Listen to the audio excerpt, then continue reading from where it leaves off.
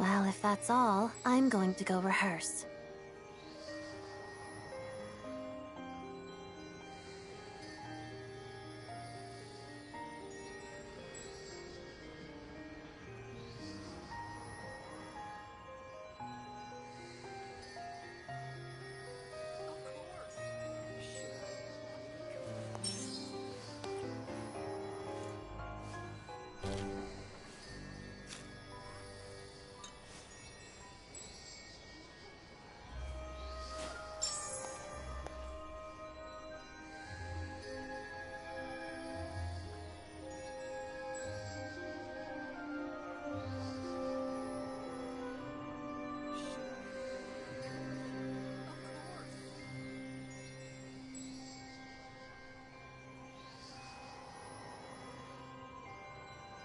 If only there were double the hours in a day.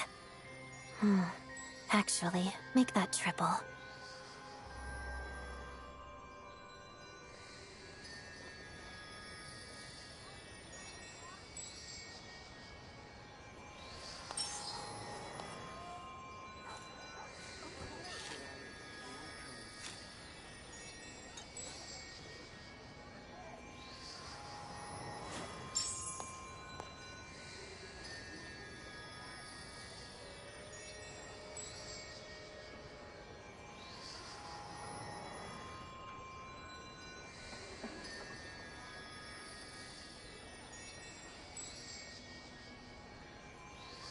Well, if that's all, I'm going to go rehearse.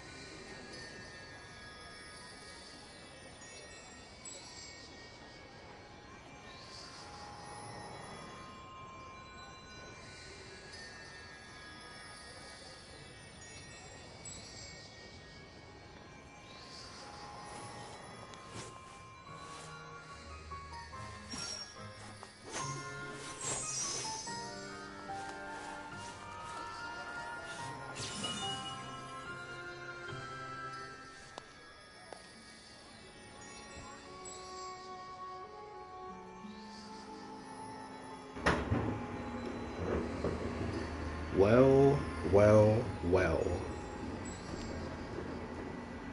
It is our conquest time.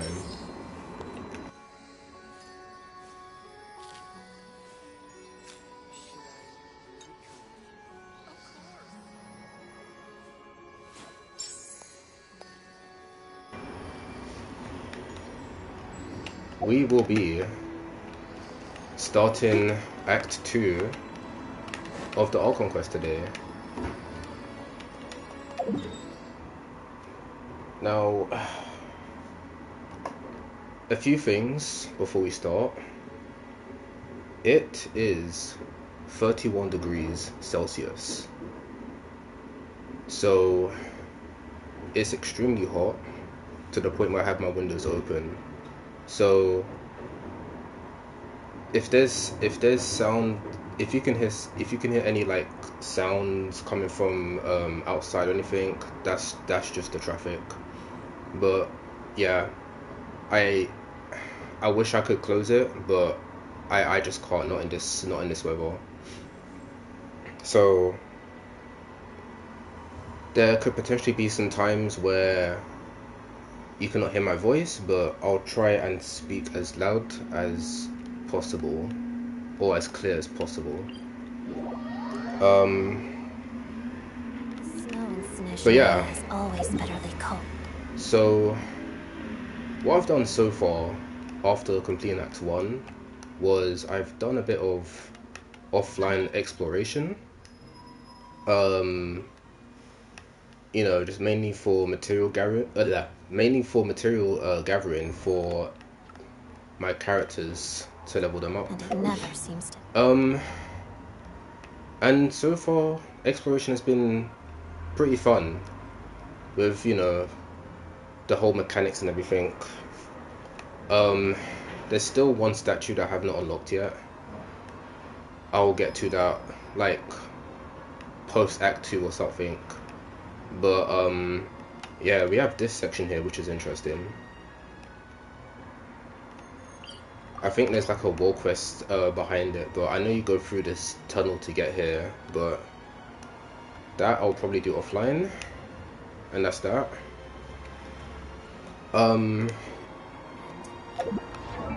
And speaking of the materials that I've gathered for my characters, I have Odette at level 70. This is where I'm at so far. I know you get 30 more of these flowers after completing Act 2. And I believe there's more flowers to collect from this region here, but I'm in no rush. Alosha. Oh wait, I have this to collect. He's at level 60. Still need these materials to get. I'm still farming artifacts for him. He's only C1. His talents are 111. I forgot to level them up.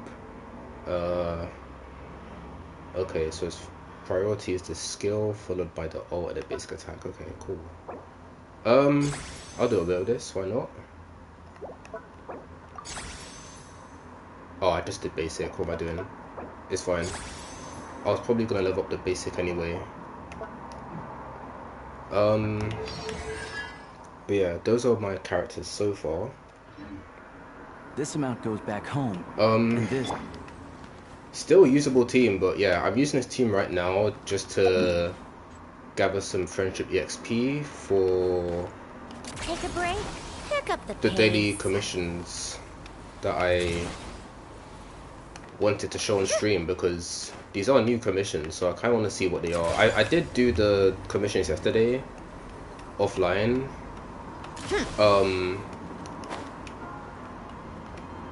But yeah, that was the only day that I did them. So I thought, you know what, why not feature more commissions on the next day? And we have another destroy the pillars. I thought maybe we'd have Suffolk new, but I'll take this. Come on, keep up.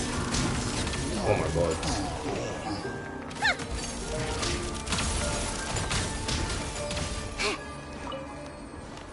Do I really need their mats?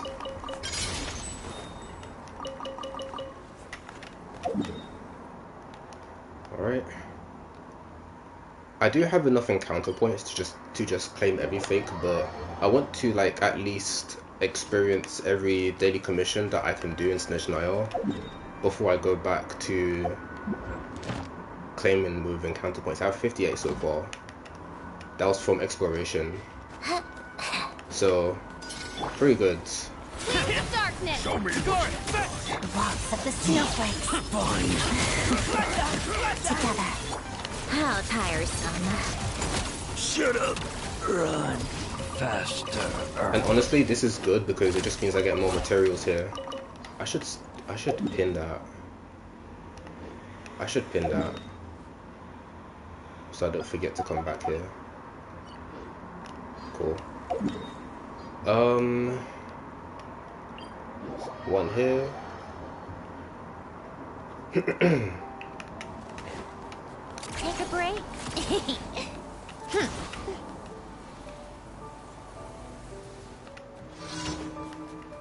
More Faymats. Wonderful. By royal decree. Shadow me. How to done. My God. Come on, keep up. Impossible.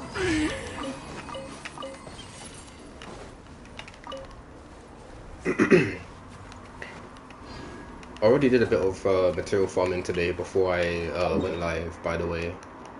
So I just wanted to oh right, that's right, the last commission is over here, but I don't have the waypoint unlocked, so time for a detour. Or I can take the train.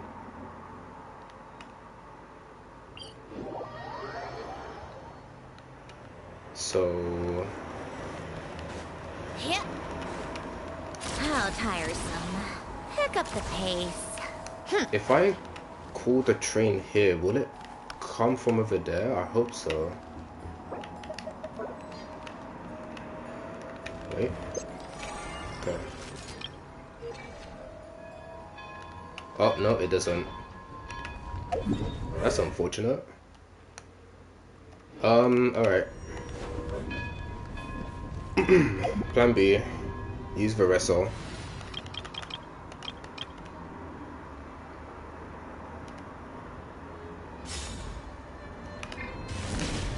Then I swap back once I get there. Running late again. Rev the engines!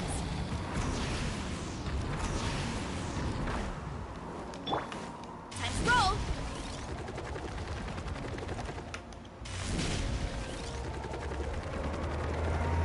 Oh, speed. Try and stop me! I don't know if it works with Mavuka here, but looks like it does. Hurry up, Brassa.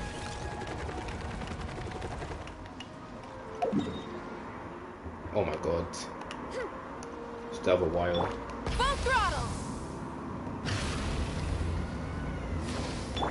Hurry up, Brassa.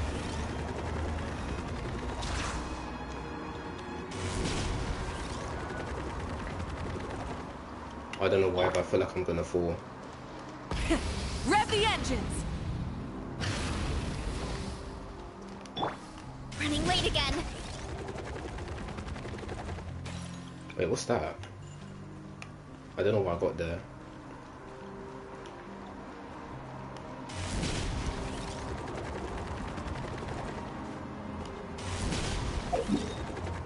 Alright.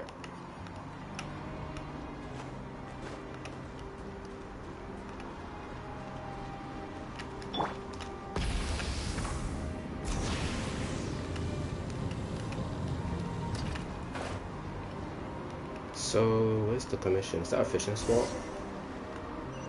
Follow the singing voice. Oh, no, no, no. No war quest today. Oh, this is Vodyanitsa's area. Okay.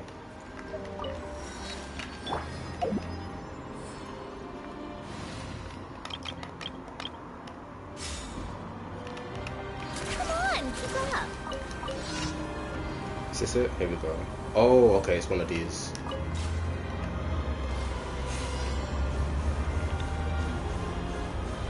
"45 particles." Oh god, the handling is weird here.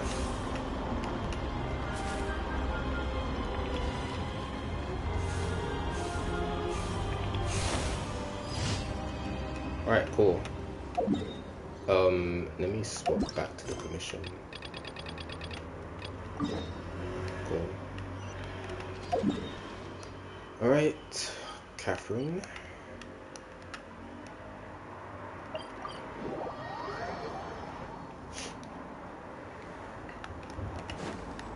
Welcome to the... Oh, that's right. Thank you for I need to go back to that one local legend and get all the tokens.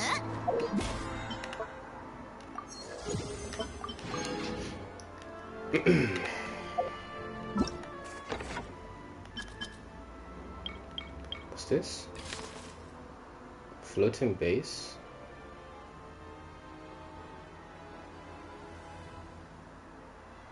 Right, I'll get to all this later. I forgot to mark the fishing spot. Let me go back.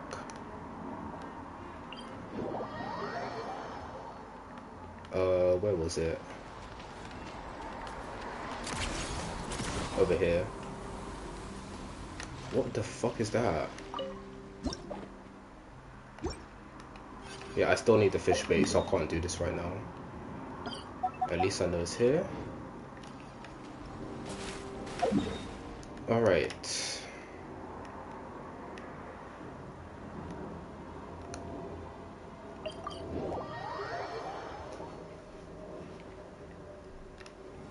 I think we are ready. We'll just go back to this team.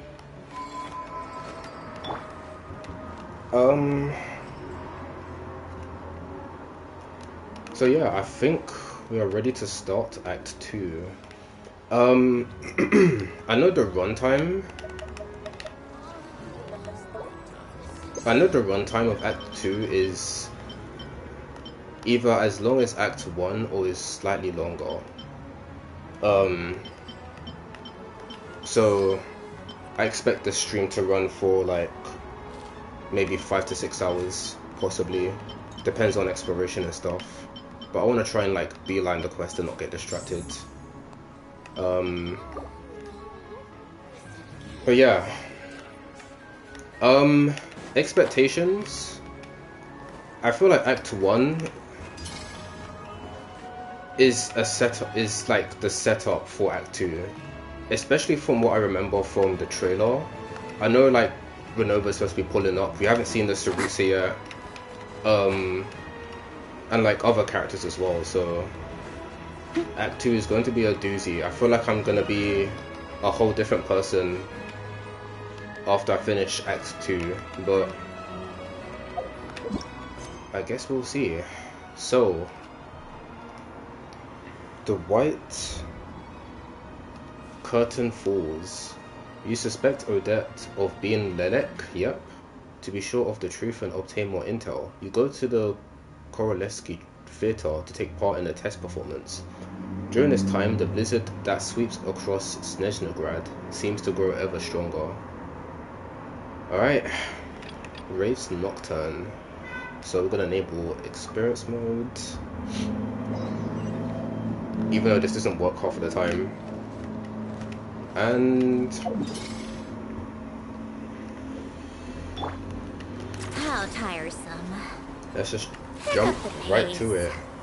Oh, while I was collecting materials yesterday, I did accidentally trigger the quest, even though I was like 100 meters away from it.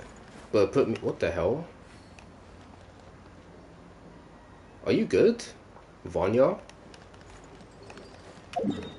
I don't know if this is like a mini world quest or something, but I'll come back to you. But yeah, after I triggered the quest, it put me in a special story mode. So luckily I was able to get out of it. And what it gave me now is this one of these like rift domain things, like in paralogism. So yeah, I think we're ready to go. Lock in.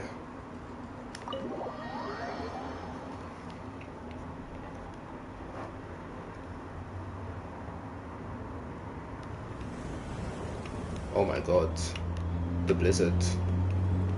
Also, whenever I'm not speaking, I might mute so that you can hear the sound of the game better, since that, you know, I have my windows open. And there's a lot of traffic going by.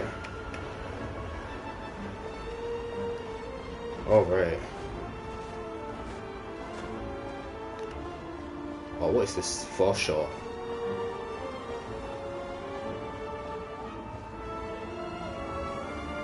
Interesting. Oh yeah, I think I'm supposed to be meeting Tonya here. Today. I wonder how much heavier the snow's gonna get. Yo, you need a coat. Here to see Odette? I just need to see your tickets for the preview. Perfect. Thank you. I'll hold on to your tickets. Come on in. It's freezing outside.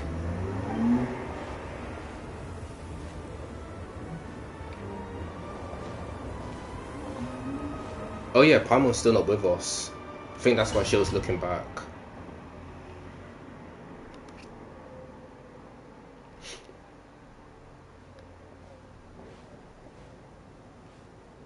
I think I'll leave the Lelek question until after the show's over. Then I'll go find Odette. Yeah. Feels weird to bring it up now. Child said he was originally going to come with Tonya. So Yep. I'm guessing Oh my Tonya's God. already here somewhere. Bro, after 6 years, are we finally gonna see Tonya, dude? Is there anyone here who looks like a Tonya? Just look for ginger hair. Let's see. It's a small audience. Makes sense for a preview. But wait, I do see some familiar faces. Yeah, Meteor and... I forgot bro's name. Mr. Chuganov's back again by the Oh, looks this of it. bitch. Oh, and is that Mitya? And that Fatui officer, Valeri. Valeri, Guess that's he it. must be playing cat and mouse with Mitya again. Oh no. It looks like the show's starting, and I still haven't found Tonya. Maybe they're not here yet. Never mind. I'll just have to take a seat for now and see if I can catch her afterwards.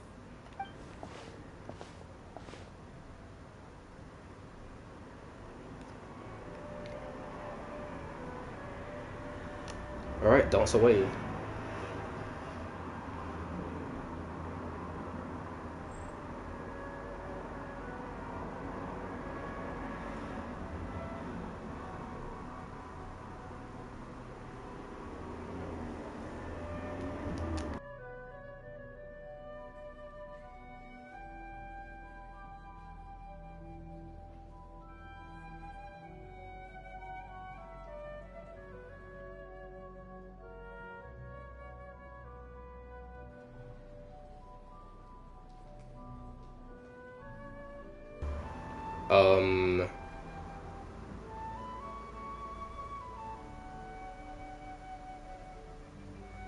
What was that?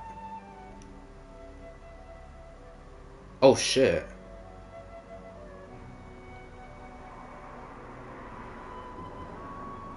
Why was he shivering? Yeah, something was off there. Bro. There's like 6-7 niggas in this room, bro. Hello, There's no way the members of applause is that loud. I'm a staff member here at the theater. Today's performance was a very special one for us, there's more people as it marks at the the first side. attempt in a long time to revive the classic Snezhnayan ballet, Spirit Seeker. To commemorate this occasion, we would love to take a group photo of the cast, crew, and audience members present today. Could I kindly ask the audience to please come up onto the stage?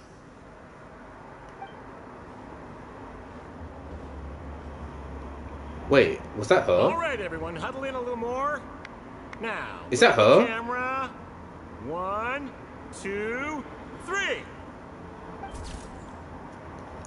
Oh, nice. Screenshot that. Yeah, is that Tonya at the bottom, crouching down? She has the same hair color as child.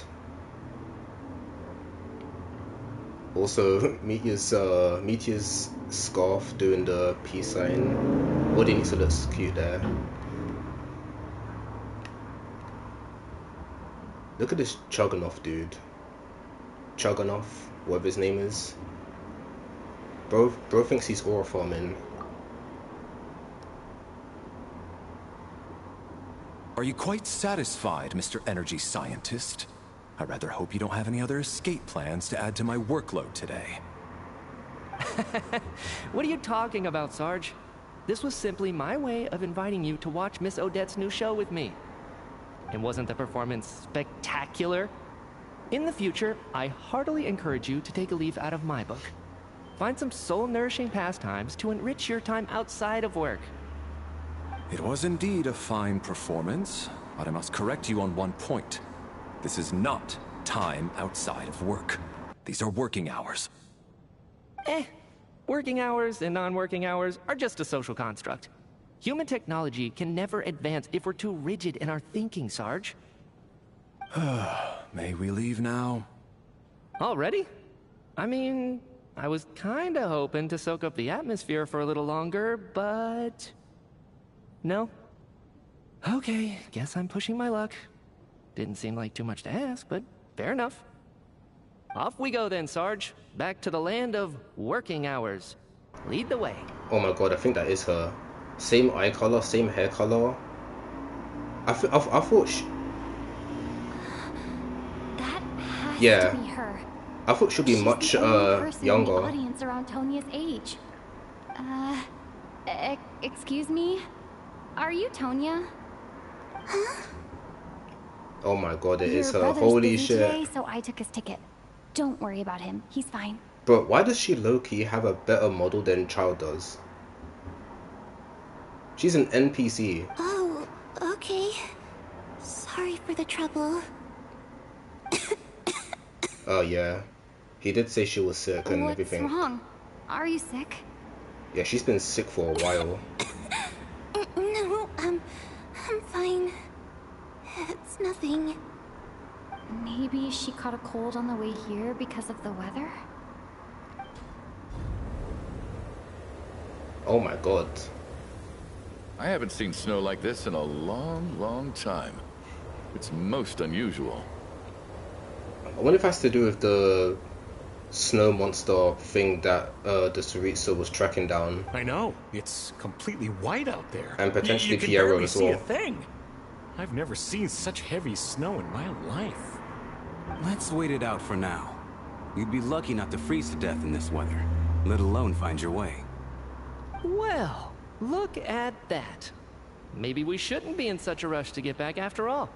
What do you think? Let's wait and see. Why do you need to take it so seriously? Fate has given us this wonderful chance to take a break. We owe it to ourselves to make the most of it. Come to think of it, there's a small inn not far from here that always keeps plenty of extra blankets on hand for guests. I know the route well. Shall I head over and borrow a few blankets? That way, anyone in a hurry can wrap up warm for the journey back. Just remember to return them next time you're over this way. Sir, there's really no need to go to all that trouble.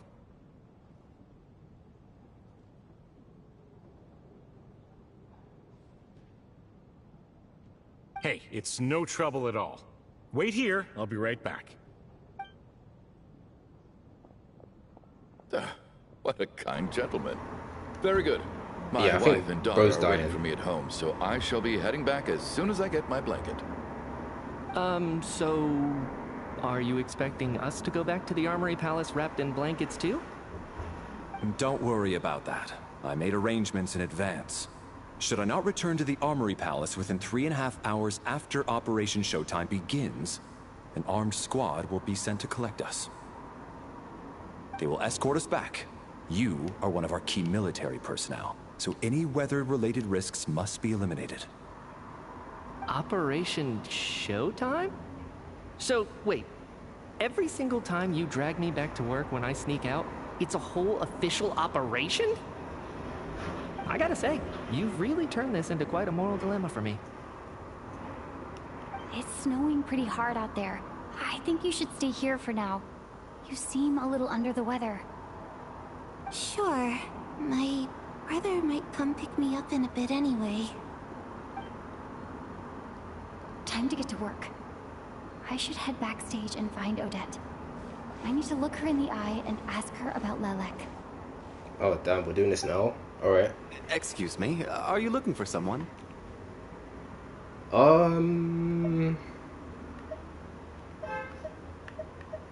I mean, yeah, we're looking for Odette, but I'm just wondering why the other options are here. Like, I know it's because they're all part of the talk, but just be honest.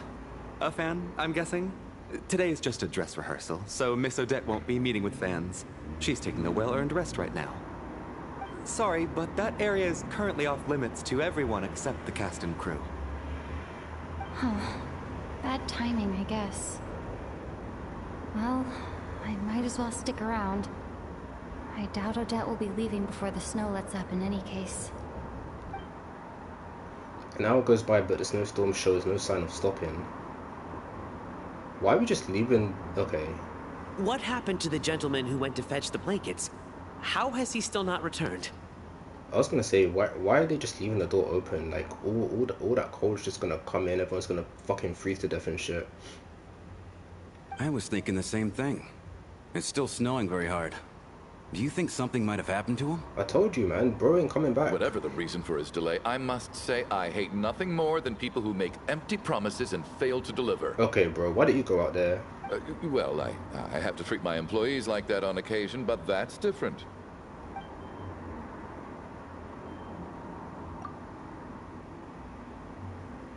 You seem anxious, Mr. Valeri. It's been nearly 4 hours since I left the armory. 4? The army should have arrived to extract us by now. They know how much I despise tardiness and disrupted plans. There's simply no reason that they shouldn't have shown up by now, barring exceptional circumstances. Surely a snowstorm like this one counts as such. Few things in this world can stop the Snezhnayan army, Mr. Mitya. And a snowstorm is certainly not one of them. Why don't you go out and take a look? They might be right outside, waiting for your orders before they dare come in. An absurd hypothesis. I have no intention of leaving your side for even a moment until I have escorted you back to the Armory Palace. Bro is so strict. This doesn't look like an ordinary snowstorm to me. That guy who left earlier. It looked like he just vanished into thin air. Either that, or my eyes were playing tricks on me. Like vanished, or is it just because the blizzard is so thick that it's hard to see him from a distance? A man-eating snowstorm? Come on. Night hasn't even fallen yet. Spare us the ghost stories.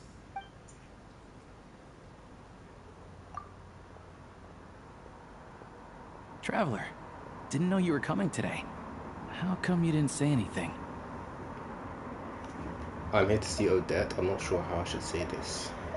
Oh, right. I assumed you were looking for me and Vodenitsa. Odette's still backstage.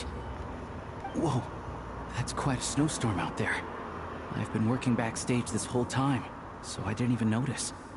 No wonder the audience hasn't left yet. Huh. Is weather like this rare even in Snezhnaya? Apparently so. Yeah, snow like this.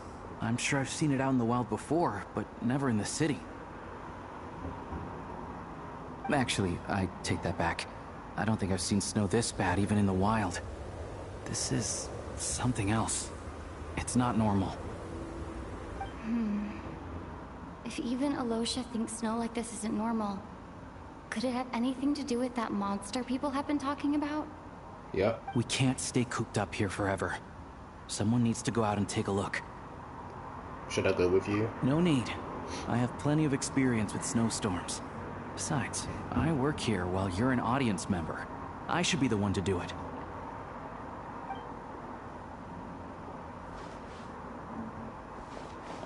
Everyone by the door. Careful not to let the snow soak into your shoes. In a snowstorm, you gotta look after your toes above all else. Heading out, my man? Oh, for sure. Be careful. You'll lose your I've ability been told the snowstorm eats people walk. alive. Thanks for the advice. I am planning to be careful. I just want to take a quick look at the situation out there.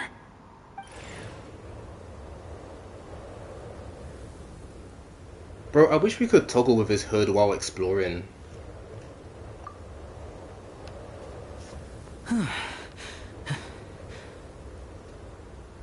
He's back! He's back! How was it? What's going on out there? Did you see any soldiers patrolling the area? Something about this storm isn't right. There's no one out there. I didn't see a single soul. And something in the air gives me the creeps. What the fuck? This isn't your average snowstorm. I suspect it might be related to recent events in our nation. I strongly advise everyone to stay here until the snow dies down. Are you serious? So all of us are trapped here now? That sounds a little far-fetched to me. You want to go outside and see? I, for one, am not risking my neck in that weather. Yeah, same. This just turned from a minor delay into a major hassle. We can only hope that our friend who went to fetch the blankets just ditched us and went home. Is it really that bad? But my daughter, I won't be able to read her a bedtime story tonight. Huh? What are you all still doing here? Whoa! It's snowing hard! Yep. The cast and crew from backstage are quickly... Oh my So god. now we're stuck here? Oh, this is terrible! Luckily, it was just a dress rehearsal today, so there aren't too many people here. The cast and crew from backstage are quickly brought up to date on the situation. On the bright side, the theater's always well stocked with supplies. If the snow still doesn't let up as we get into the evening, you can spend the night here, everyone. At least, I assume that's alright? Odette? Fine by me. This seems like a sensible backup plan under the circumstances. My thanks to the theater for being so accommodating.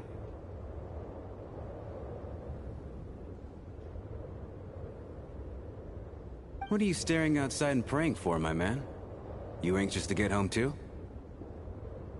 Oh, your majesty the Tsaritsa, I beg you, please do not let tonight's snowstorm stop. This is a golden opportunity to spend the night under the same roof as the 2 top stars in all of Snezhnaya. It's a once-in-a-lifetime experience. I think I've changed my mind. Sir, if you so much as look at us funny, you'll be seeing stars in a whole other way. Behave yourself, or you'll be begging for that blizzard. Oh, they mean business. It's getting colder. We need to keep the indoor temperature up. Close the door and lock it tight. Let's head somewhere warmer. I just realized the title card hasn't... Okay, there it is. Wow. It's like I manifested it. Wait, what?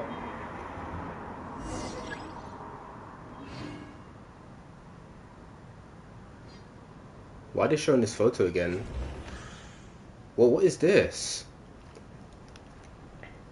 Kulish, a staff member at the Korolevsky Theater, exceptionally diligent and reliable. He rarely makes mistakes, rather theatergoers know him well, as he has long been responsible for checking tickets at the entrance. He also seems to be a fan of Odette. Oh god, am I doing some like ace detective thing? Alosha, a hunter from Alatir and a member of the Brokot, he often takes part-time jobs at the Korolevsky Theater to make ends meet. He may well have been the first friend you made after arriving in Snezhnaya. No details on this person. Who is this random dude? Oh god, this dude. Owner of the Ishkra manufacturing plant and a member of the Snezhnograd Veche. He carefully maintains the image of a devoted family man and deeply loves his wife and daughter. The factory he operates is known for excessive energy waste. Tonya, the younger sister of Tartaglia. He talks about her so often that this is the first time you've actually met her in person for 6 years. Though in poor health and prone to coughing, she's excited about spending the night away from home. Also, doesn't Child have like 7 other siblings? I know Tusa's one of them, but like, I wonder if we're gonna see the rest of them. Oh, it's me. Me, the 4th Descender, a traveler from beyond the stars. Odette, the principal ballerina of the Korolevsky troupe, also a member of the Fatui and a candidate to become the next Harbinger, obtaining the title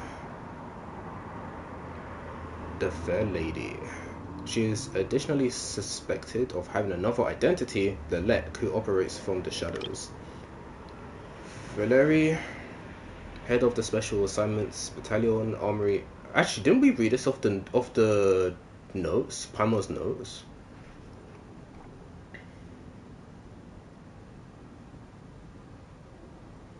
Yeah, currently assigned to protect Meteor. Yeah, didn't we read all this off Pamo's notes? They're just bringing it back.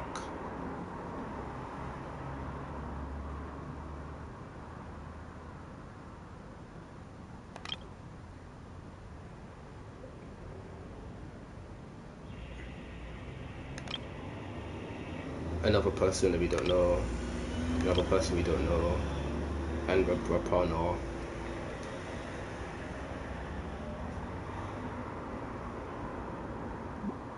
Alright, that's it. Check the group photo in the inventory for details on everyone.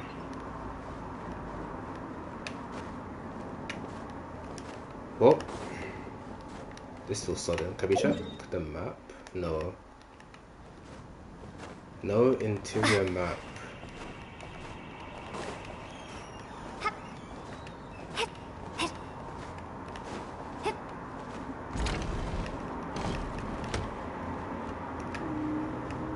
Yo. And then there's the aristocrats. Easiest of all to deal with. You don't need to use any force whatsoever. All you have to do is show them the rope you plan to tie them up with. Do you know why? I don't. Do tell. Because nothing horrifies them more than the thought of a cheap, coarse rope leaving creases on their precious million Mora coat. They'll do whatever you ask to avoid that fate. Unexpected, but funny nonetheless. Tell me another one. Well, look at that. I got myself a new listener. Hey there. Let me introduce myself. The name's Shram, and I'm a mercenary. The kind that gets paid to do odd jobs for rich folks. And I am Chuganov, an entrepreneur. Yeah, I know who you are, bitch. If my name is unfamiliar to you, you will no doubt have heard of my factory, the renowned Iskra manufacturing plant. Enjoy your conversation. That sounds like I'm ending the conversation. Are you really that famous, Mr. Chuganov? How come I've never heard your name before? Excuse me? Is that a joke? Or are you being serious? Oh, I'll have to ask my rope later. He's probably tied up more entrepreneurs than I've ever heard of. That was the fakest laugh I've ever heard.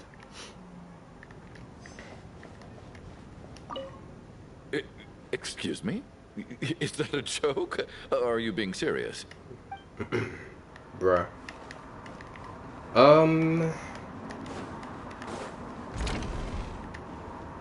Tonya and other. Actually, hold on. Let me check the. I should have the photo. I want to check if they've updated that guy.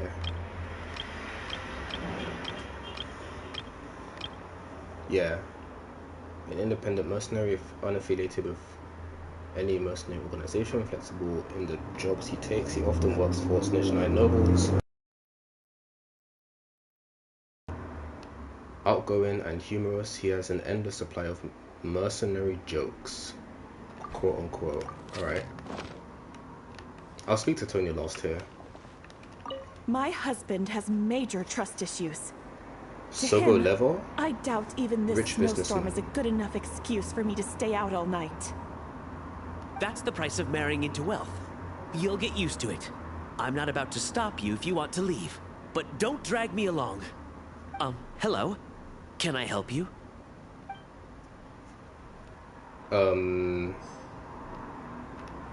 Alright.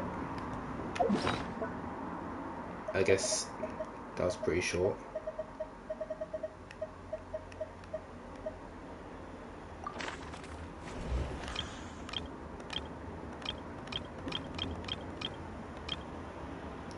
Wealthy businesswoman who began her career selling fashionable cold weather clothing. Later, she married into a prominent family to expand her business. Nowadays, however, it seems that her business has instead been absorbed by that family. Tonya, what's good? How are you feeling, Tonya? I'm fine. Sorry to worry you. I'm used to it by this point. I take medicine for it. My brother usually helps to get it ready for me. Chad must take great care of his sister. He's never mentioned Tonya's illness, though. I thought he did. I guess maybe we weren't there when he mentioned it. You know, I actually find this whole thing kind of exciting. Maybe it was in his character details. Stuck in a strange place thanks to a snowstorm. Having to spend the night with a bunch of interesting characters. It's pretty cool, don't you think? You're right, it's certainly a novel experience. I'm sure most kids share that wish. Kids, huh? My brother always says I'm not mature enough. Maybe he's right.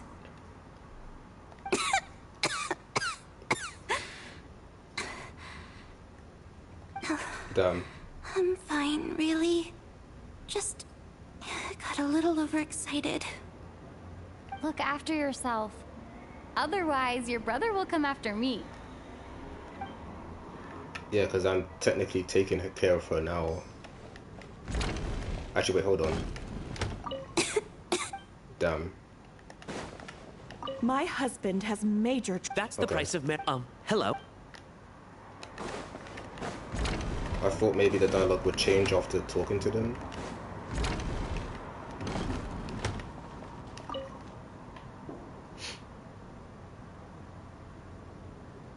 I don't think it's ever been this lively backstage before. I didn't know you were coming today. Hey, Have you seen Chuganov? Yeah. I heard he was coming today. Have you spoken to him at all? I kind of did. Don't know why. I don't know why Lumine is saying not really. I'm with you. This could be just the chance we need. Yeah, I gotta figure out a way to coax some more intel out of him. I want to know why he suddenly changed his stance on Project Stuja. What exactly happened before the most recent Vecha vote? Yeah. For the Rokad, or just out of personal interest? Shh! There are other people around. Don't say the R word. Not the R word. Shh! There.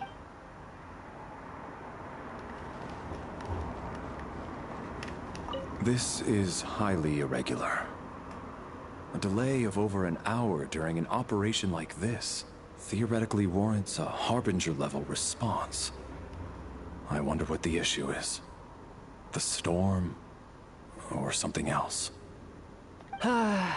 Sarge, the day you learn to let go and just enjoy moments like this is the day you'll finally understand the meaning of life. Ah, why, hello, ma'am. I believe you were the one sitting at a nearby table back at Podvorye Restaurant. Oh, yeah, about that. Any friend of the theater's star performers is a friend of mine. It's a pleasure to meet you. I'm Mitya, from the Energy Commission. Greetings. Major Valeri, head of the Special Assignments Battalion. Armory Palace Royal Grenadier Guards, 1st Regiment. I am here to ensure Mr. Mitya's personal safety. Please let me know if I can be of any assistance. Delighted to meet you both. Miss Traveler, I cannot help but notice that Miss Odette is stealing glances at me. Any idea what that could be about? Multiple things, I've racked actually. my brains, but I can't think of anything I might have done to offend her. Perhaps she noticed me spacing out during her performance? Oh, damn. Because I remember Vodinitsa was lecturing him about that. No idea, keep racking those brains, you'll figure it out. What? You mean I really did do something to upset her? Well, thanks for letting me know. So, Mr. Mitya, is your work related to Project Stuja? Yes, that's right. The higher-ups in the Fatui transferred me from the Energy Commission to the Armory Palace because they wanted me... Oh my god. Bro, when you start talking about this stuff, maybe you should take off that scarf or whatever it is that you have around you. Really? I can't even talk about that? Pretty sure it counts as part of my private life. All right, I won't say anything. The thumbs up. Sorry, Traveler. As you can see, I'm afraid this pleasant chat will have to end here.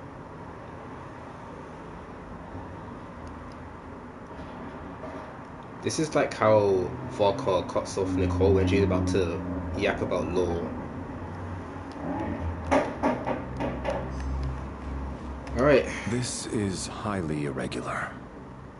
A delay of over an hour during an operation like this theoretically warrants a Harbinger-level response. I wonder what the issue is.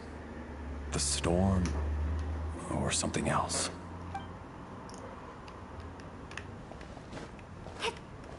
Odetto.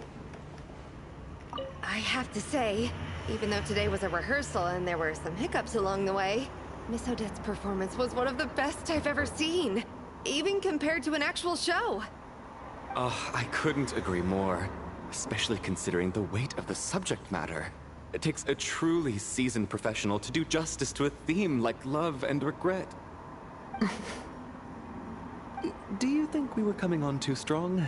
Odette's ignoring us again.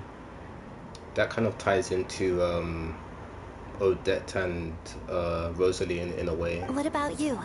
What did you think of today's performance? Actually, I wasn't paying much attention. I think he could be more expressive. Consider me a new fan. Why would I go with the top option? The second option would kind of show that I'm being honest. You know, fuck it, new fan. Oh my, that's very flattering of you. Thank you. I'll make sure to save a ticket for you when the show's performance ready. Look at that, free ticket, just like that. All you have to do is just praise them one time and you're good. This doesn't seem like the time or place to bring up the subject of Lilac. Yeah. I need a chance to speak with her in private. Yeah, I was gonna say it needs to be a one-on-one. So unfair. Talk about double standards. And now it looks like I've been spotted.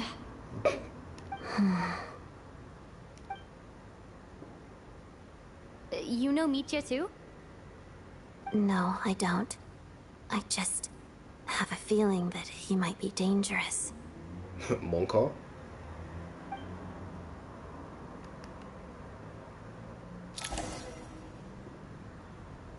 Time flies by the... How's it looking, Alosia?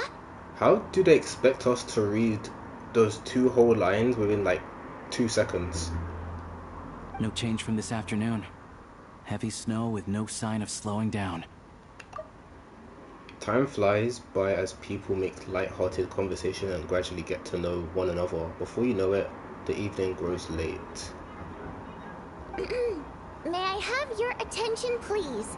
The storm is unlikely to stop tonight, and it'll be even more dangerous outside at night than it was during the day. We at the theater owe everyone here a duty of care. Therefore, we strongly suggest that you stay on site overnight and avoid going outside unless absolutely necessary. Look at bro's body language at the back, dude. Look at that. That is not aura. In a few short moments, we'll give you a tour of the theater's various quarters. You can choose to sleep in the VIP room, the office, or backstage. Or on the stage if you'd prefer. We won't mind. I'll pass on sleeping on the stage. What if the snow is stopped by tomorrow morning? The early birds in the audience might think we're part of some experimental new show. A drama about sleeping? That could be fun. Maybe we could come up with a title for the production. Sleeping Beauty? This slumbering heavenly print. What the fuck? I kind of want to go with this option. What? Gotta admit, I didn't get that one. Anyone who doesn't wish to sleep on the stage, please follow me. I'll show you to the rooms.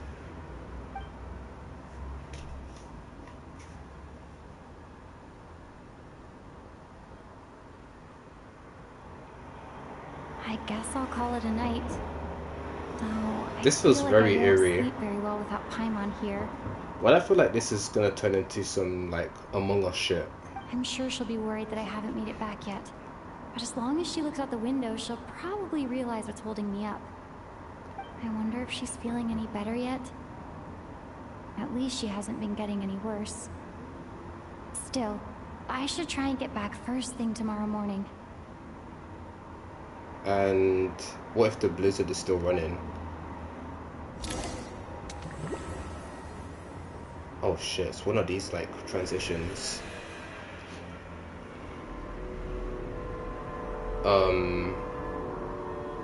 What the fuck is happening?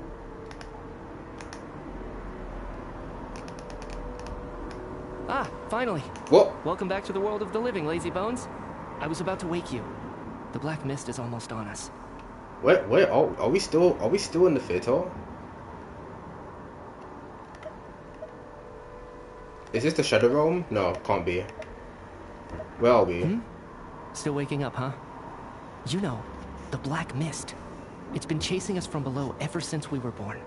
You're just dozy. There's no way you've forgotten. Come on, let's keep heading up. Onwards and upwards is the only way to survive. Don't listen to a word those black mist cultists say. Here we go again. The endless march toward survival. What's going on? That black mist down there is creeping me out. And it's rising. Guess I should head upwards and get away from it. The black mist cultists believe that being swallowed Is by it the black rising? mist leads to everlasting Oh shit, it's peace. rising.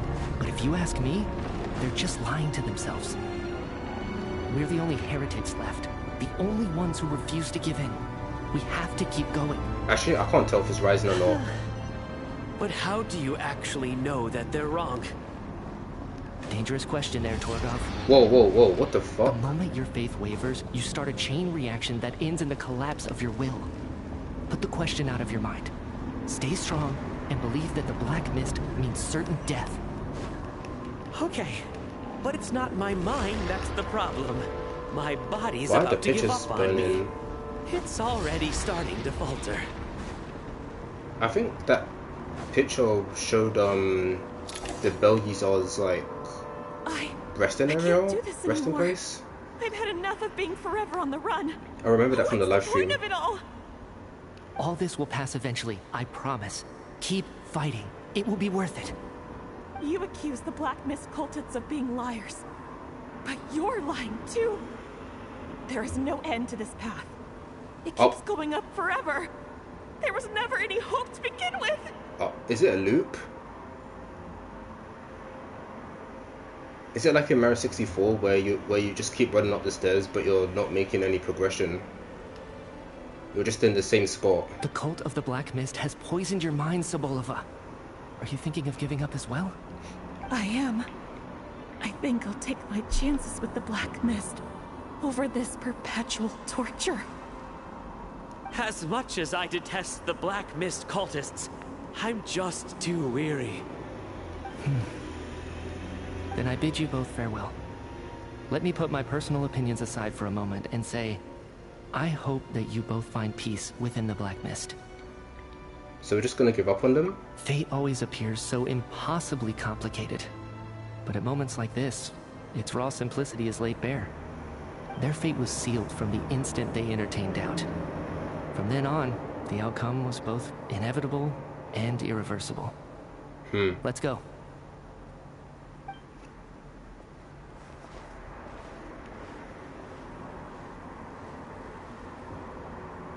Torgov and Sobolova are gone. I never thought the day would come when even they would be swallowed by the Black Mist. It's just you and me now. The way bro just naturally says it makes it sound so off. Is it just me or has the Black Mist stopped moving? Yes, it looks like it's satisfied. For now.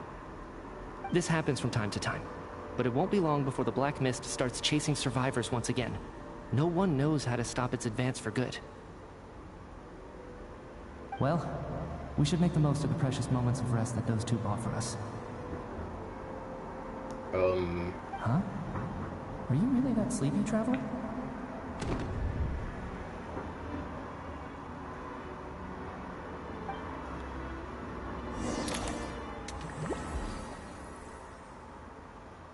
Bro, are we high? Help! Somebody, come quick! What is it, Tuganov? What's wrong? Huh? Is it morning already? What's all the commotion? Okay, what was that? Why isn't the Black Mist the first thing Lumina was thinking as soon as she woke up? Sounds like it's coming from next door. I should check and see what's going on.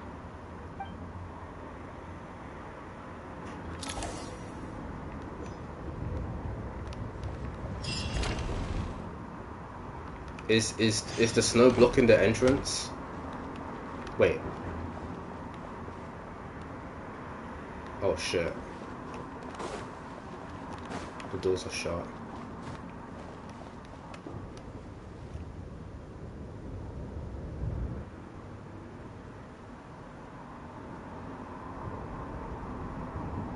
Bro, is someone dead or something? Don't look, Miss Tonya. Stay here. Okay. What happened to them? Oh my god. Whoa, two people are lying down in the room completely still as if they are still asleep. They're showing this in like a Black Mist text bubble. But your gut tells you that they are not sleeping. Somehow you can sense it in your bones. This is what death looks like. These two people have passed away. And the strange thing is that somehow I knew this was going to happen. I knew that they would be the ones to die. Damn, so if he gets swallowed up by the black mist, they just don't wake up. Have I seen this moment before? Or did I have some kind of premonition? I can't remember what it was. Let me take a look.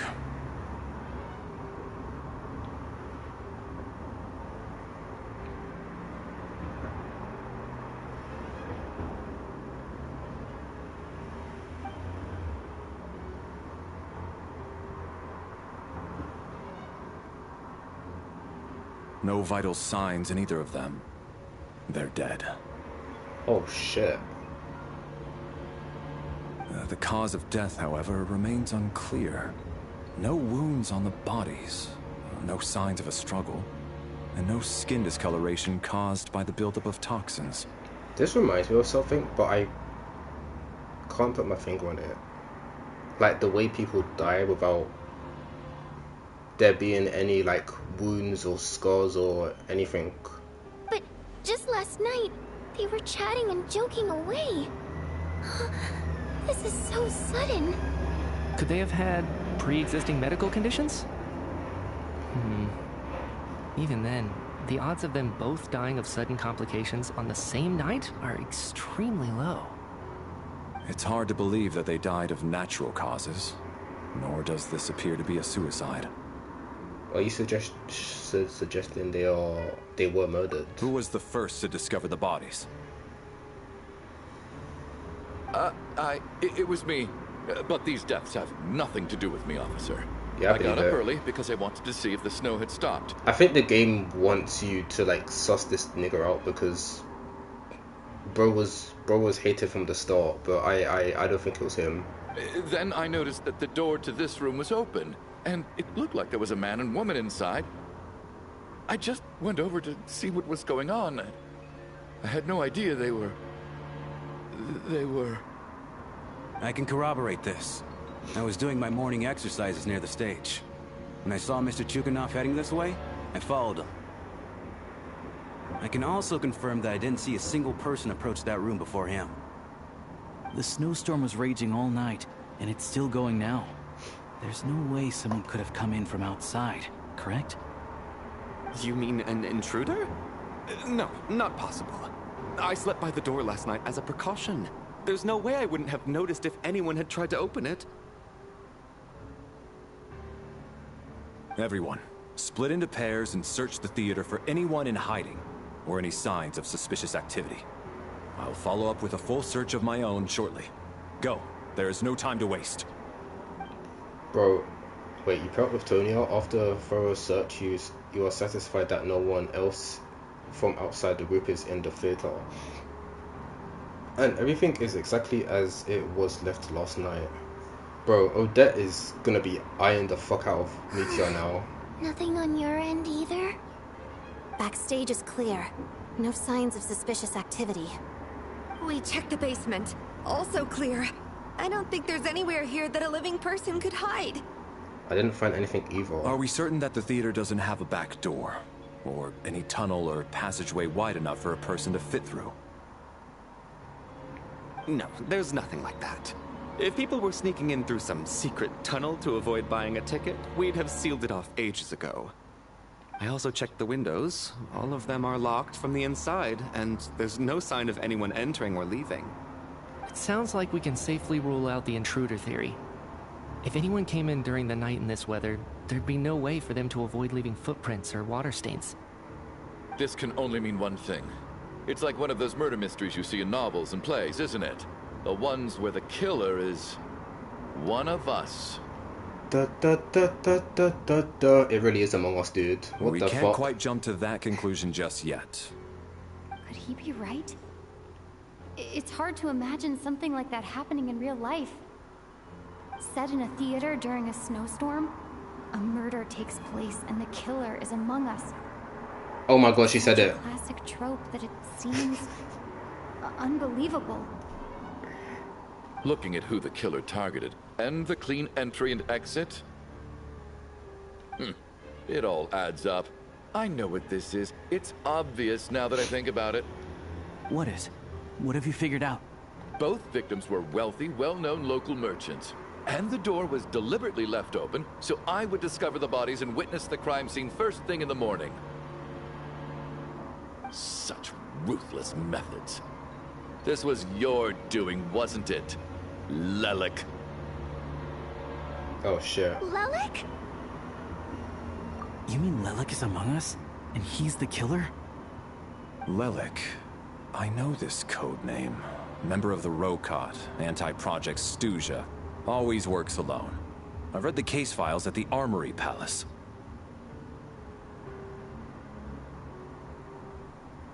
Walk me through your reasoning, Mr. Chuganov. What do you know about Lelik?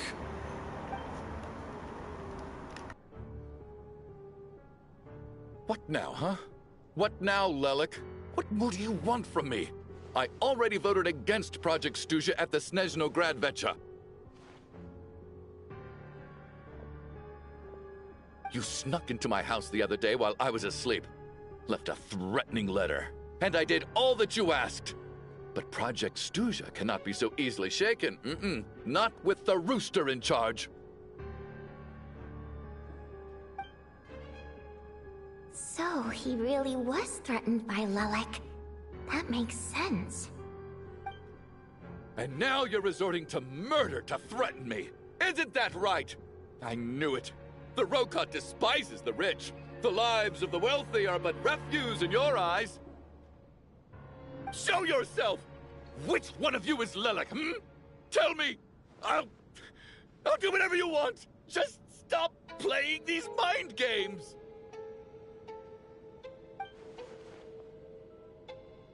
Was this really Lelek's doing?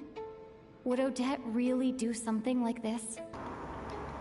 I mean, Lamine only suspects that Odette is Lelik, but it's not confirmed, right? If Odette really is Lelek, this seems out of character. But then again, how well do I really know her? Also, she gets a weird vibe about Meteor as well, so... I'm probably the only one here with a compelling theory about Lelek's true identity. But if I reveal it now, I'll be putting Odette in the line of fire. Yeah, again, we need to speak to her, like, privately, but at this point, we're not going to get any opportunities. What should I do? I don't think it's likely that Lelik killed anyone. Now that everyone's alert. At least from the stories I've heard, he's never killed anyone before. And his name has never come up in connection with any murder cases. Besides, even if Lelik did want to threaten you, why resort to such an extreme and roundabout method? It's not his style at all. Vodyanitsa doesn't know that Lelik might be Odette, but her assessment is pretty much identical to mine. Miss Vodyanitsa, why do you suddenly feel the need to speak in Lelik's defense? Defense? Oh, no, it's just... I'm worried that we're jumping to conclusions here, so I wanted to share my point of view. Also, I don't think the Rokot is as bad as you're making it out to be. Well, if you think I'm so wrong, what's your theory then, Why don't you tell us who the killer is? The case is still evolving, Mr. Chuganov. Please do not prevent others from expressing their opinions so early on in the discussion.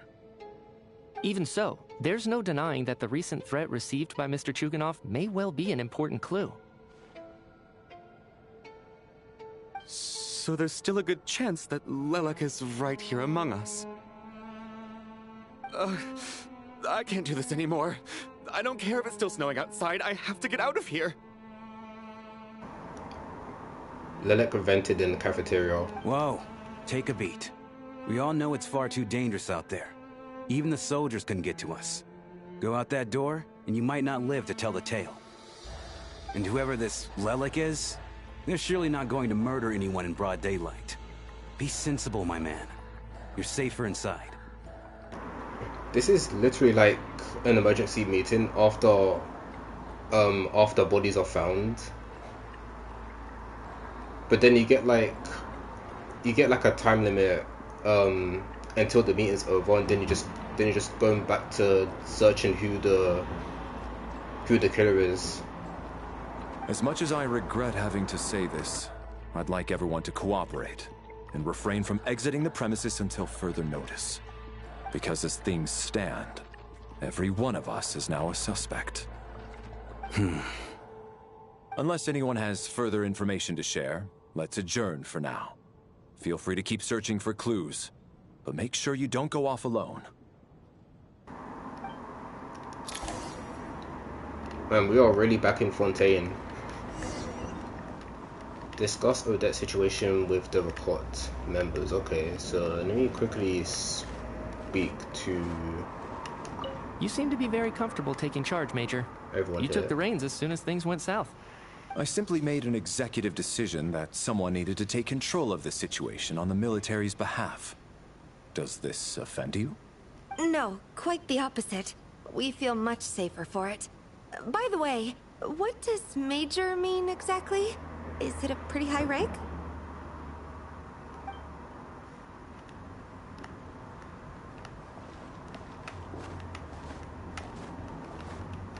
Open your quest screen or inventory to examine that picture. Hold on. Oh shit, they updated it. Oh, that's creepy. That's creeping me out. Oh my god. Deceased.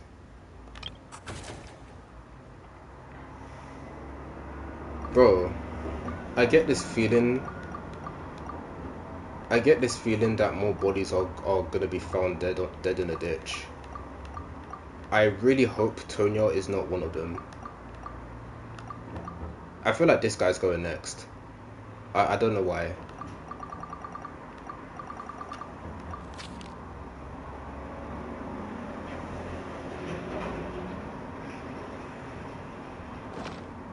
Damn.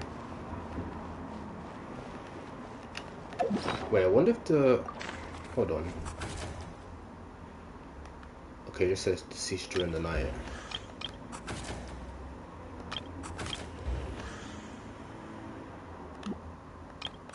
I don't think anything else is updated. Yeah.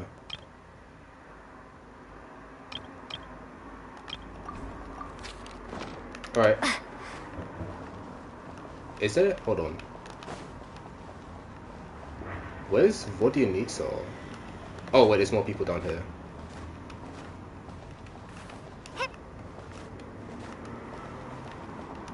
We don't move in the same circles, so I'm not clued up on Project Stuja and all this political intrigue. Nor does it interest me. Nevertheless, sir, I think your top priority as soon as you get out of here should be to hire a good private bodyguard. Such as... yourself? Such as myself. Bro wants to get paid.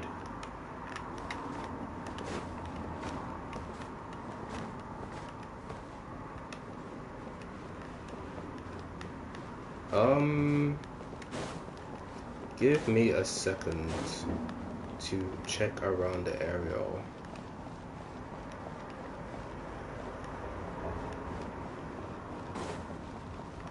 So where did they find the bodies? Was it this room? No. Open the door. The room where our companions remain lie. Best not to disturb their peaceful sleep. Alright.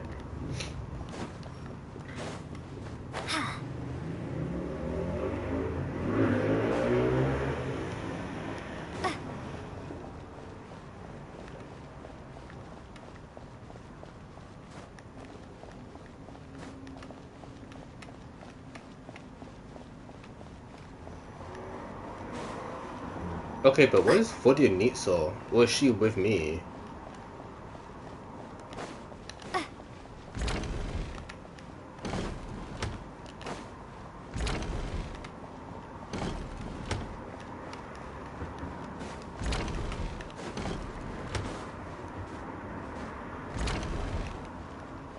Oh. You're right. That was my bad. It was a knee-jerk reaction. I didn't think it through. Luckily, no one suspected my identity. Okay, this is this is so misleading.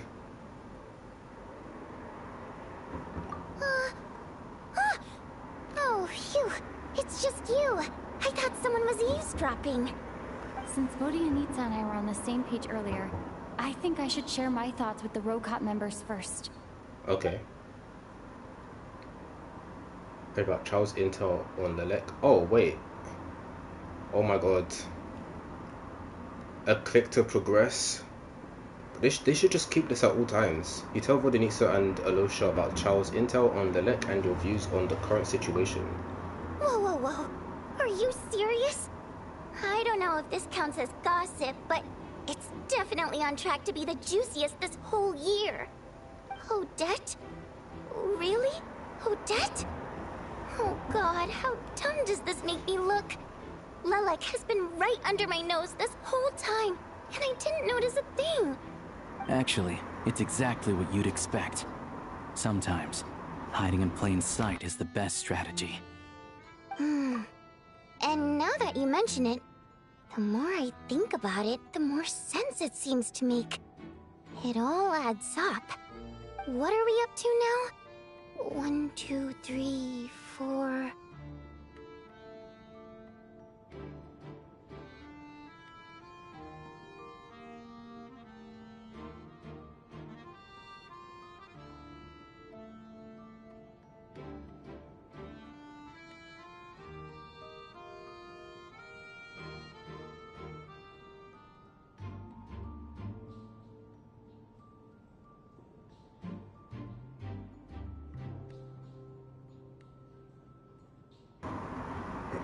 What are you counting?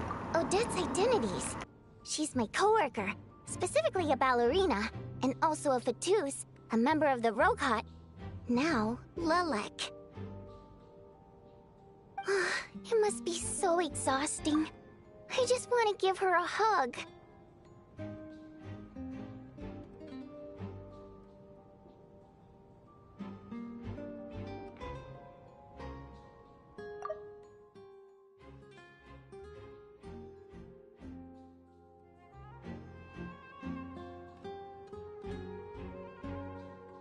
I guess since I've always known her as a member of the Fatui, it never even crossed my mind that she could be involved with the Rokot, let alone be Lelek. I don't understand. If she's with the Fatui, what reason could she have for being so opposed to Project Stusha? Probably best if you ask her that in person. Well, since you waited until now to bring this up instead of announcing it to everyone earlier, does that mean we're all on the same page here? She doesn't seem like the type to kill innocent people. Yeah. Lelek may not follow orders from the Rokot leadership, but as far as I'm concerned, she's never crossed the line. If anything, her actions benefit the poor. We need to confront her face to face. Do you think she'd really admit to being Lelek? Probably not. I don't know. We'll have to see how it goes. For now, we'll work on the assumption that she didn't kill anyone, and see how much she's willing to tell us.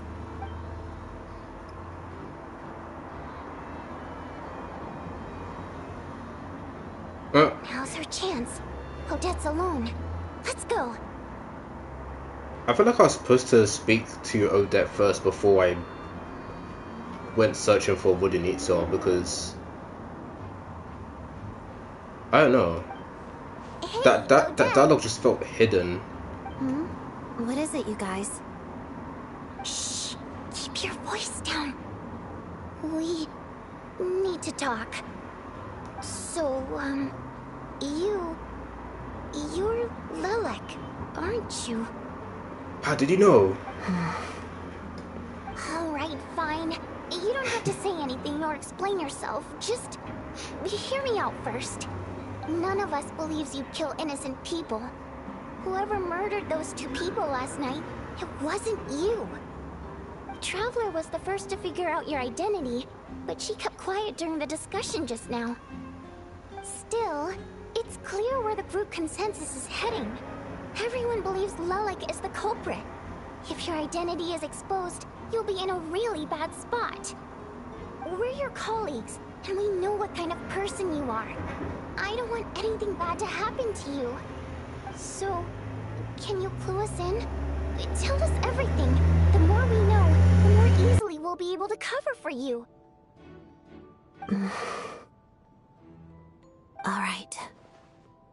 Yes, I'm Lelik. And no, I'm not the murderer. Alright, confirmation. And thanks, but I don't need you to cover for me.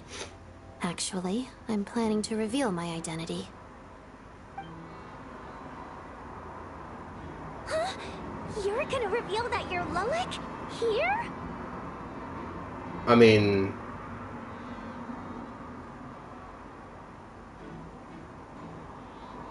I think it's better that she like reveals herself before someone finding out that she is Lelik, because it'll just imply that she was hiding her identity, and other people may think they will have something to do with the murder. So I think it's a bit cool. That's right. I'll admit I was surprised at first when Chuganov guessed that I was here. It was just a lucky guess, but it caught me off guard. But after taking some time to assess the situation and confirm where everyone stands, I don't believe I have anything to worry about. Are you sure you don't need a second opinion? Given the circumstances... Mr. Valeri! What?! What was that shout? Mr. Valeri! I was not expecting that tone. What?! And then Vodinitsa's response, like, what? That's funny. Valerie gets everyone to reconvene. Odette gets straight to the point and announces that she is Lelik. So... Odette is Lelik? I don't know what game you're playing. Oh, here we but go. You've got a lot of nerve. It's just one identity.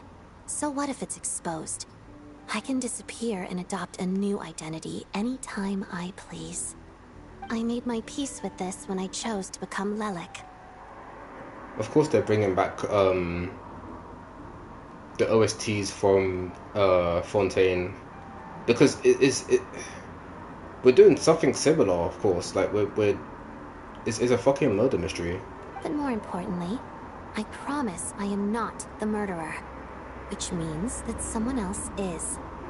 So, if anyone still insists that I did this, you'd best produce the evidence now. Plot twist, it was Tonya all along. Otherwise, I suggest that you bite your tongue. Because if you really believe I killed 2 people without making a sound or leaving a trace, pointing fingers at me would surely only make you my next target. Is this really the truth, Miss Odette? That's confidence, all right. I believe you. A real no-nonsense attitude. I can see why Marionette said that she's on track to inherit the title of the Fair Lady. Are you seriously buying this? Hey, officer! She just admitted to being Lelik. Aren't you going to do something about this? Okay. Bro is literally the dumbest one here. There's always that one guy in Among Us. There's always that one guy. I do have one question, Miss Odette. Why have you chosen this moment to come forward and reveal your identity? And if this was Among Us and Chuganov was a player, the imposter would leave that player alive, because that person would be most suspected. It's a 5-head play. If I didn't say anything, everyone would be focusing all their efforts on finding Lelik. And that is exactly what the real culprit wants. I don't want to be the scapegoat who lets the murderer get away with this crime. Despite all the accusations, she made the smart choice. A remarkable display of rational thinking under pressure. Clearly, Odette's talent extends far beyond the art of dance. She thought so far ahead. Ugh, why do I always feel like I'm one step behind her in everything? Damn. Yeah, it sounds like they have like a rivalry, especially when it comes to performances. You've convinced me. Dealing with the murder case remains the top priority right now. Let's put the name Lelik and all related incidents aside until further notice. Nevertheless, the group still considers you the prime suspect. I assume you have no quarrel with that, Miss Odette. I understand. You're welcome to keep an eye on me around the clock. I have no objections. Mr. Chuganov? Ugh. For my wife and daughter's sake, I'll let you off the hook for now. But don't think you're forgiven for breaking into my house and threatening me. Just wait till we get out of here, Lelik. We'll settle the score then. If you stay alive, that is.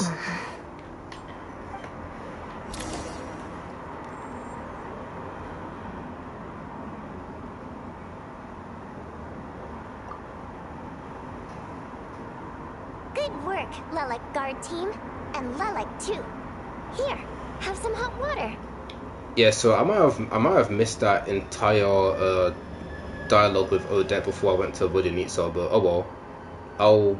I'll eventually get to hear it someplace else. Also, hot water. What is this, Konosuba? Turns out Valeri knew about my exploits, so now I've been told I have to guard Lelik with him. Shouldn't you be facing my way if you're guarding me? At the moment, it looks more like you're my bodyguards.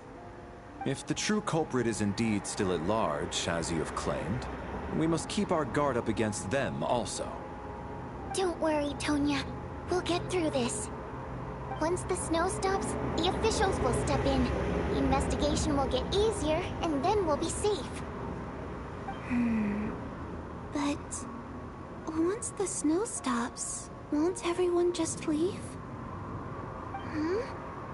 You're gonna miss us, huh? Well, some of us work at the theaters, so we'll still be here. I'll even give you a special backstage pass. Really, Miss Vodyanitsa? That's awesome! You've made a fan for life. Aw, you're so cute, Tonya. Oh shit! The heart. She did a heart shape. All right. That has to be new animation. I promise to give you the pass, and you promise to never change your mind about being my fan. Also, is her hair clipping through the table? It kinda is. Promise. Don't indulge her, Tonya. You don't have to swear an oath over things like that. You really do get carried away sometimes, don't you, Miss Vodyanitsa? Hey! Mind your own business!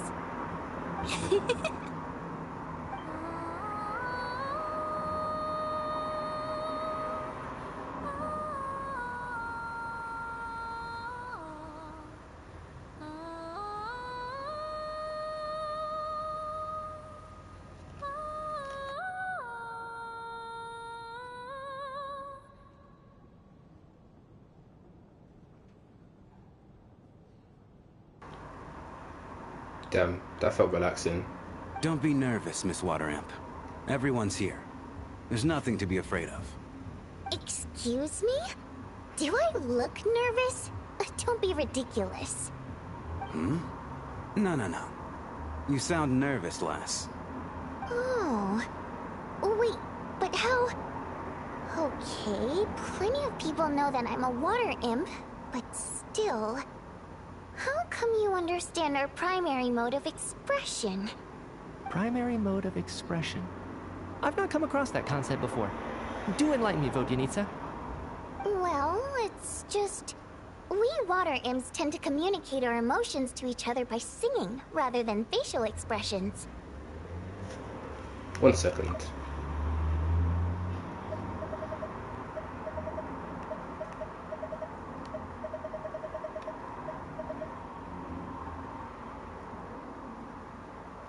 Bro, this nigga in the blues has been quiet for like the past few minutes. The emotions we convey through song take precedence over our facial expressions. So, we think of it as our primary mode of expression. I'm impressed, Shram. I didn't take you for a man of culture, but you're clearly rather learned. Yeah, probably experience. It's not about being cultured or not. The thing is, this mode of expression can usually only be understood by other water imps. It's not a simple case of a song sounding happy or sad. And yet, you're clearly human, Mr. Shram. It's really not the big deal you're making it out to be. I think I just have a knack for it. Plus, I have a... very close friend who's a water imp. A delightful lady. But keep Huh. that a secret. So what, is she like a fae? Anyway, we spent so much time together that before I knew it, I noticed I could understand her expressions. Oh, I guess that makes sense. Still, the fact that you have a water imp friend is even more surprising. I'd better watch what I'm singing when I'm around you from now on. Hey, what are you implying? You're not secretly insulting the audience in your songs, are you? Heavens, why would I do a thing like that? It's getting late. We should discuss our sleeping arrangements for tonight. It's a guard against the killer. Someone needs to keep watch. I suggest that we don't sleep in separate quarters tonight. It will be safer if we all stay together. As long as someone keeps an eye on Lelik, I'm quite sure we won't have any trouble. Okay, bro is tunnel visioning on Odette so much that he's not gonna contribute to like the overall case. Are you saying that you wish to bet your life on Miss Odette being the killer? Yeah, it sounds like it. Nonsense. Of course not. Then I propose the following arrangement for tonight. The Traveler, Odette, and I will form the Night Watch. We'll sleep in shifts, but two of us must be awake at any given time. Fine by me. Wait, let me think about this for a second. Wait, let me pick this. An excellent idea. This allows us to handle the Night Watch while also keeping an eye on Lelik. Meanwhile, the rule of taking shifts in pairs resolves the other issue. Namely that we can't necessarily trust the Traveler or Valeri either. I expect that plan took you quite some time to come up with, didn't it? Actually, our field combat manual outlines a similar approach. Although the scenario there involves guarding prisoners overnight during field operations. That being said, I must clarify that I harbor no disrespect towards you personally, Miss Odette. In fact, Lelik's numerous covert operations make fine textbook examples for military agents. I care less about respect and more about the fact that you just robbed me of 2/3 of my sleep tonight. I'm calling dibs on being the first to rest. Good night.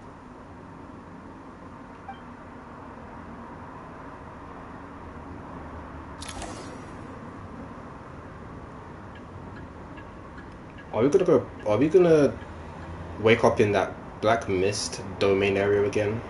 As night falls, you and Valeri take the first watch together.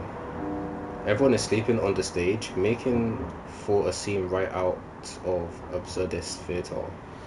Eventually the time comes for the first shift to change. It's almost time. We should wake Odette. How are you faring? Oh wow, they set up everything. Look at the beds. I'm not sleepy. You get some sleep, I'll go after you. Well, not going to argue with that. I'll take a quick nap. If you start to feel sleepy, wake me up anytime. It's finally time for Odette and I to share the night watch. I should wake her up.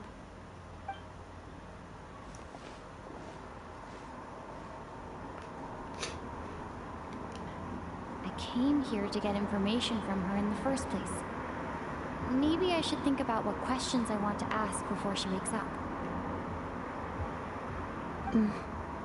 Okay, bro, I know that everyone is sleeping in like the same room, but I guarantee you there's at least one person that's eavesdropping us. How long are you gonna keep staring at me? Caught. You're awake, but I didn't even wake you yet. Couldn't sleep. My mind's been running haywire. Plus, there's something I've been meaning to talk to you about. Oh, I think I know. You too? I had a hunch that you wanted a conversation too. Let's take this chance to clear the air, shall we?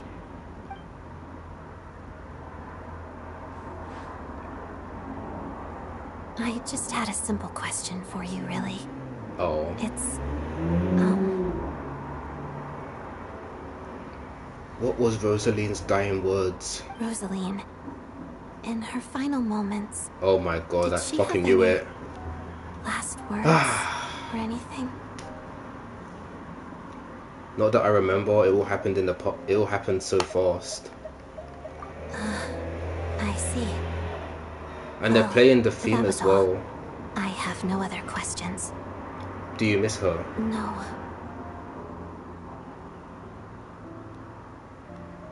I mean, yeah, fair. She was utterly ruthless in pursuing her goals. That kind of person should be hard to miss. And yet, even though I never approved of her methods, and she was an abrasive person, the fact remains that I am indebted to her. I heard a little about that from Sandrone. Oh, she told you. I guess that makes sense. I think she and Rosaline were on pretty good terms. Still, she didn't know the full details. Yes. Rosaline wasn't the kind to gossip about this sort of thing. Not that it's any huge secret to me, though. When I was a child, I had to join the Fatui for the sake of my mother and me. I trained under Rosaline. It was extremely grueling, and it didn't exactly come naturally to me. All I could do was try to ignore the biting cold and practice, practice, practice. I was a newcomer who'd managed to make a good first impression on a harbinger. There was pressure to live up to her expectations, to be worthy of the fair lady's reputation. Every day was a struggle against the cold, pain, and fatigue. And most nights, I struggled to fall asleep. After enduring all that, I've become almost immune to the sensation of pain. I suppose that was the cost of survival. Surely, any child who had to experience that would grow to hate her lot in life, don't you think? Yeah, honestly, understandable. Like, it's definitely a natural reaction for a child to have.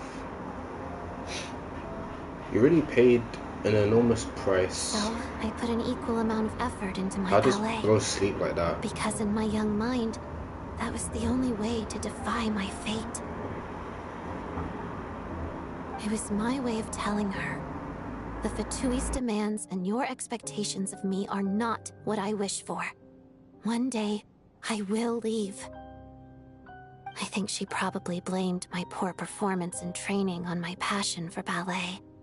She knew my heart wasn't in it. One time, when I was secretly practicing a dance at night, she suddenly showed up. I knew she was there to catch me red-handed. I told her, "You don't deserve to watch the dance I learned from my mother." She looked stunned. I guess she was surprised that I lashed out first, before she had the chance. But strangely enough, on that occasion, she wasn't fierce with me like she was during training. Instead, she fell silent for a moment, and then left.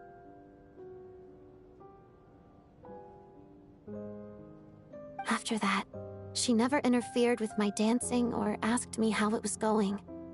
She never came to watch me dance again either. Not even once.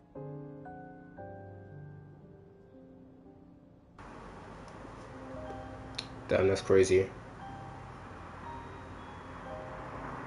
I do like the amount of Rosaline lore that we're getting in Snezh Nial. Because, you know,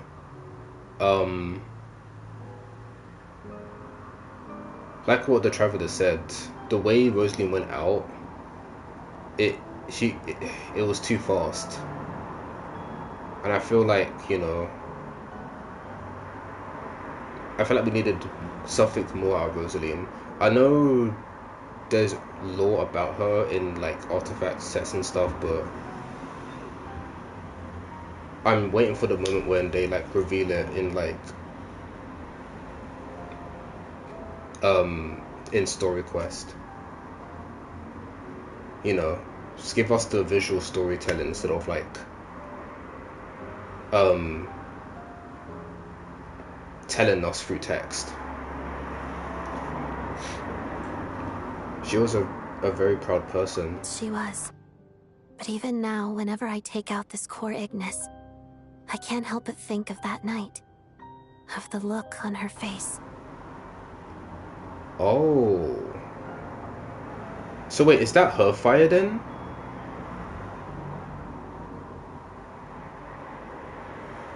So this was a gift from her? Sort of. Although gift might be too kind a term. This is her flame sealed within ice. A symbol of her favor, yes. But also our way of keeping an eye on people. She knew the location of every piece of core Ignis. If any recipient started acting suspiciously, she'd be on to them immediately. Trust her to make even a mark of approval feel suffocating. So, when news of Rosaline's death reached Snezhnaya, many people immediately crushed their core Ignis. It gave them a profound sense of relief. Wow. Like they'd broken free from her shackles. Damn. Yeah, they can thank Raiden A for that. But I kept mine. With my sensitivity to pain being as dull as it is, the warmth from this core Ignis is one of the few things I can still feel clearly.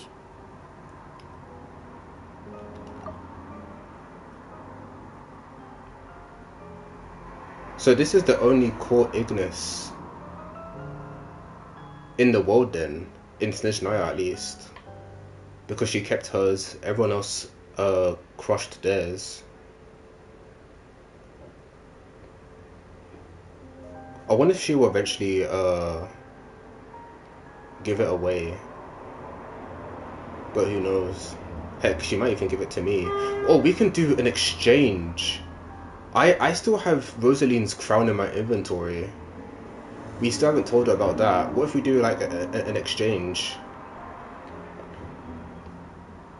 I take the core Ignis, and then she takes the crown. I don't know. I'm just saying. I still wonder, did she really come to stop me that night? I wasn't sure, but I was scared. So I said some really awful things. I guess she didn't leave anything behind. Not that I expected her to. It's fine. It's just a bit of a shame that we couldn't settle our differences before the end. Wait, but Sandrone told me you two had settled things. Mm-hmm. She did. Are you sure she was talking about this event? She said that Arlecchino gave Rosaline some advice, and that Rosaline went to see you. Huh. No, she didn't. I didn't even find out that she'd gone to Mondstadt until a while after she'd left. Wait, in that case... I think you should go and see the knave. Okay. I think we should go and see the knave. Thanks for letting me know. Where is she? We haven't seen her yet. I don't know if she's still in Fontaine, Nordcry, or... There's something I'm trying to figure out. I'm beginning to suspect that Paimon's mystery illness is being caused by the energy research behind Project Stuja. Paimon's very important to me, so I have to get to the bottom of this.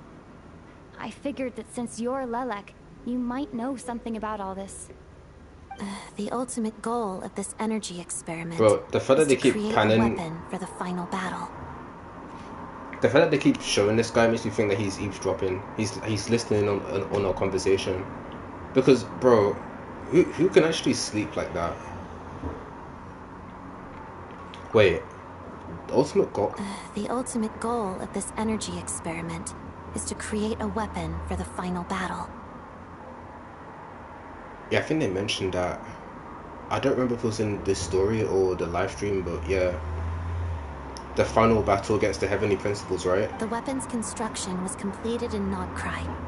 Now, all that remains is to arm it with a sufficiently powerful energy.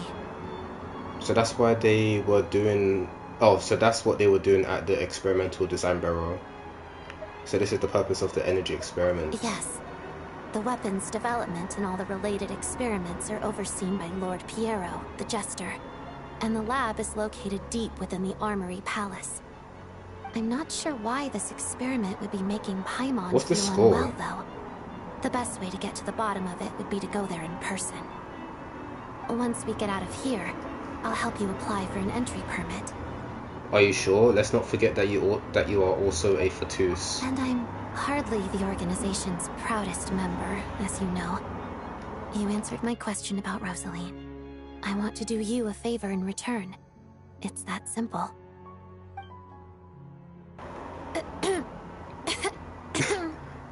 Bro, Huh? What's wrong? Are you not feeling well? like, what did we expect? You two seem to be hitting it off. Yeah, this is girl talk, buddy. You can continue napping. Stay calm, just act normal. I thought you were sleeping. Of course I was. In the military, one learns to fall asleep quickly, even in the most inhospitable environments. It's vital to staying alert and energized. Why? Is something wrong? No, nothing. Even if he None was demonai. awake, he can't have overheard us, right? No, he definitely did. Well, thank you both for keeping watch. Traveler, I'll take over for now. It's your turn to get some sleep. Sure.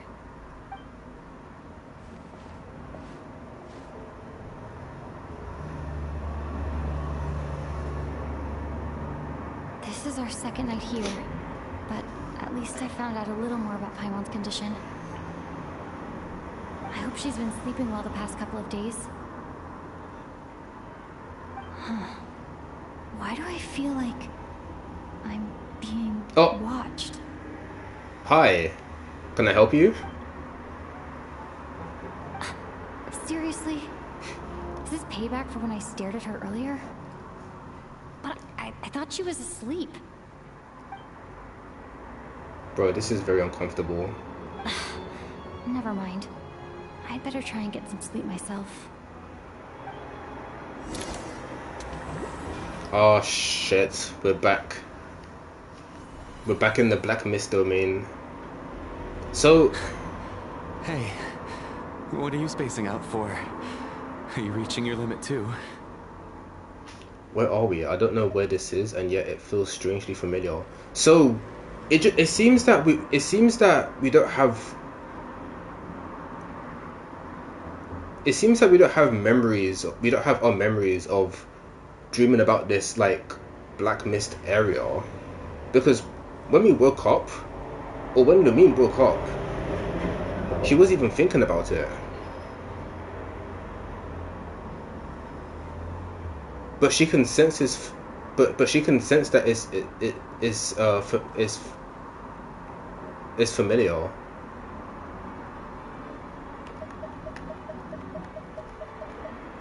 How long have we been walking for?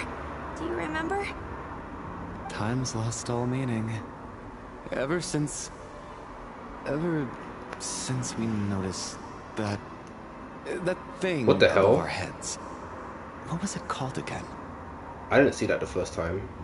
A star key? Or key star? Anyway, the person who named it was swallowed by the black mist.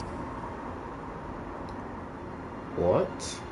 Whatever it's called, ever since we noticed it, we've been walking up and up, hoping that as long as we reach it, we can find a way out of this place. Yeah, but it feels like it feels like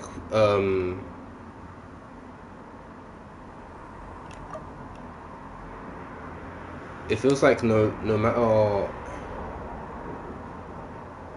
where we go, it doesn't take us to our shared destination. If we walk down, it won't take us anywhere. If we walk up, it won't take us anywhere. We're just in a loop, which is so weird. But it seems like no matter how far we walk, we never get any closer. Well, we've come this far. You never know. Maybe we're almost there? Come on, enough moping. Let's go. The black mist is catching up. See, it looks like it's ascending. Maybe it is ascending. Right, it's just me now. Before Meteor was with me. I'm very curious to know what would happen if I walked down. Oh. Wait. Okay, maybe. Wait, what's going on? Wait, what? Why did Faye here? Monsters! Watch out! Not again! I've lost count of how many times we run into them. Oh shit. Careful. I actually don't know how to use Cora Traveler yet. All I did was resonate with the statue, and that's all I've done.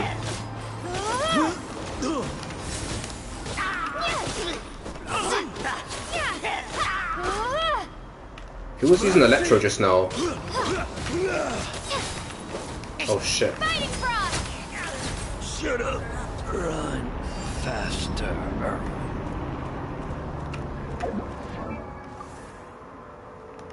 Is this my Traveler? It is not. I don't even have to set on her. C3, triple crowned. The weapon's level 90. Oh shit. What the fuck?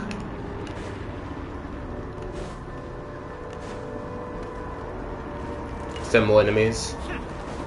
Oh nice, slimes. Okay, so it seems that when I trigger superconduct or stellar conduct, my sword gets infused with cryo.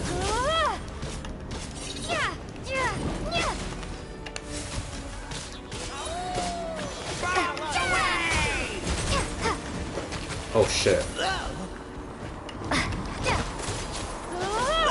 Oh, bye.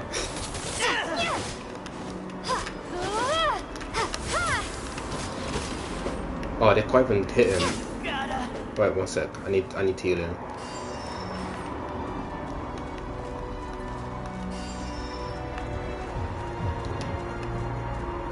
What is that? Star key, key star.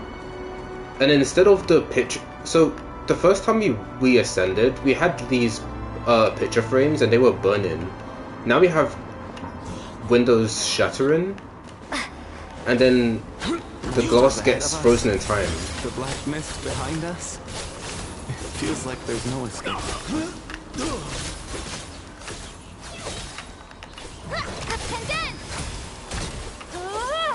There's my stellar conduct. No! You, oh my god. Oh no, I think I still got it.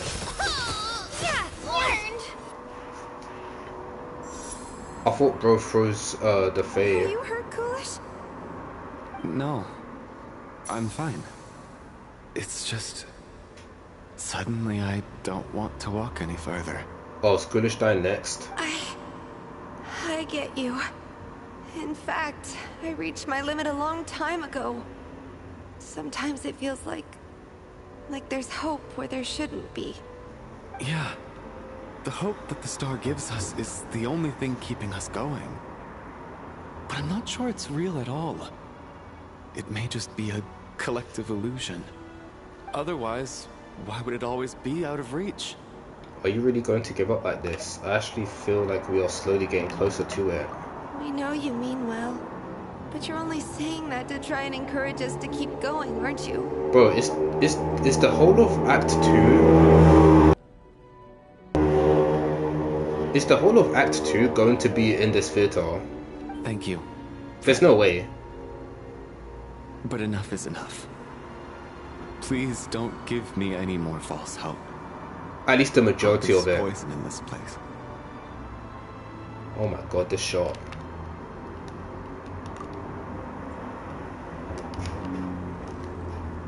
You're going to continue, aren't you? I admire that. I've given up, but I wish you the best. May there come a day that you catch up to the star. and leave this godforsaken place. I'm kind of curious what would happen if I myself stepped into the black mist. Would I die?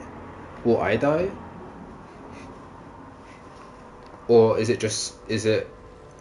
scripted and I'm just not gonna die because I'm the main character? Well, I guess they're gonna die the next morning, and the traveler will not. Oh, we're actually close to it now. It's not an illusion. We really are getting closer to the star. Oh, the black mist stopped though. I want to jump down. I'm going to jump down. Wait.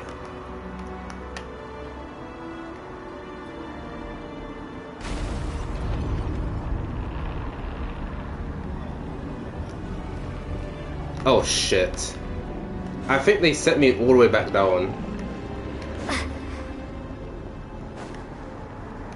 Well, nothing happened.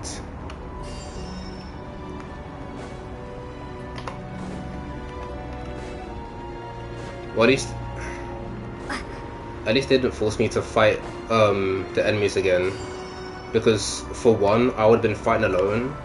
I will have no electro application from allies, which means I won't be doing any stellar conduct reactions, and the fight will just last longer because of that. So thank God for that. Oh my god. Yeah, maybe I should have tried falling into the black mist suit sooner.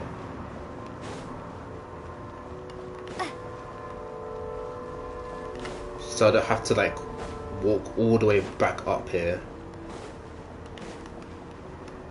Oh, Odette, what the f— Congratulations. You are the first person to make it here. It was the core Ignis making that flash?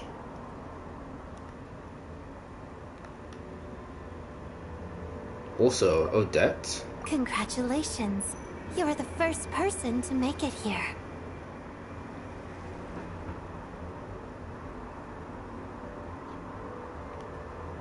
Yeah, this is weird.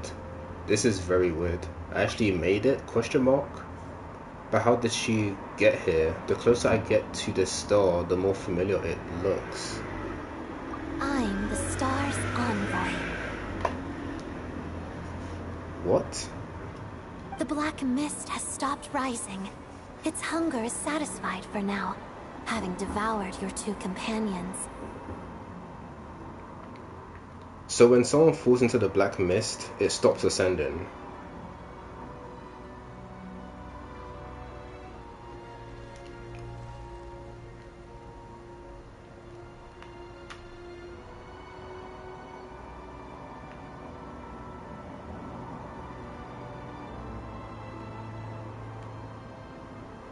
I'm trying to think why, because it sounds like it just resets the next night. It's like, oh, one night we have two people by the sides, they fall into the black mist because they can't keep going any further. So then the mist stops when they get devoured, but then the next night it just feels like everything resets, and we don't even know where we're going while ascending to the top. Like, is there a top? This is a good opportunity. I'll let you get some rest before we continue. Continue? Aren't we going to leave? What do you mean, leave? The star represents the starting point. It's the waypoint for the beginning. Congratulations on reaching the starting point. Once you are ready, we will head out and walk upwards. I will be right by your side the whole way. After everything I went through, after everything I went through to get here, this is just the start?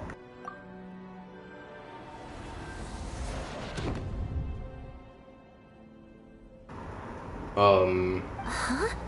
What's wrong? Hey, don't give up before the journey's even begun. This is,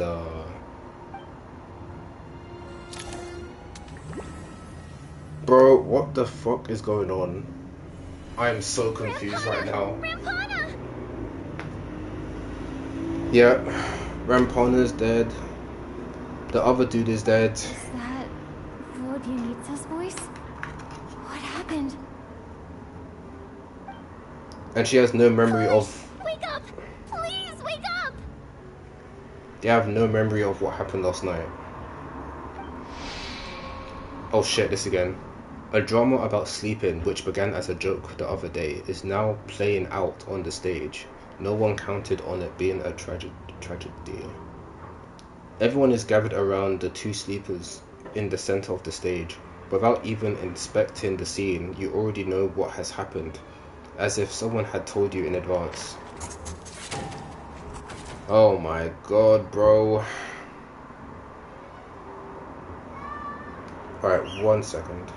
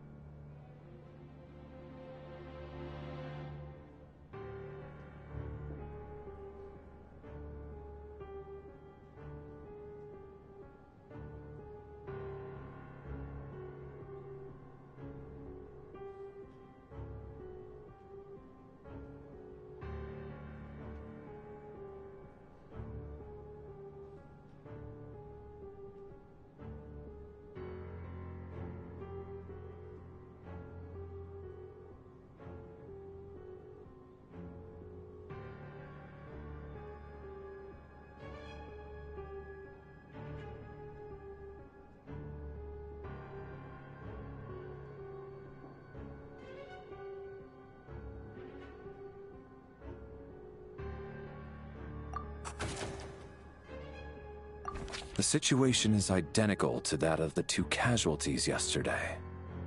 We cannot ascertain the cause of death. At least there are some elements that we can rule out this time. They slept on the stage with everyone else, so I suppose the surrounding environment can't be a relevant variable. Rampana. Coolish. Weren't some of us keeping watch last night? 3 of us, in fact. How could you not notice something was wrong? Yeah, I think Lumine fell... I think Odette was watching while Lumine fell asleep, but we don't know when the death happened. Odette could have been sleeping at that time. And then whoever was watching over is now probably the main suspect. I'm as confused as you are. Certainly nothing unusual happened on my watch. Likewise, and from what I've observed so far, both Miss Odette and the Traveler can be trusted. No incidents during my watch either. I have no reason to suspect Valerie or Odette either. To be honest, I didn't get a wink of sleep last night. I couldn't help but think I was the target, so I just laid there with my eyes closed. So does that mean you could have seen who murdered the 2 people then?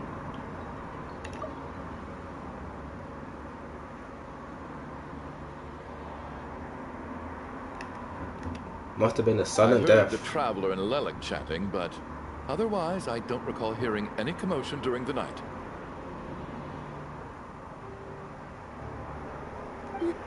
Me too.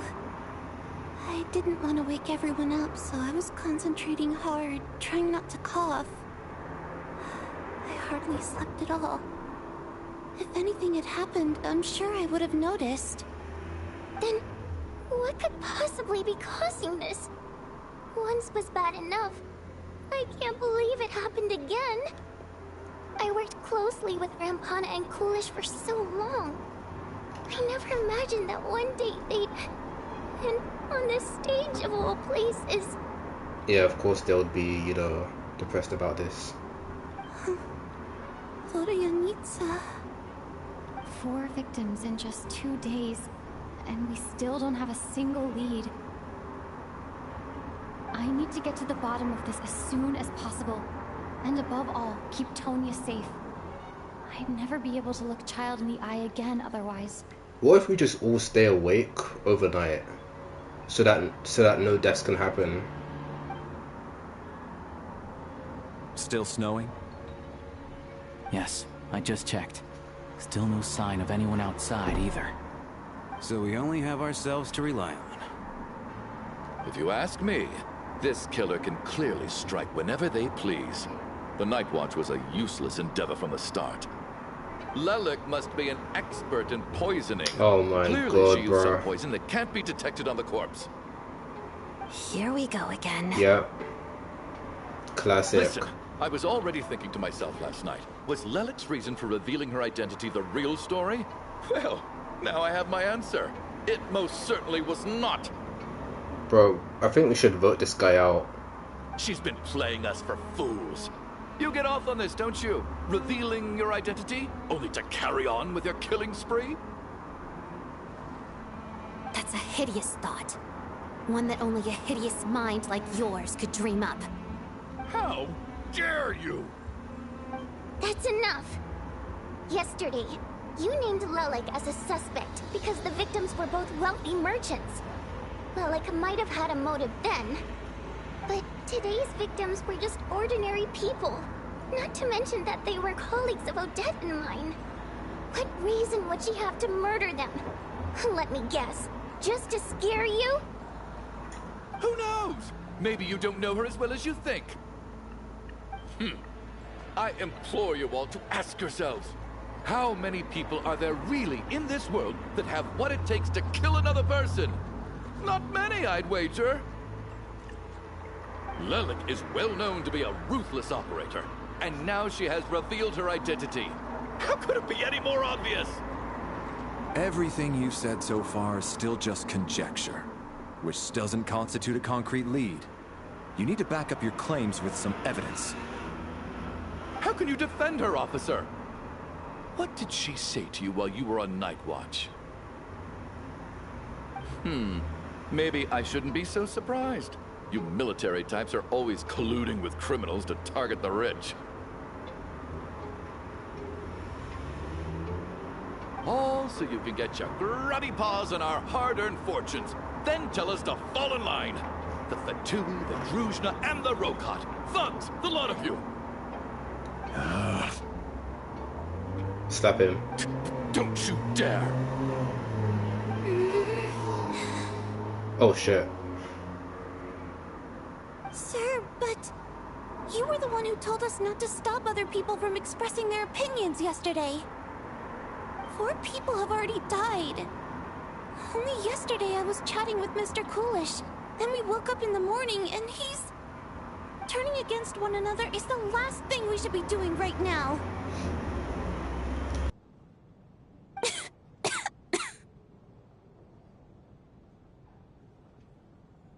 Little girl. Even if Mr. Chuganov is a puffed-up, pig-headed windbag who doesn't have a clue what he's talking about.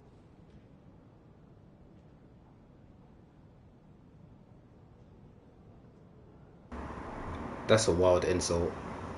He's still one of the victims here, isn't he?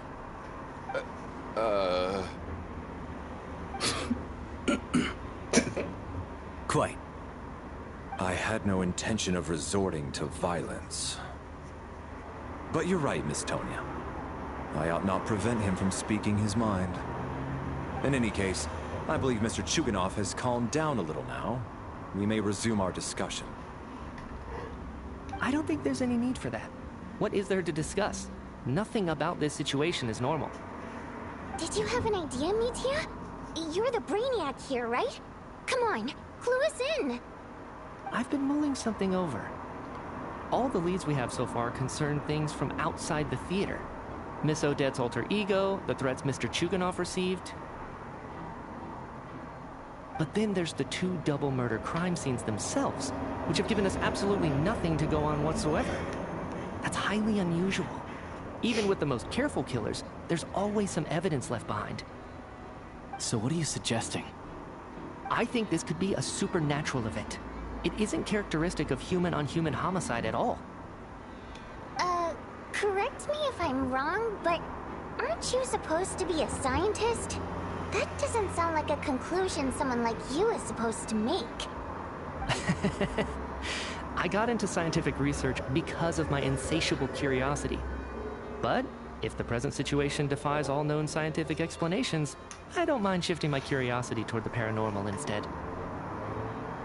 Now that you mention it, I remember when I first came to the theater, I heard rumors about this place being haunted. Oh god. Haunted? Yeah, I think I heard the same thing. But I mean, they're only rumors, right? We've worked here for years. Surely we would have noticed any spooky goings-on by now. Well, this has taken an unexpected turn. A haunted theater? If Paimon were here, she'd probably be hiding behind me in fear right now. Why don't we take this opportunity to look for clues again with a more open mind? Maybe a different perspective will help us see something different. Very well. Whether it's criminals or ghosts we're looking for, the same rules apply. Everyone needs to tread carefully. I'll move the bodies into the same room for now.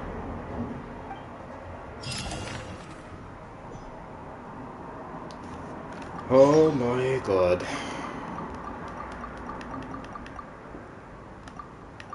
So, I see a pattern. Every night, there's at least 2 people. There's at least 2 people that die. The only people that have died right now are NPCs. If we're going with that pattern, then Chuganov, Shram, or Tonya might be the next 2 to die, unless we actually do something to prevent them from dying.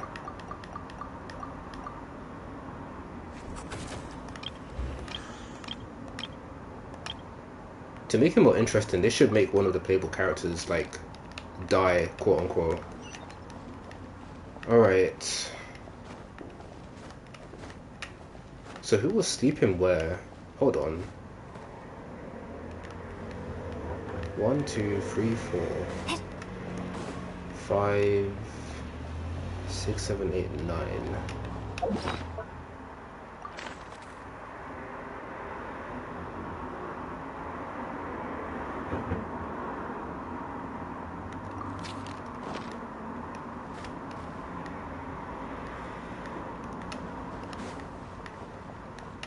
There were 13 people, but there are 9 beds, unless they sleep on the sofa.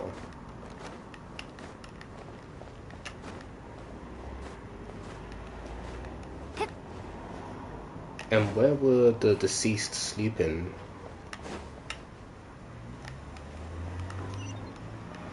Alright, so Vodyanitz is here.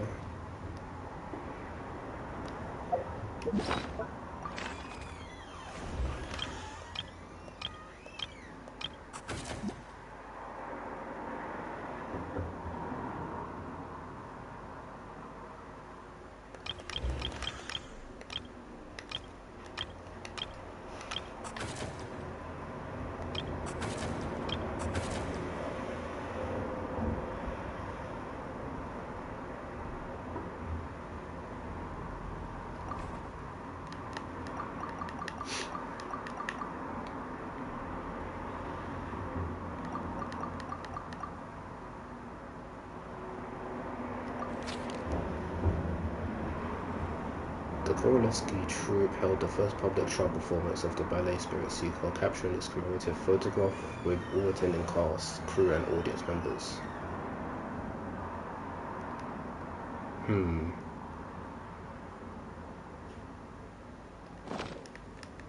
Alright. I need to think very hard about whether there's anything that ever needed hiding. After all these years, there must be some things even I've forgotten about.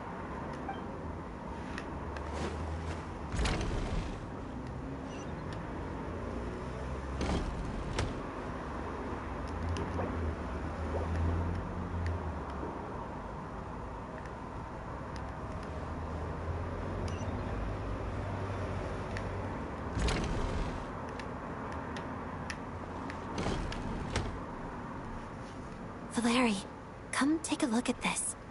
You too, Traveler. Some sort of notebook. What is it for? It's the on-duty logbook for the theater. Coolish was the main person to use it. He mostly used it to record any unusual incidents during a show, audience numbers, exit times, and so on.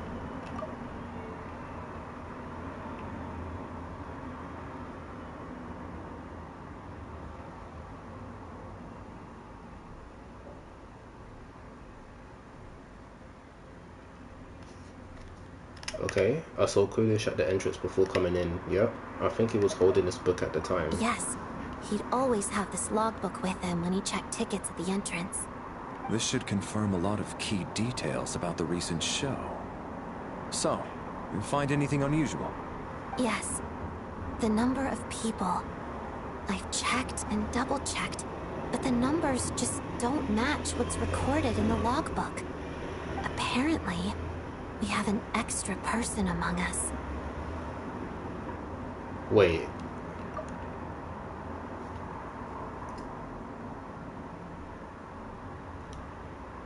Are we certain that logbook is accurate?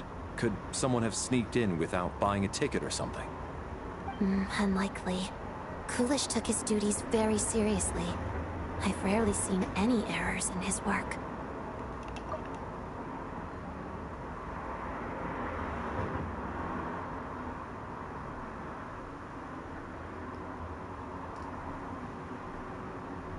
Huh.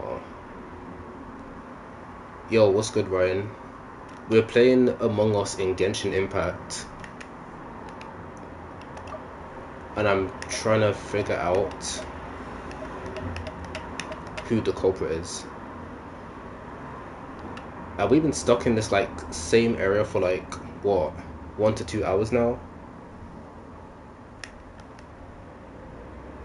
Yeah, it's crazy. Not to mention that this was a dress rehearsal, meaning smaller audience numbers and tighter ticket restrictions than usual. Everything would have been well within his control. We no longer have our tickets with us, do we? They got collected on entry. I assume there's no way we can check them again. Unfortunately not. The theater recycles tickets. Once people are in the door, they don't tend to leave until the show ends, so we collect the tickets at the point of entry.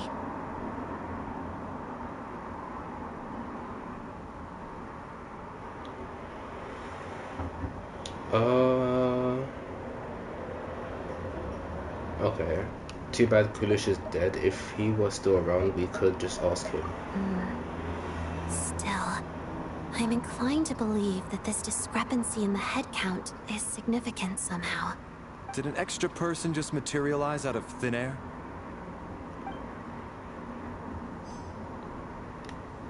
Okay, if we had 2 imposters, what if one of them is already dead? And that person was trying to vouch for one of the other imposters, so they think they're in the clear. Did an extra person just materialize out of thin air? Okay.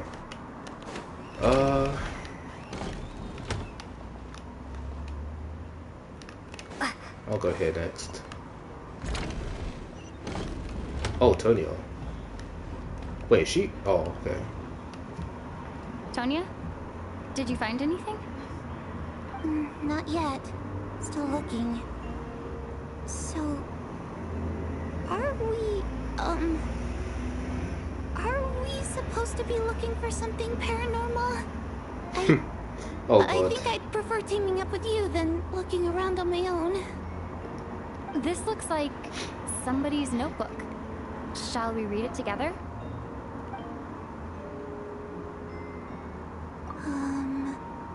Well, it doesn't look scary or anything.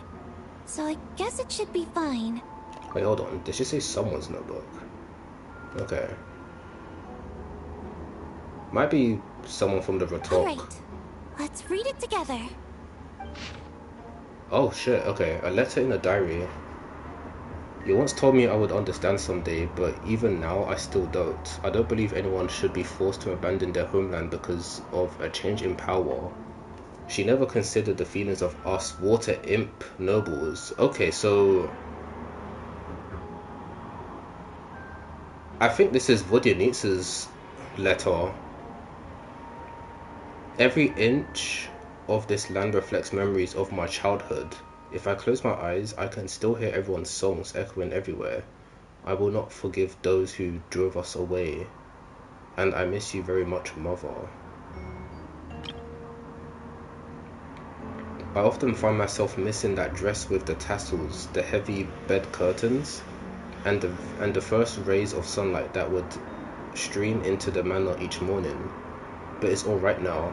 If I narrow my eyes just a little, the light seeping through a crack backstage feels just like the one in our manor. I know that life is gone forever and I can miss it all I want, but I also feel that what I have here now is no less than what I lost. The fantastical sets designed by the prop master, the many fans who come all this way just to see me, and the quiet dancing girl who doesn't talk much, Odette. These are all mine. I won't lose any of it again. Never. Absolutely never. I've joined a rather remarkable organization, though I can't tell you its name, hee. Whatever that great figure intends to do this time, there should always be someone looking out for the misfortunes of ordinary people. That's what our organization exists for. Even now, I still don't understand her. Why is it that those in power always seem this way? They clearly have the ability to bring greater happiness. Some say she has her own difficulties, but what could possibly trouble someone so seemingly omnipotent? Never mind, I should just focus on what I can do. I suppose you'll all hear about our organization sooner or later. Its name is... never mind, I'll just leave it a mystery for now. I think this is how the Retalk came to be, I'm assuming. Don't know how long ago this diary was written. This has to be Vodyanitsa's writing, surely. Nice progress on this, yeah. I only know that... I've only heard that Act 2 was around the same length as Act 1. Or possibly longer than that, but... yeah. For me, it might be shorter. Because, I'm kind of like stuck in a special story, so... I'm currently locked out of exploration, so... in a way, I can't get distracted. So, yeah. Maybe it's a little rude for us to peek at this. I feel like I just read someone's secret diary by accident. Since it's an accident, it should be fine. Now I feel a little guilty too. It sounds like she's writing this for her parents, right? I don't understand. Why put this stuff in a notebook instead of mailing it in a letter? But yeah, off stream, I tried to do like a bit of material farming for my characters so I could level them up. I thought it would be a bit tedious if I did that on stream, because I'm going all around the map looking for enemies to kill and stuff. So yeah. And there's still other places where I can actually get materials from, but I need to like unlock the teleports waypoints and stuff. But yeah, I'm probably gonna do that shit off stream or tomorrow or something.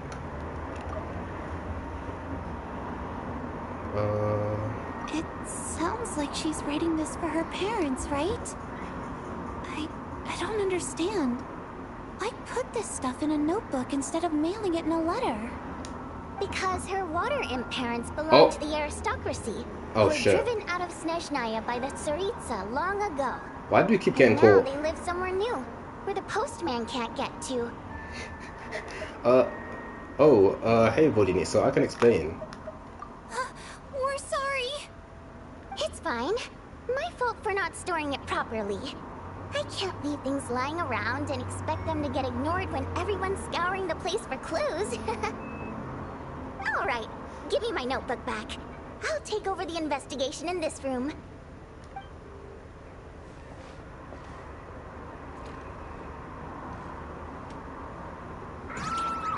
Oh.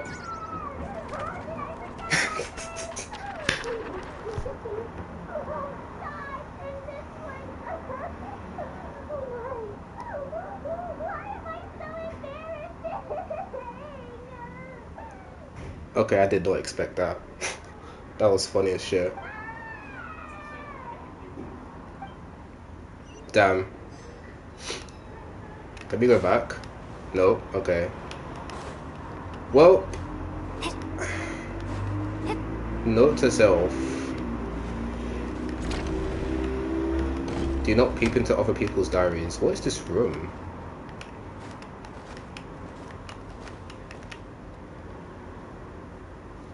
Ah, traveler. Since you're here, come take a look at this. Alosha found it. We're both curious to hear your perspective. It appears to be an investigation report. And the focus of the investigation was the rumors of haunting we heard about earlier. Oh, more shit to read. Investigation report into supernatural sightings at the Opera House. This commission is clearly not as simple as previous cases involving only folklore studies. It appears to be connected to something far more mysterious, an extinct civilization, the creations of ancient gods, or powers from beyond this world. The possibilities leave ample room for speculation. From now on, we should take this as a lesson. A simple surface does not imply that what lies beneath shares the same level of existence or nature. Ley lines themselves possess a powerful ability to either devour or guide souls. In most cases, once the soul and body of the deceased are separated, the soul is drawn directly into the ley lines, leaving no room for lingering existence. Huh.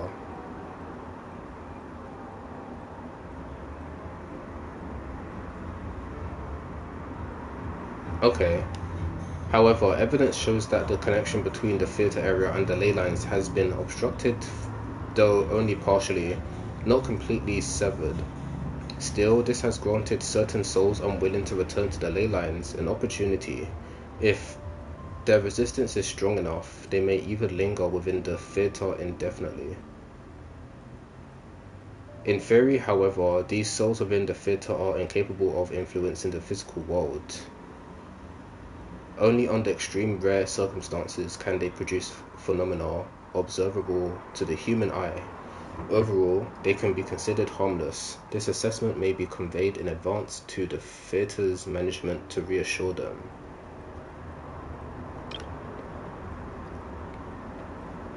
But for me, the investigation does not end here.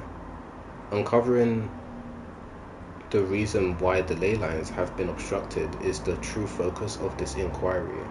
After consulting multiple sources, the most reliable hypothesis at present appears to be the existence of an angel civilization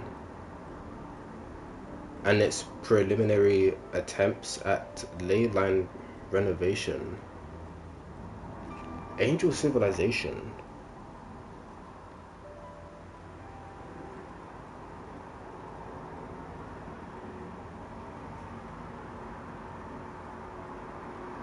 I'm thinking of Nicole right now because I'm pretty sure she said something about Celestial being her home.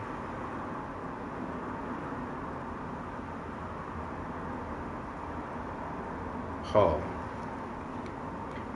There is too little information available here. I must return home as soon as possible. Interesting. An investigation report, huh? Looks quite old. Huh. This person's name looks to be of Sumeru origin to me. Was the investigator from Sumeru?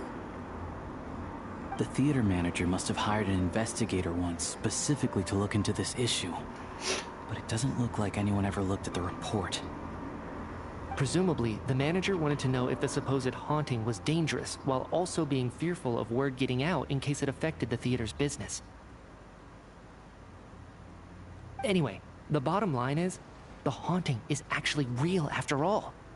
It's caused by an obstruction in the ley lines.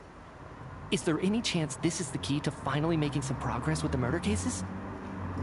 Ley line problems are pretty unexceptional to me by this point. Yeah. And while it certainly offers an explanation for the ghosts, it's hard to imagine what connection it could have to these two murder cases. Some of the language that appears at the very end of the report caught my eye. Angel civilization, ley line renovation? My area of research doesn't touch on any of that, so it's completely outside of my wheelhouse. Huh? A piece of paper just fell out from the report. It landed right by your feet. Oh shit. Let's see. Death is near?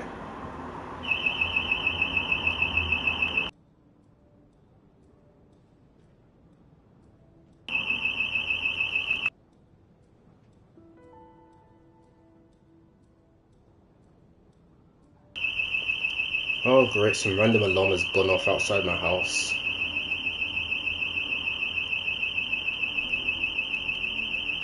I'm gonna try and mute whenever I'm not speaking. Okay. I just got goosebumps. It's pretty ominous no matter how we look at it. How unnerving. It was tucked inside the report, so it must be a note left by the author. Death is near. Is that supposed to be what's going on here? With us in the theater? But if so, how did the author foresee it? Could he predict the future somehow? Maybe things are more complicated than we thought. No, wait a second. If we take the report and the note at face value, they completely contradict one another. The report definitively concludes that the hauntings in the theater are harmless and cannot affect the real world. But the note seems to be warning of potential danger. The question is, what exactly does the note mean by death?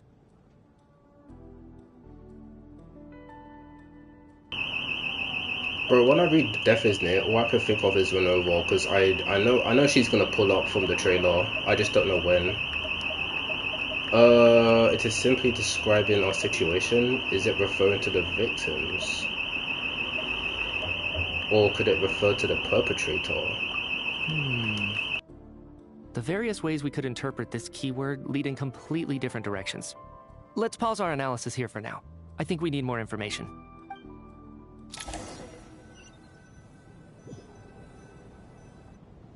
If we take all this together, it's not impossible, is it? If anything, it's the natural conclusion. Oh, I beg to differ. This sounds to me like a product of a researcher's vivid imagination.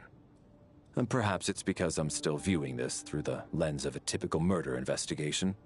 But still, I'm struggling to be persuaded by your theory. Does it really sound that far-fetched? Alright, well, let's treat that as speculation for now. I do agree with what you've said, so let's go with your idea for now. Good. Okay, now that we finally have some meaningful leads, I think it's time to reconvene. Let's get the others.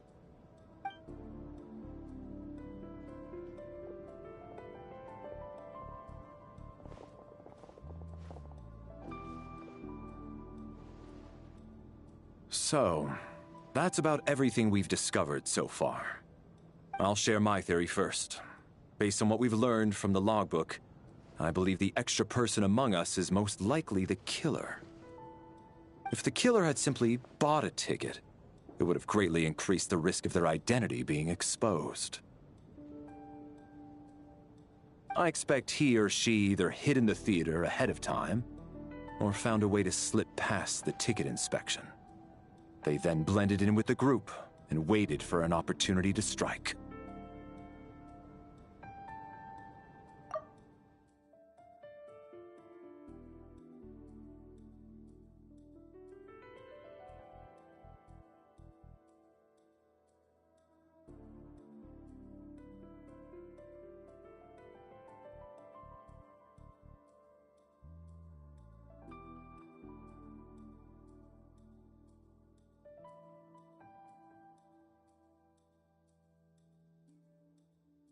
What about the note found in the investigation report?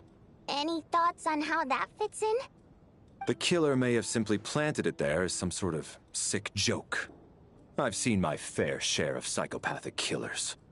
They love playing cryptic mind games. So, it has nothing to do with the haunting of the theater after all. This theory makes sense to me. If we have an audience member unaccounted for, chances are they didn't come here to watch the show. Could it really be that simple? So, in other words, all we have to do is find out who got in here without a ticket, and all our problems will be solved? Then let me make one thing clear. All the theater staff should be well aware that I came here for the rehearsal legitimately, yes? There's no way I'm the one who didn't have a ticket.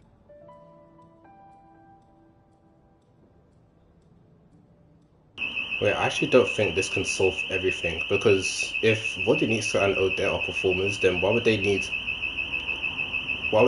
tickets for their own performance?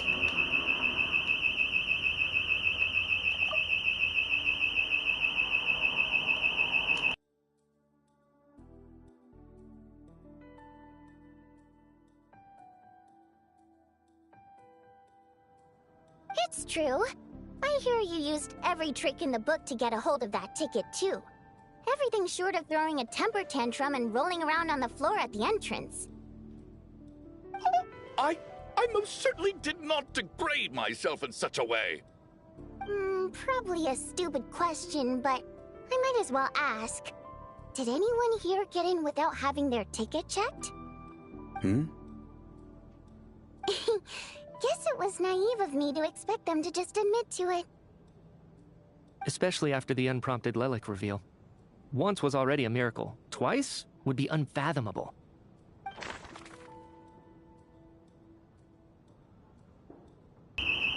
The most likely extra person who entered without a ticket is... I don't know why. I don't want to think it's her. But when Lumine walked in, she was looking for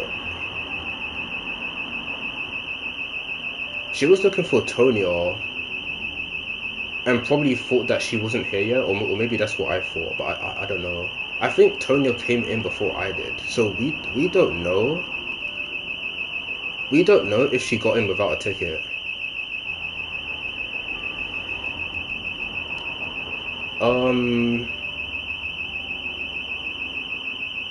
Other than her, I don't know who else.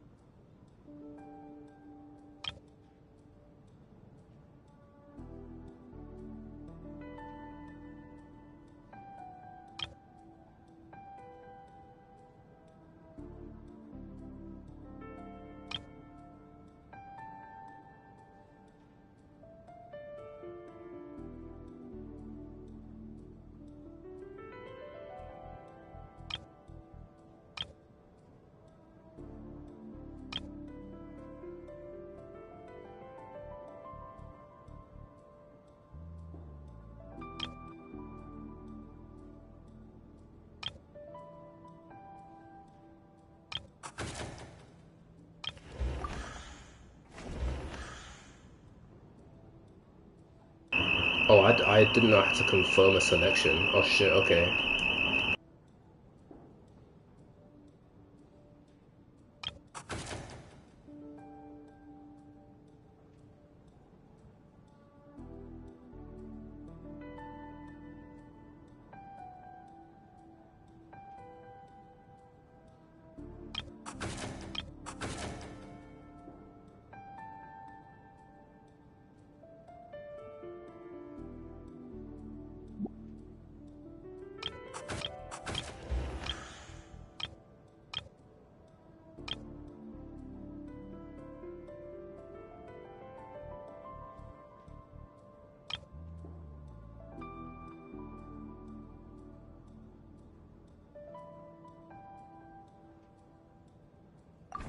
Tonya received her ticket the same way I did.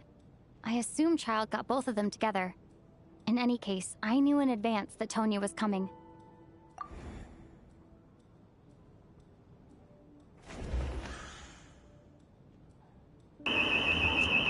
Okay, interesting. I want to see what happens if I can suspect myself. I got my ticket from Child. It was all above board, and my ticket was checked at the entrance, so there's no way it's me. Okay, I just wanted to make sure.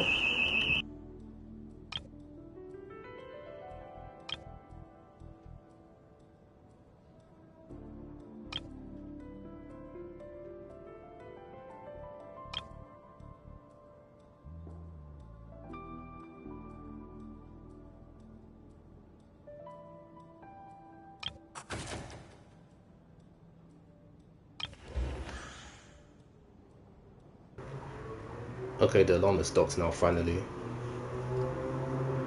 Okay, the fact that I can rule out someone who's deceased makes me wonder.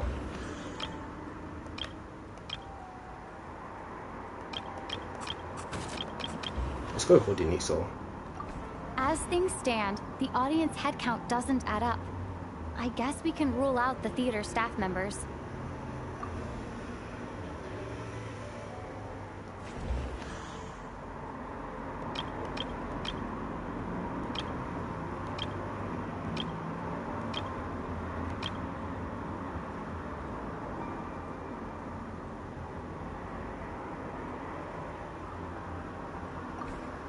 I don't believe any of us here knew Shram before all this. If no one can verify Shram's identity... Mr. Shram, did you really go through the ticket inspection to get in here? I thought he would be too obvious, to the point where I'd think it wasn't him. Huh? Me? Why am I being singled out, my friend? Do I seem that suspicious? It's not that you stand out as suspicious, more that everyone else has been ruled out as trustworthy. Okay. Well, we spent the best part of 2 days together now, so I'm sure you can all tell what kind of person I am. I'm a true gentleman. I never dream of doing something like sneaking to the theater without a ticket. Yeah, I have no doubt that you're a good person. But the problem is, none of us here actually know you, so no one can say for sure that you are who you claim to be. Although, actually, what was it you said last night? Yeah, you're friends with that water imp, which is why you understand our primary mode of expression. Last time I checked, there were barely any of us remaining in Snezhnaya, since most of the water imps left. Could you tell me a little bit more about your friend? There's a good chance I actually know her. And I suppose it's also kind of a way for everyone else to get to know you a little better.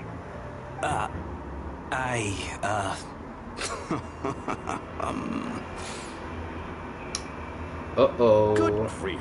Are you blushing? Pull yourself together, man. Stop giggling like a teenage boy. It's revolting. Hey, revolting is a little strong. All right, fine. I'll admit it.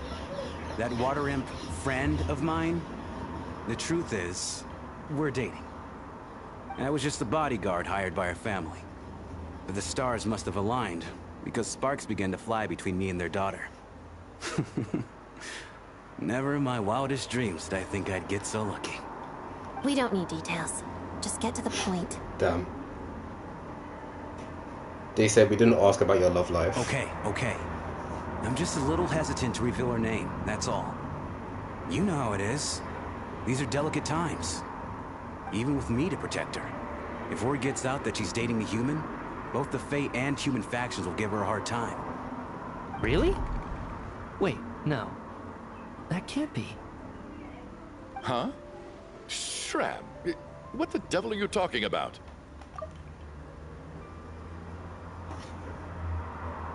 If word gets out that she's dating a human, both the Fae and human factions will give her a hard time.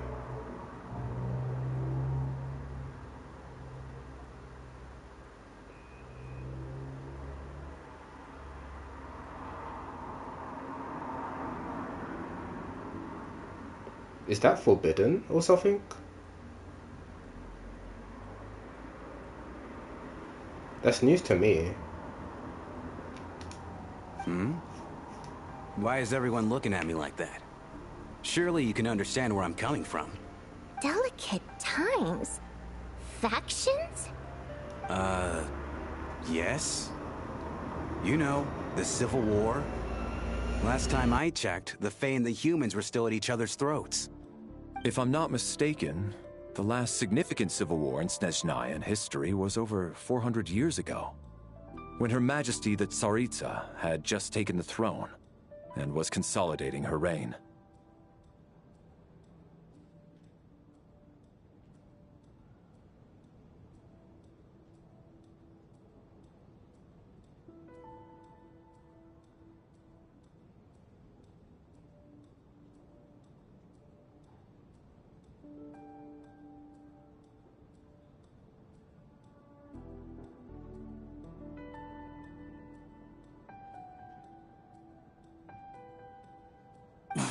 What do you mean, 400 years ago? What's going on here? Is Shram from the past?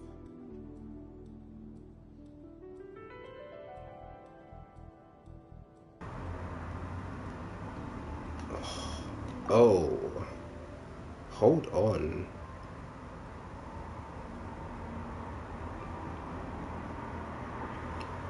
This reminds me of that world quest with Bonar. It was like adventuring with her in Ujkanatlan. Until later in the story that it was revealed that she was from the past or something. So wait, maybe Meteor was onto something. Maybe this is the supernatural element. All right, Mr. Mitya, you win this round. As far-fetched as it is, yeah, it appears that your theory may be correct. I'm just as amazed as you are. I didn't even believe it myself, to be honest.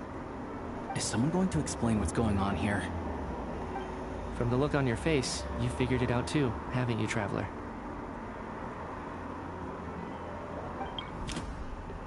Whoa. Wait, according to the theater's duty log, there seems to have been an extra person at the scene. A letter Vodinitsa wrote to her family but never sent.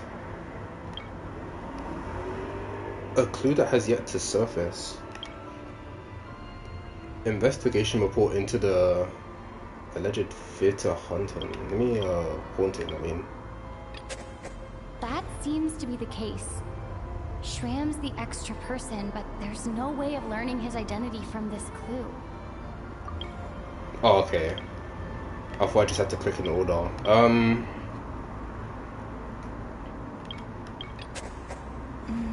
No. The truth lies within the clues we've already discovered. Okay. I guess it's option 2 then, right? Vodinitsa's private letter touches upon the history of the Water Imp aristocracy's exile, but reveals nothing about Shram's identity. Alright. The theater's ley lines have been modified to block souls within its grounds from returning to them. Right. Some souls can even wander this place forever. Mr. Shram's statement proves he's from hundreds of years ago. And according to the investigation report on the theater hauntings, Mr. Shram is very likely a lost soul wandering the theater.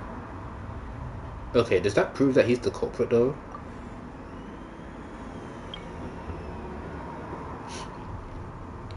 The true nature of the extra person is the killer who hid in the theater ahead of time, just no big ticket dodger.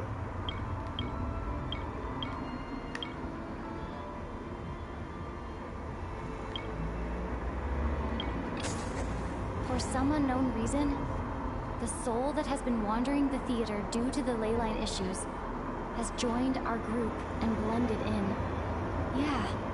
That must be the immediate reason why the ticket count doesn't match the number of people present.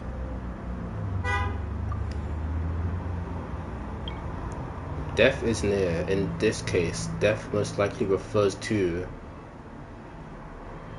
someone who died long ago.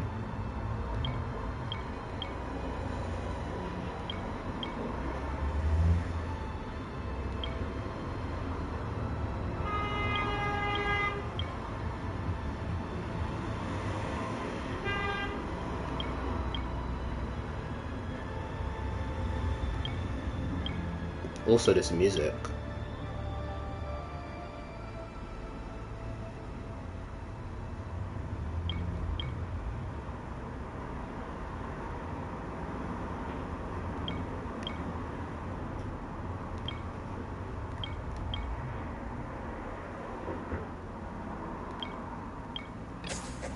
The contents of the investigation report have been verified. There are indeed ley line issues and wandering souls in the theater. Death likely symbolizes the deceased. Mr. Schramm, for instance. Death is near. Huh. That must mean that there's a dead person in our midst. That's the truth, isn't it? Yeah, the logic is clear now. The investigation report said that there would be souls stuck wandering around the theater because the ley lines were cut off. Mr. Schramm must be one such soul who died in the theater a long time ago. In which case, that also makes him our extra person. So when the note said death is near, it must have been referring to death as in the deceased, people who died a long time ago. Someone who died a long time ago. In short, there's a dead person among us. The extra person we've been searching for is a ghost from the past. Oh my god, I hope that's not Tonio. Please. You mean I'm a ghost? No. Don't make jokes like that, my man. There must be some mistake. But even if I was dead, I know for a fact I didn't kill anyone these past 2 nights. Yeah, even if all that's true, the report also said the souls inside the theater can't affect reality, right? They're harmless. Then what if the problem isn't the souls at all, but the ley lines themselves? The ley lines have a powerful ability to attract and devour souls. Let's say that the ley lines are like a black hole, constantly seeking to engulf souls. But the souls that don't want to return are trying to avoid being sucked in. Huh. Why does this analogy sound so familiar?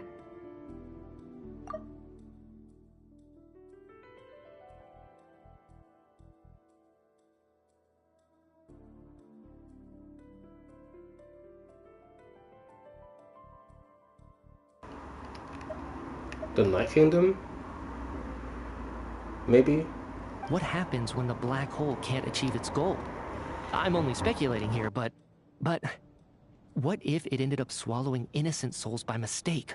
Or intentionally taking other souls to compensate? That could explain why we weren't able to determine a cause of death. If you're right, and their souls were devoured by the ley lines, it does make some sense. It does seem to explain a lot of the things we couldn't make sense of. Does that mean it's true? Except there's no concrete evidence. Mitya is relying on a lot of logical leaps. Still, it seems like the best explanation we have under the circumstances. Alright, so how could Schramm not know that he's dead? Seems a little unlikely that he hasn't noticed anything unusual even after several days interacting with us. On the contrary, it's perfectly normal for a soul to wander the theater for centuries without questioning their existence or reason for being there. It's simply what's natural for them.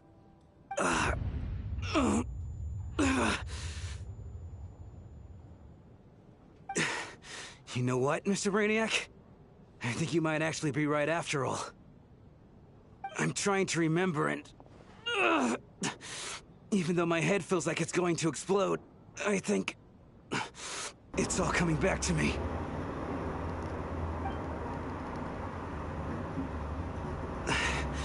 I was the one who didn't want to remember my own death, so I forced myself to forget. Well, I'm sure those are painful memories.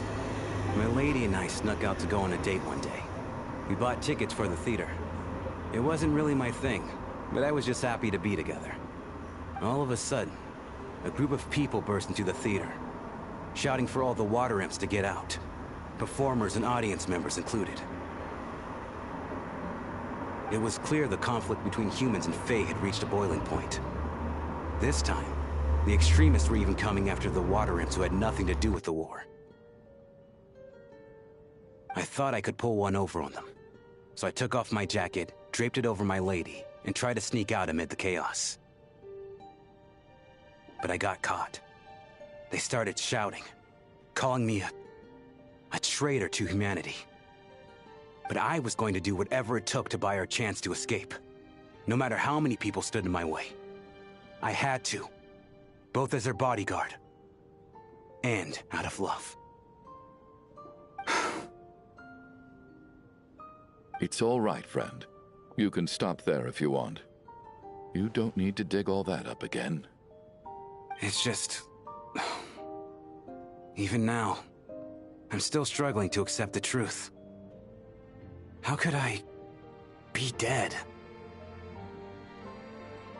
I'm sorry, everyone. If I'd known I was a dead man walking, I wouldn't have dragged you down with me. If I'm the cause of all this death, then punish me however you see fit.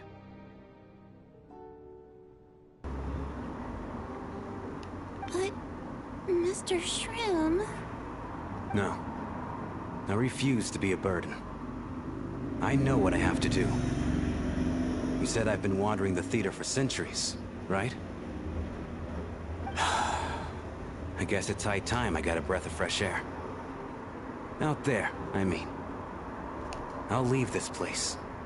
And take all this death with me. Go out on my own terms. Mr. Shram, I'm sure we can figure out a different course of action. My good sir, we both know I'm not supposed to be here. I should have accepted my death long ago. One way or another, this has to end. Unless you're saying this goes against another one of your military principles somehow. No, I'm speaking on a personal level this time. Let it go, man. Oh, wait. One last thing. Miss Water Imp. My lover. Her name was Letia. Letia Ozarova. Do you know what happened to her? Ozarova. Oh, Auntie Ozarova. That's what we all called her. I remember her as a very kind elder. She had a bunch of kids, too. Damn, they be fucking. I'm so glad she survived. And she had lots of kids? Good. That's... good. We could hardly expect her to stay single just because of what happened to me, right?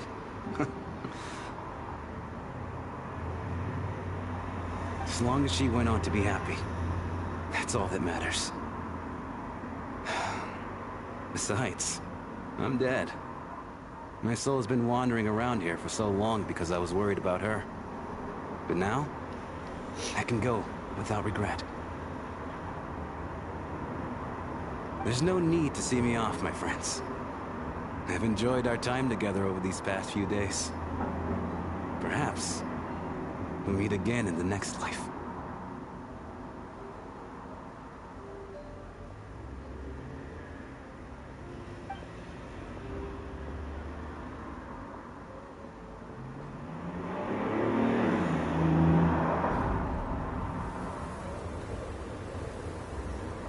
Take care, my man. I know Mr. Shram was already dead, but... I still feel so sad. Death is cruel, no matter how we might try to make sense of it. So, was the conflict between Fae and humans really that bad back then? I was only little, so I don't remember much. It's terrible to think that so many innocent people had their lives turned upside down. Even the historical records about that time period don't say much about it. All people know is that the Tsaritsa founded the Fatui, drove out most of the Fey aristocracy without explanation, then used her terrifying power to suppress the humans. It seems to me like the Tsaritsa chose to make herself the enemy. She downplayed the conflict, directing whatever animosity both sides had for each other at herself instead.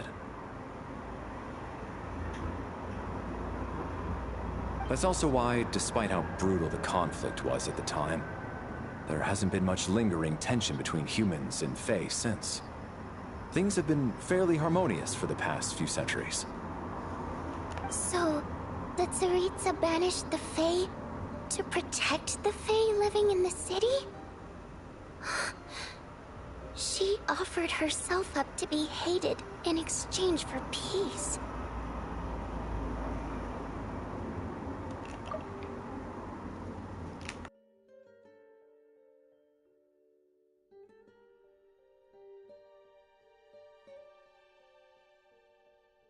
Maybe it's not quite as bad as it sounds. I don't think Her Majesty is too concerned if mortals hate her or not.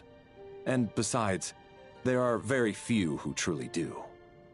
All this time, I had no idea. All right. If Mitia's theory is correct, then I think we can consider this matter settled. Let's all take a break.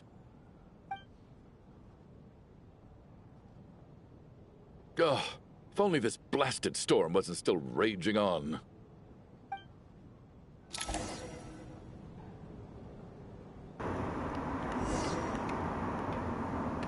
Oh man, this feels like the Fortress of Mirapede all over again. I was actually planning on hiring him as my bodyguard after we got out of here, you know. Oh, poor guy. Yeah, I forgot about that.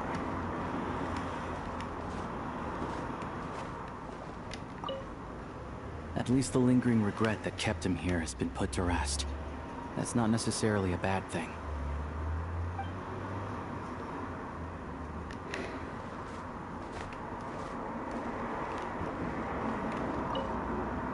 Well, at least it seems like Mr. Shram stayed optimistic until the end.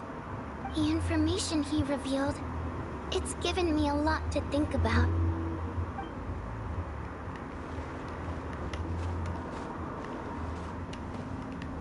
Where's Odette? Can't see her. Even though Shram was already deceased, his decision to walk into the snowstorm was still a sacrifice, and a very brave one. This is one of the few times I don't feel at all happy to have my theory proven true. Damn. Oh, also, let me see if the photo updated.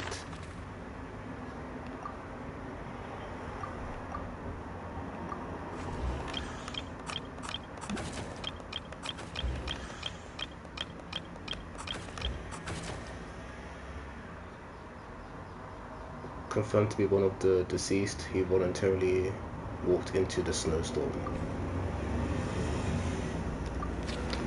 Damn. Alright, one sec.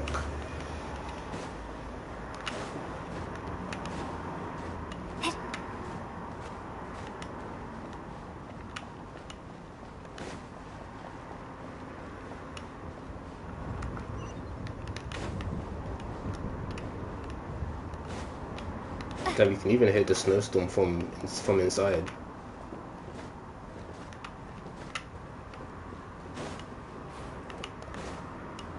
Alright, let me find Odette.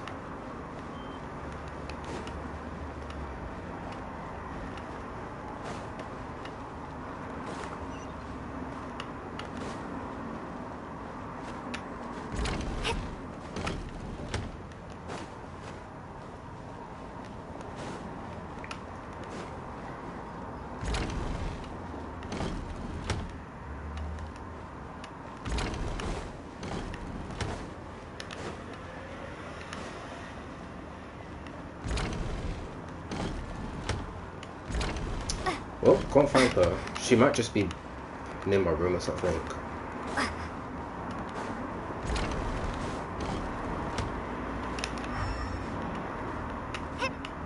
Wait, what the hell?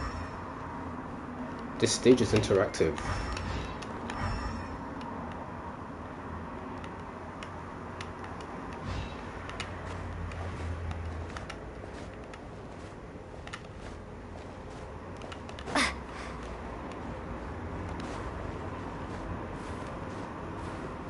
Oh my god. Alright, it's been 3 hours, so I'm gonna take like a 5-minute break and then I will resume the story.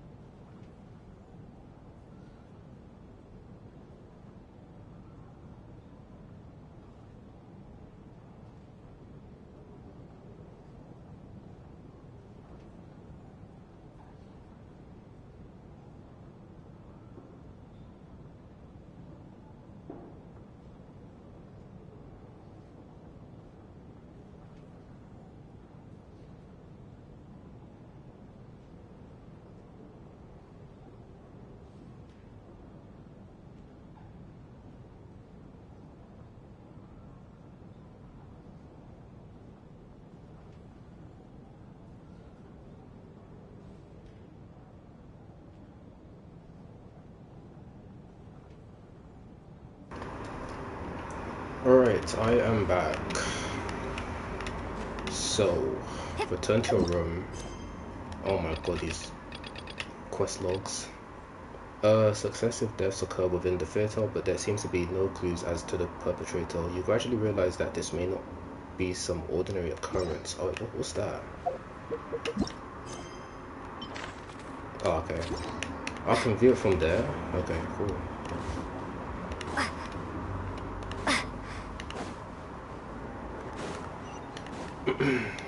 Let me see if I can interact with this again. Yeah, same dialogue.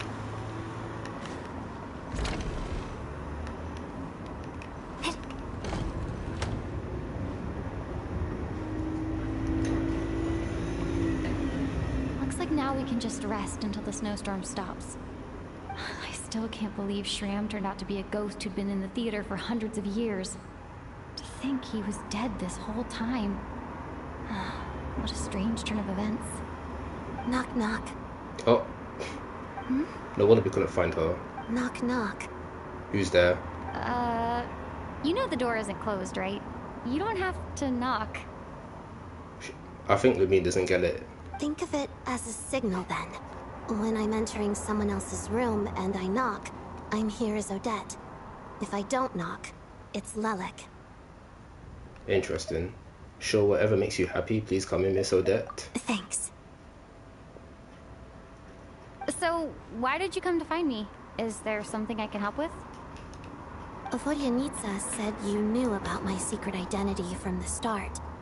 But when everyone was discussing who Lelik could be, you were worried that revealing what you knew would be unfair to me. So you kept it to yourself, right? That's what you wanted to talk about? You just came here to thank me? Yes. I'm extremely grateful for that. It's nothing. I mean, you didn't hold what happened with Senora against me, so I should thank you for that as well. Actually, there's something else as well. I found myself in a situation similar to the one you were in when you helped conceal my identity. So I thought I'd come and ask you for advice. Cool. What's the situation? It's about Mitya. Oh shit. Before all of this, the last time I saw him... Wait, what? He was dead.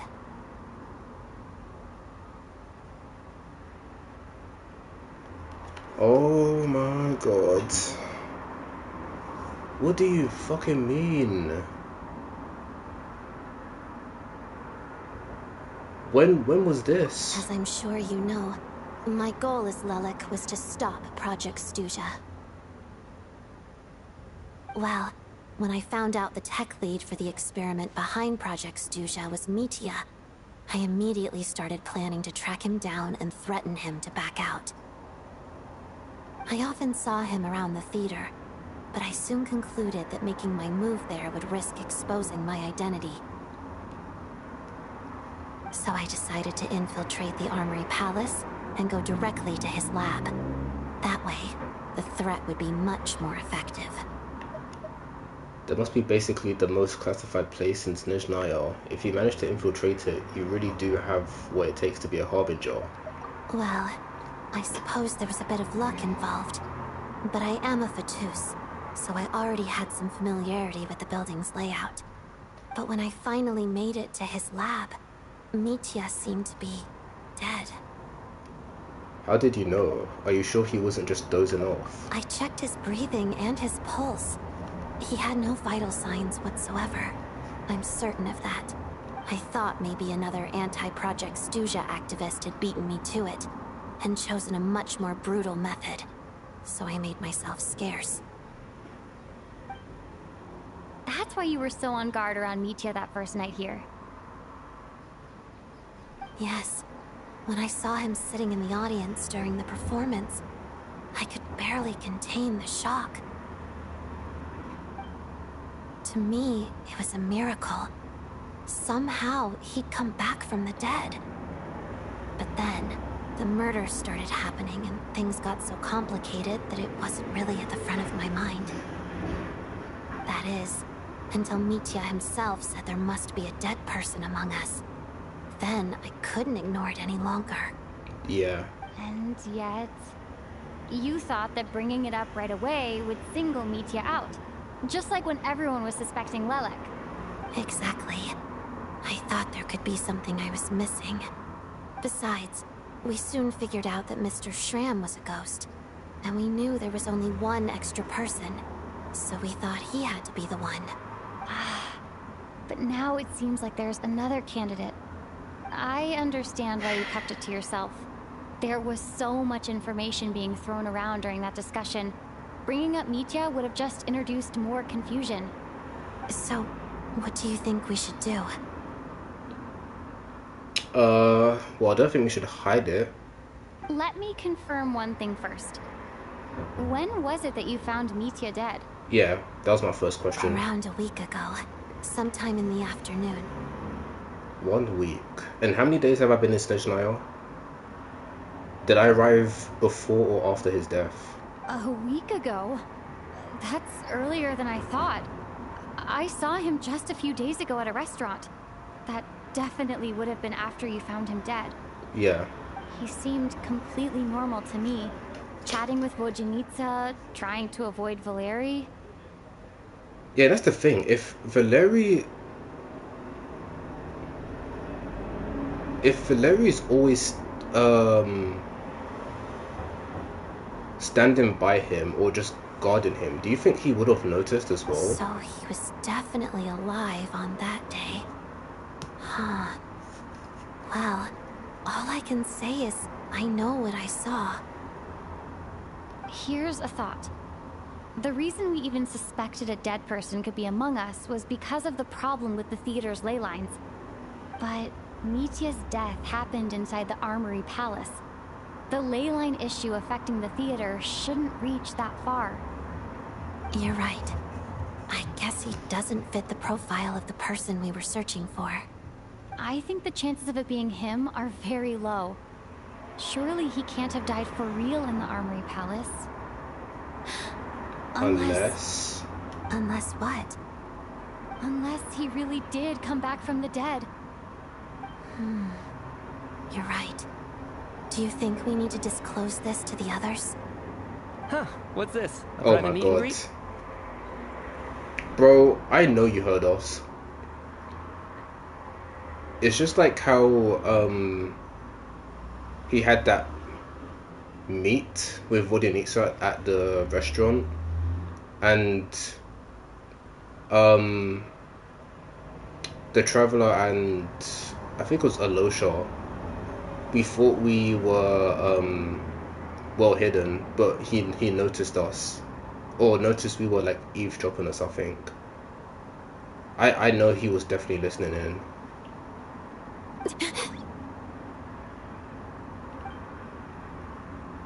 Where do I line up? That's not what's going on here. Well, I was just making the rounds. Thought I'd try to lighten the mood a bit. Vodyanitsa's handing out food if you're hungry.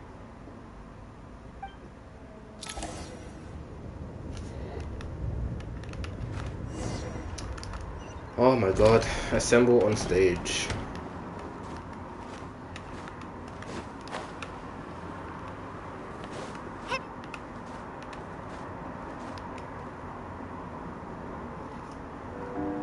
Outside, the snowstorm continues to rage, and before you know it, the night falls once more. What is going on with this storm? Could it be connected to that monster that just arrived in Snezhnaya? Now that I think about it, it can't be. I almost hope it is. Her Majesty Tsaritsa left to vanquish that beast herself. We just need to wait for her triumphant return.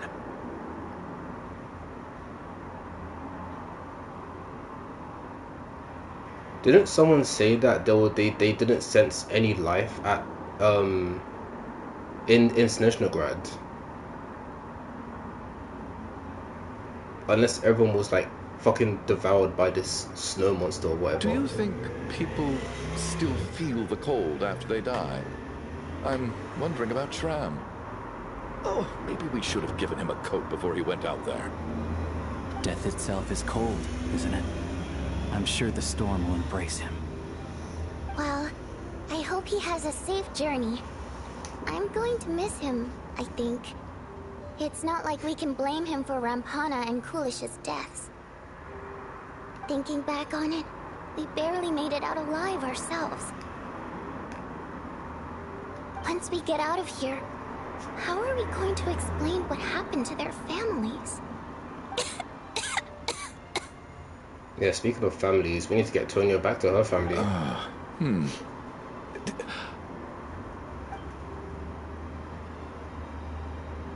Are you okay? Here, take this. I've never used it.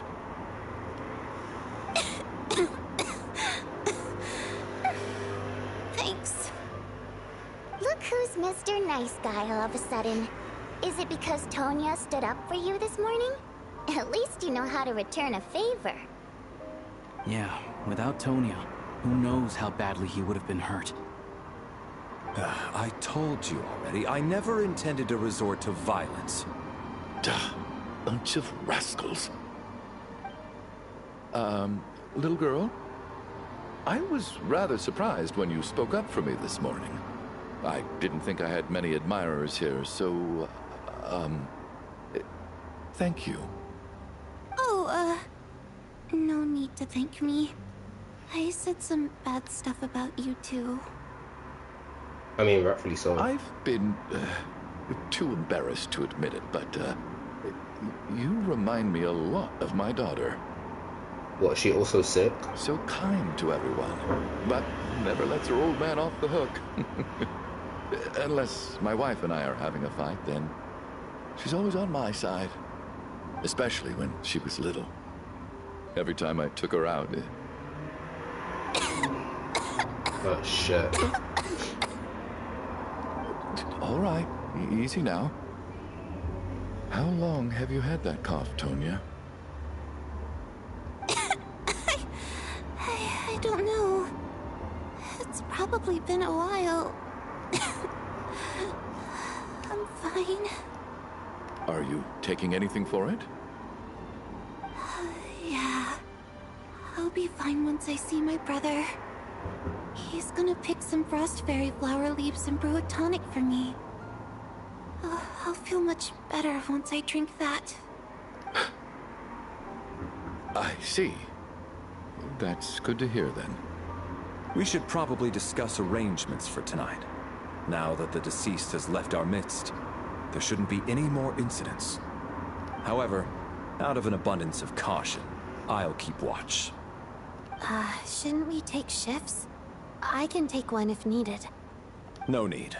I managed to get a nap in earlier, so I have plenty of energy right now. After all the tension of the past few days, everyone else should just focus on getting a good night's sleep.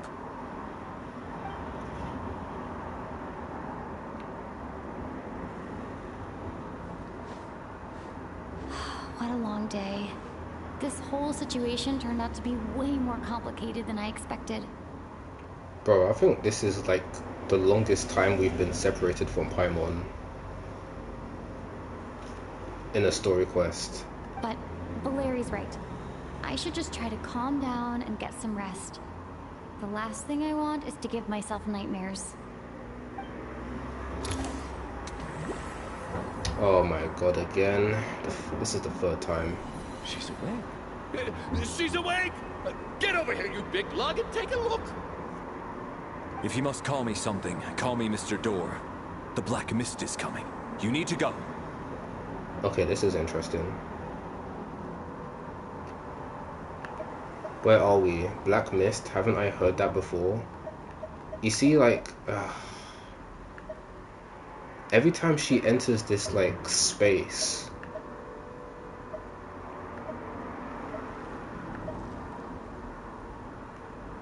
It's like everything is new to her. She doesn't remember... Can you walk? We just got attacked by monsters on our way up. The last few times she was here. Protected us. He just seemed to come out of nowhere. Not much of a talker, but when it comes to taking down monsters, that man doesn't hold back. Curses! The Black Mist is catching up to us. We need to keep going. Mr. Door, I don't believe I've ever seen you around here before. Also, this was not moving before. What the fuck? There's no need to try to get to know me. I'm just Mr. Door. I have to find the door that belongs to me. The door that belongs to. Anyway, we're lucky to have you here. Thanks for saving us earlier. Oh wait. Oh shit. Get rid of them. I can just push these ones up. Ouch. Wait, hold on. Oh, I thought it'd be on the character screen.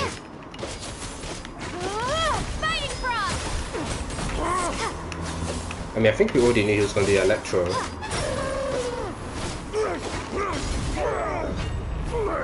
He's a Claymore wielder as well.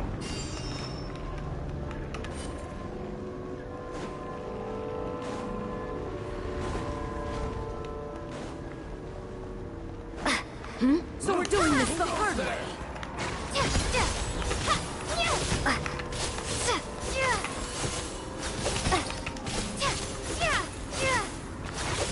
You win. Oh fuck.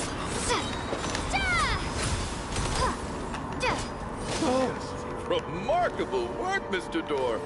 Oh, if I had your muscles, I'd do the same.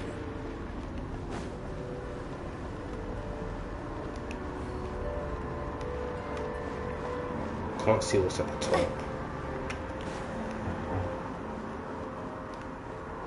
Are none of these doors the one you're looking for? No.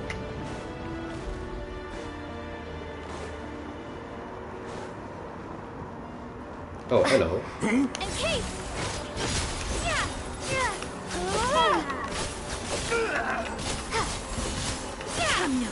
Oh shit, where did you come from?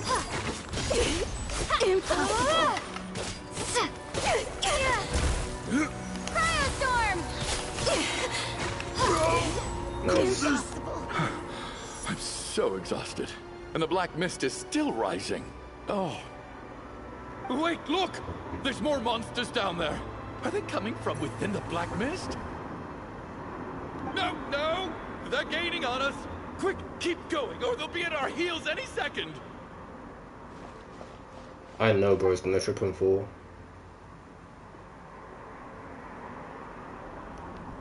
Mr. Door, what are you doing? We need to get out of here. They're coming! Found it. Found. This is my door. What? You mean you're going to stay here? I am a door. This is where my duty lies. What is going on in this space, dude?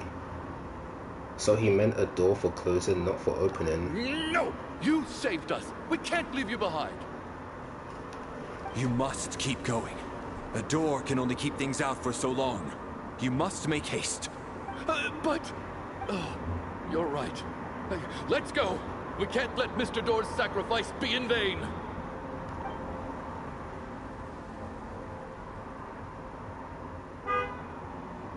The black mist isn't moving anymore.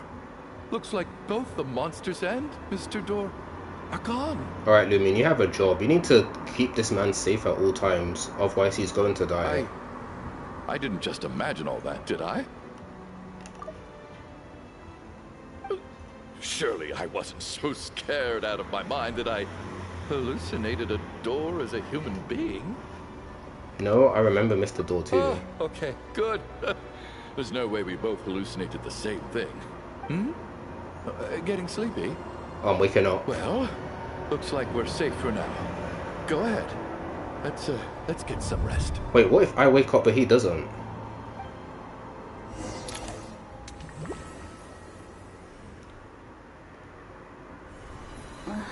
What time is it? Is it morning? I think I had a nightmare. But you don't remember that nightmare. I guess everyone's still asleep. Check These past 2 Chuganov. days have been exhausting. Valeri's keeping watch though, so he's probably the only one awake. You mean Mr. Door? Valeri?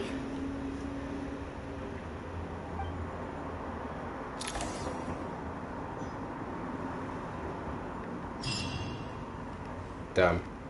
I can't even move my camera. Wait, what? He looks as calm as composed as ever. Even now, it seems as if there is no burden he couldn't. Don't tell me he died. Yet around him, time seems to stand still, as if the gods, in their mercy, finally granted him a moment of respite. Wake up! Everyone needs to wake up! up! He's not dead, is he? There's no way. Bro! What?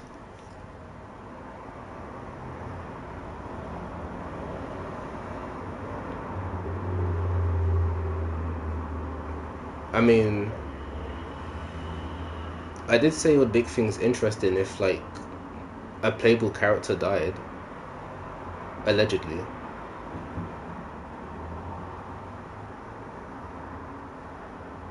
So, because he was a door, quote unquote, I'm assuming he got swallowed up by the black mist, and that's how he died? Just like the last 2 nights. No clear cause of death. I've been a real thorn in your side, haven't I, Mr. Valeri? Now you can rest in peace.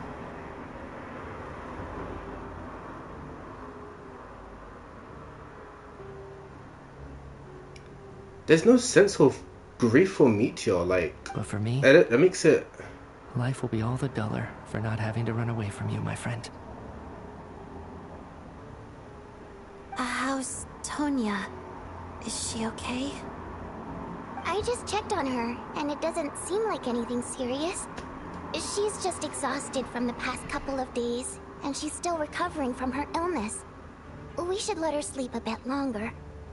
That means Valeri was the only one who died last night.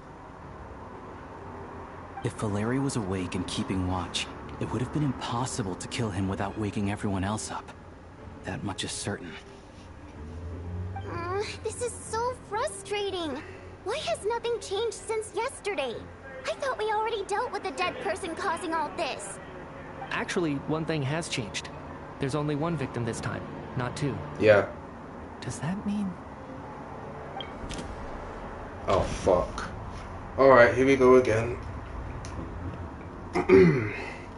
There was only 1 victim last night instead of 2. Perhaps that was because... Valeri died twice in a single night? How is that possible? I was thinking of Mr. Sharam, because he technically died by walking out into the blizzard, but, you know, despite him already being dead, Mr. Sharam was one of the people who should have died last night. Valeri sacrificed himself to save someone else. The number of victims each night corresponds to the number of the deceased around us.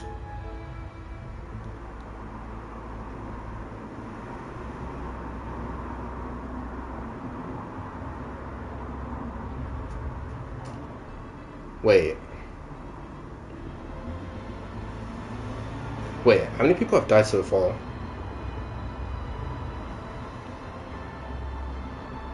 6, right? And how many people are still alive? So it's me, Vodyanitsa, Odette, Meteor, Tonya.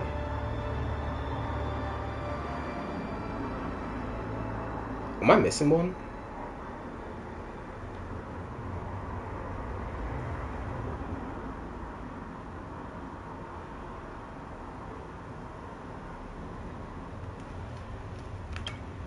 I don't think so.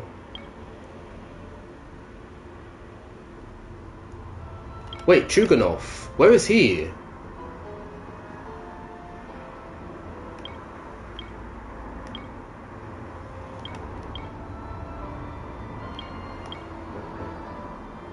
It could be option 4.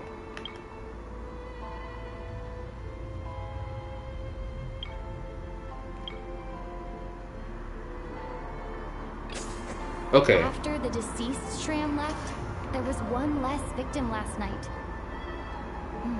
That more or less tracks. It's a reasonable conclusion, considering the only variable that changed. Oh. The number of people who die each night is equivalent to the number of dead among us. That's your theory, right? But if Meteor's already dead, according to Odette, then that theory would be wrong. Exactly. We identified Mr. Shram, and the night after he left, the death toll dropped from 2 to 1.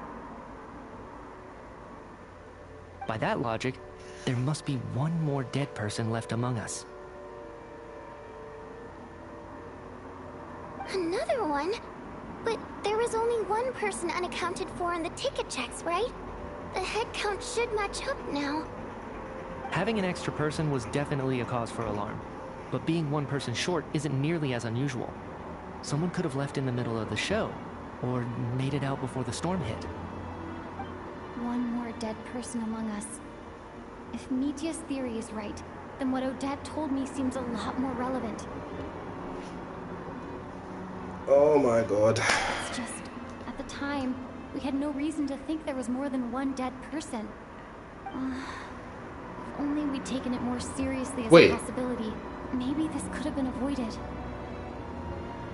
I'm sorry. This is my fault. Actually, never mind. I had information that could have been helpful, but I held back. I should have brought it up right away. I'm partly to blame as well. I was too quick to dismiss Odette's concerns.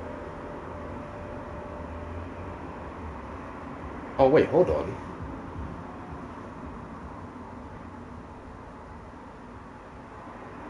Oh wait. I didn't even count Alosha among the people that's still alive. So there's 7 alive, but 6 are dead.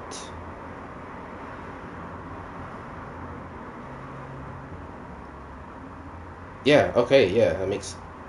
Oh, fuck. What is this about? What have you two been getting up to behind my back? Sounds like there's some big news you've been keeping from the rest of us. Well, we're all ears.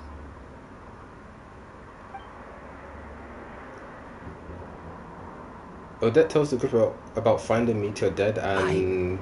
I'm the dead person? Your discussion yesterday. Sounds like he didn't know. Wow. That's certainly news to me. Odette and I talked about it yesterday, but we thought it just wasn't possible, so we left it at that. Yeah, I don't blame you. If I'd been there, I probably would have reached the same conclusion. It just sounds too unbelievable. Let me just try and verify this.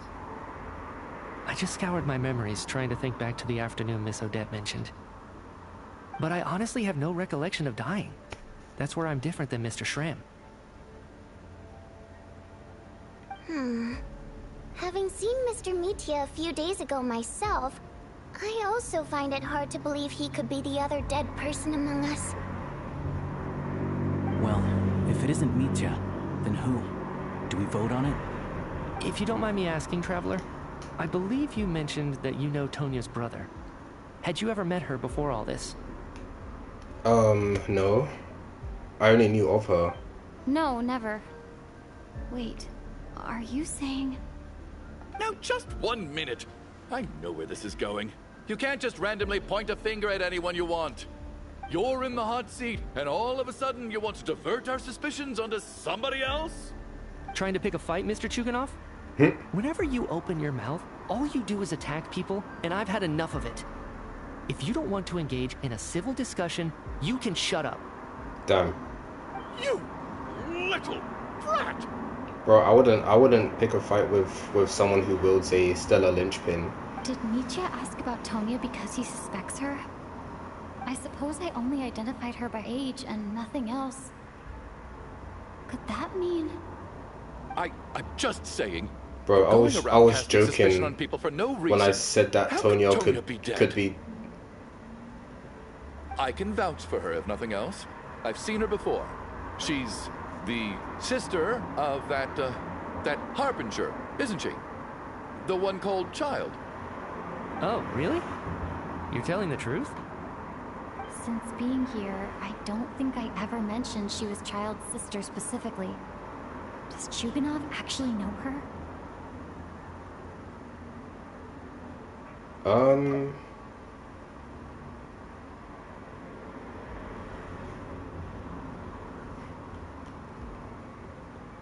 Yeah, true.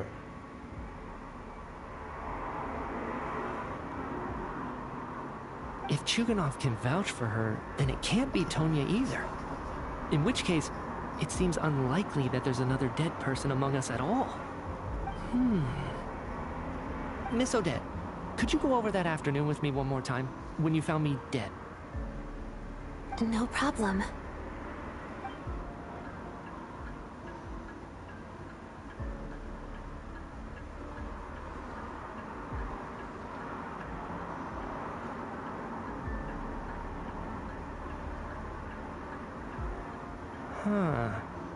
No matter how hard I try, I just can't remember anything about dying. But I do remember something else. Miss Vojanitsa, during our last meal together, I told you how some of the researchers were suffering from temporary memory loss.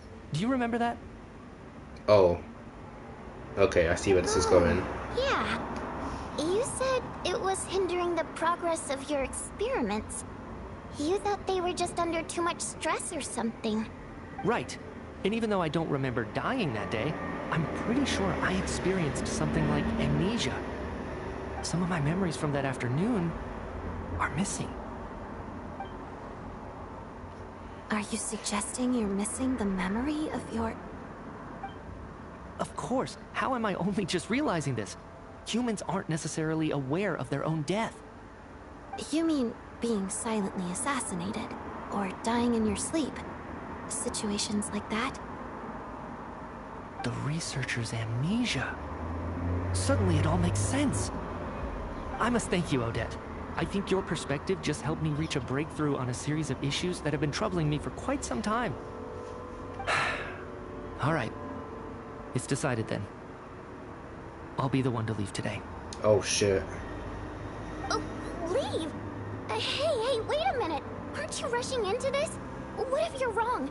You'll pay with your life. Come on, kid. Aren't you gonna fight for your life?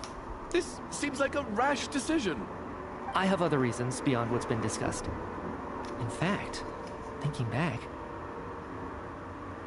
I remember during Miss Odette's performance, while I was sitting in the audience stalls, a brilliant new idea for my research popped into my mind. But then, my train of thought suddenly cut off. I can't remember it now at all, and I didn't take any notes. I guess that must be another instance of temporary amnesia. No. Hold on. I see where you're going with this. You're suggesting that each instance of temporary amnesia is a death, right? There's a glaringly obvious flaw in that idea, no? How can one person die so many times? I believe Miss Odette's account. During the period where my memory is blank, I must have been either dead or in a similar state. All it would take is for the same thing to happen in the theater, and I would come under the effect of the ley lines in this vicinity. This increases the likelihood of me being the deceased, does it not?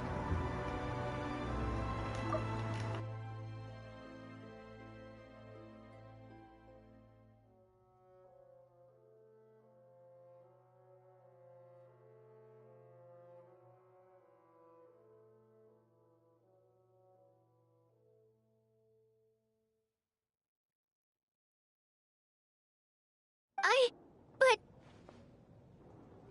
There's no evidence to suggest that anyone other than me is a candidate for the deceased. So allow me, as a scientist, to treat this as an experiment. Please relax, everyone. I don't think things are as bad as they may seem. If I really am the deceased, then to leave the theater will be a relief for me. If, on the other hand, I'm still alive right now, well, apparently you've all witnessed my resurrection recently anyway. Who's to say I won't return from the dead again this time? Nietzsche's right. This is the only thing we can try right now. I think he's deliberately downplaying the gravity of the situation, though. He probably doesn't want to burden everyone.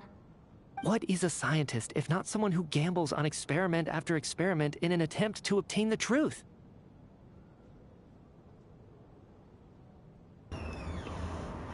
I think Zandik will take a liking to this guy, if he was still around, that is. With this snowstorm, the ley line phenomenon, ghosts of the dead, and my amnesia, we've been paralyzed by not knowing and powerless to do anything about it. It's a terrible feeling. But if I do get resurrected, you can be sure that I'll come back with the truth of all this. Just you wait. The walk of confidence.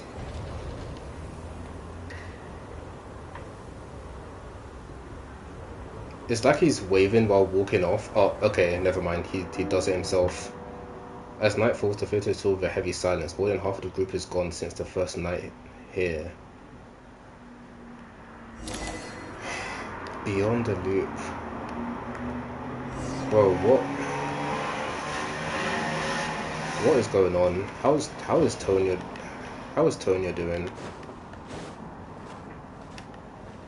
Bro's going through it.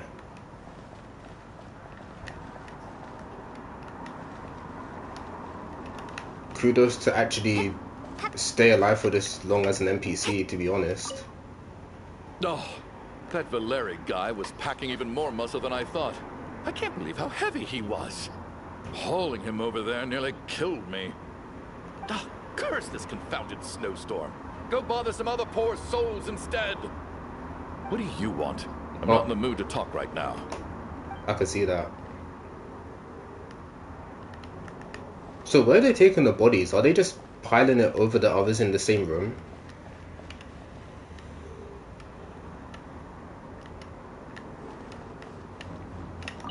What's on your mind, Odette? You haven't said a word. I was thinking about Mitya. If he'd been unwilling to sacrifice himself by walking out into the snowstorm, that would have made more sense to me.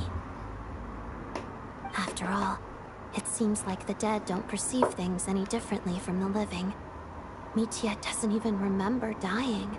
So, to hear the news that you're apparently dead, and simply choose to walk out that door without a second thought, I can't imagine all the things that must have been going through his head.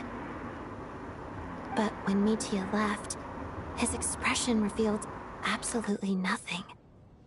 Perhaps he is even better at disguising himself than I am.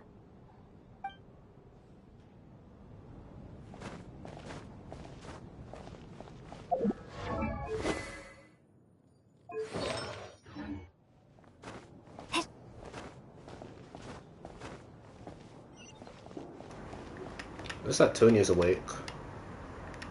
Poor Mr. Mitya. I didn't even get to see him one last time. Maybe it's a good thing that you weren't there to see it. It was a hard thing to watch. I hate goodbyes. Why does it feel like everyone around me is slowly disappearing? Not just in here, I mean. In the outside world, too. Maybe it's the realization that, at the end of life, everyone has to face it alone. Come to think of it, the main reason we're still alive right now is pure luck. Each morning here, for every one of us, there's the chance that we might not wake up. I think this was a trailer quote. You could take it a step further and say that the same is true outside, too. Who can never be 100% sure when they drift off to sleep that they'll open their eyes again in the morning? If I make it out of here, I'm going to cherish every moment that I'm awake and live without any regrets. Without regrets? I feel like a strange sense of anxiety has been quietly growing inside me over the last 2 days.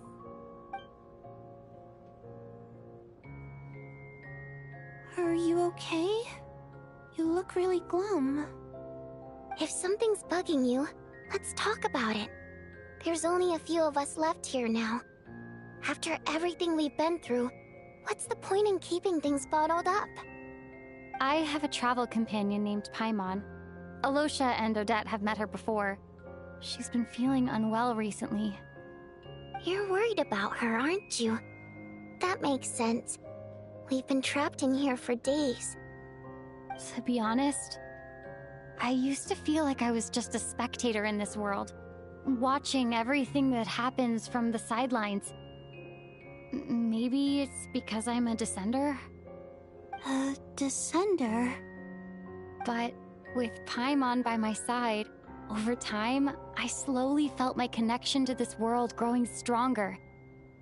She loves eating, sleeping, and having fun, but she's also a great guide. It's her authenticity that makes this whole world feel more real for me. Over the last few days that we've been apart, I've often caught myself wondering, what would Paimon say if she were here right now?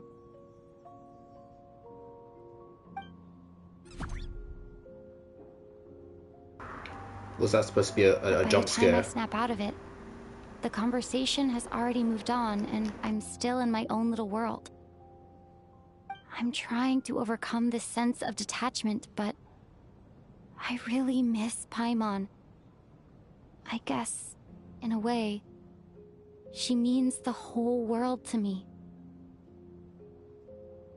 I bet she misses you when you're not there as well. Maybe you're her entire world too. I don't know if this will make you feel any better, but back when the water imps left Snezhnograd in droves, I also felt like the whole world was suddenly empty. I could be surrounded by people all smiling and having fun, and still feel completely separate from it. So, I totally understand how you feel. Later on, I started to think, maybe accepting the fact that our loved ones won't always be with us is something that takes a lifetime. All we can do is cherish their companionship from moment to moment. So, once we get out of here, you better hurry back to our side as fast as you can. You can't let your story end in regret. That's the trope I hate the most. Thank you. That's exactly what I needed to hear. But Vodyanitsa, if you hate goodbyes too, why didn't you leave with your people? That's just the choice I made. I used to regret it, but I don't anymore. Like I said before, singing is a water imp's primary mode of expression. It's how we convey our emotions. Our songs have echoed through this theater for hundreds of years, each one a story pieced together through moments of joy and sorrow. But does a story exist without someone to read it? To me, the answer is no. So I made the choice to stay. That way, there would still be someone left to sing these songs and listen to their stories. Otherwise, they could have been lost forever. Could you teach me how to understand your people's songs sometime? I want to be able to truly hear them, like Mr. Shram. A fan after my own heart. Thank you, Tonya. How about I sing something for you, and you tell me what you hear? Okay, I'll do my best.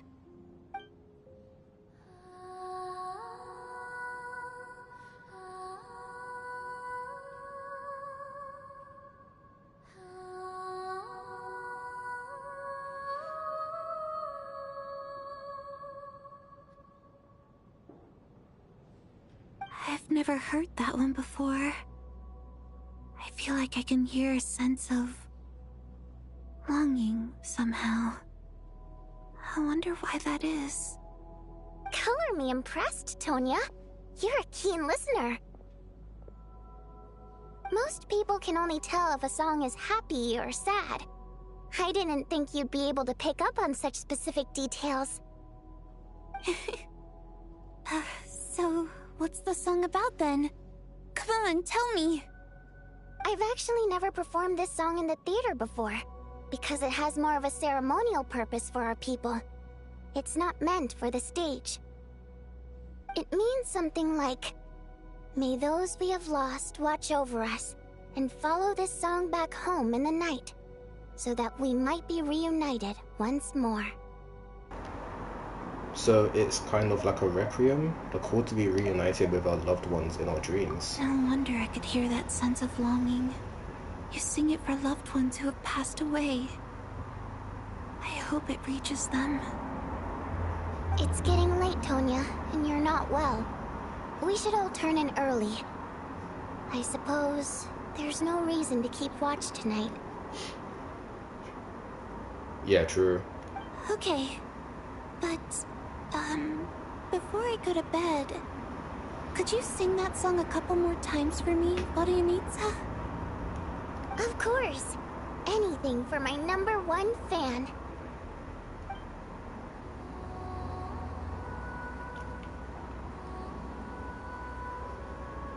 The moment she said that, it felt like a red flag to me.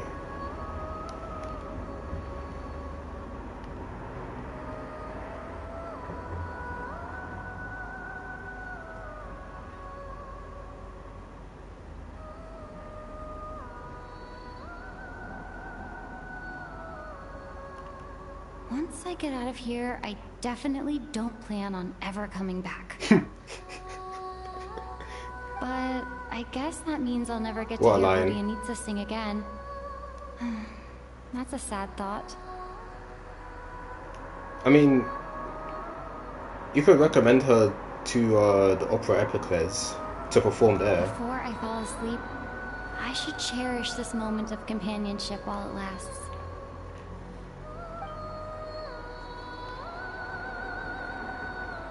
Black Mist time.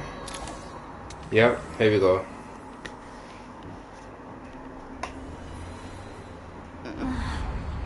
Where? Oh, what the fuck? It's so dark in here, and I feel kind of dizzy. Am I alone? This looks like a whole complete new area. What the fuck is that? It's attacking me. What is that? What the fuck was that? Return, O spirits. Fulfill your oath of protection. Whoa.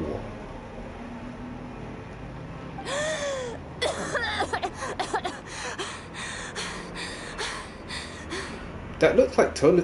That looks like Tonia's silhouette for a second. I'm alive? What just happened? No time for questions. Quick, over here. Turn on the switch. We need to bring back the light.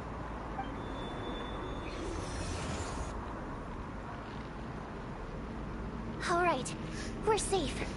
The spirit just now is called Night Prayer. The light subdues her, but she'll attack without a second thought in the dark. Oh, okay, it's one of those mechanics. Is she a ghost? Sort of. I know it's hard, but you can't let this place go dark, or she'll kill you again. Did I really just die? She really just killed me? Yep. Luckily, I was here to resurrect you. Otherwise, that'd have been a real bummer. What the fuck? A bit more than a bummer, I'd say. Wait, so you have the ability to resurrect people? Oh, only at C6, maybe. Sure I do. I'm your guardian spirit after all. Huh? So it sounds like she knows me here, but Lumine doesn't know of her. I specialize in soul recall. Oh, it's nice to meet you, by the way. Okay, now I'm confused. Oh, thanks. It's nice to meet you too. Alright, there's no time to waste. The black mist is already catching up. We need to avoid it at Night Prayer at all costs. Come on, let's go. We need to reach the next switch before the place gets too dark. If we bring the light back, Night Prayer won't be able to get to us.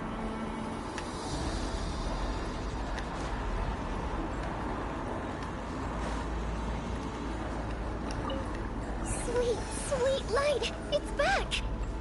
Now that's a sight for sore eyes. Shh. Oh shit. Prayer. We need to move quick, but don't let her notice you. Look out!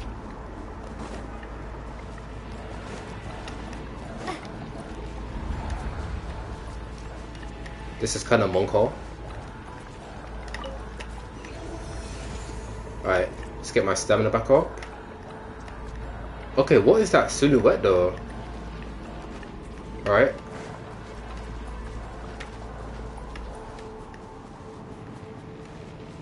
The next switch is over there. I don't know if I'm being chased or not. Also, is that a train cabin? It is. There's the next one.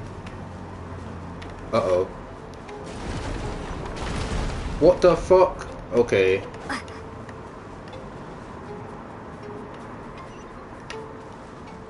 Where am I going? Now it's snowing all of a sudden.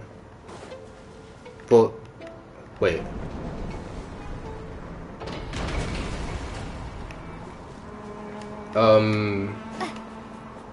How convenient.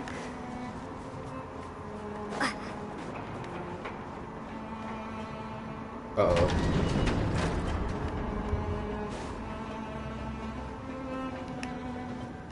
Oh boy. Oh shit, she's there. Yo. What's good? Night Prayer is here too. Oh shit. This can't be the only path. Let's head up there and take a look. The switch is just up ahead. Hurry!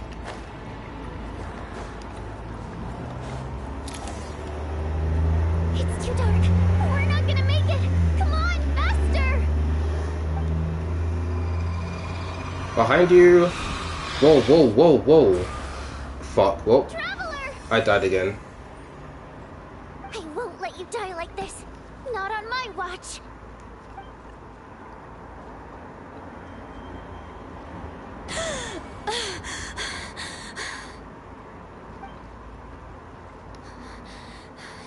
Even though it's not permanent, dying is definitely not a pleasant experience. Great. You're back. Yeah, thanks to you. Time for you to get out of here. Quick, before the light runs out. What about you? You're not coming with me? I can't. I've already been used up. Oh no.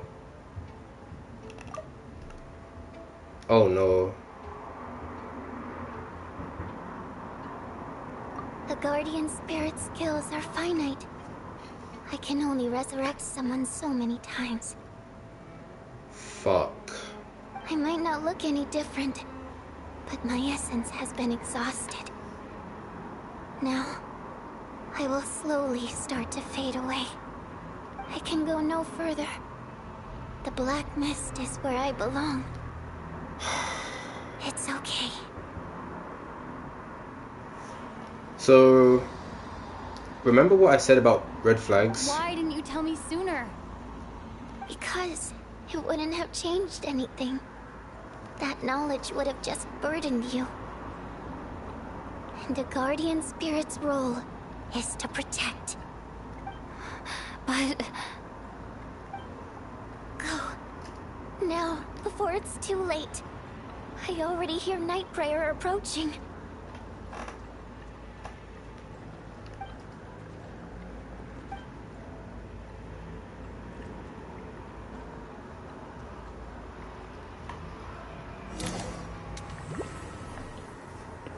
Oh my god. Yeah. What do you need, sir? How could this happen? What do you need, sir?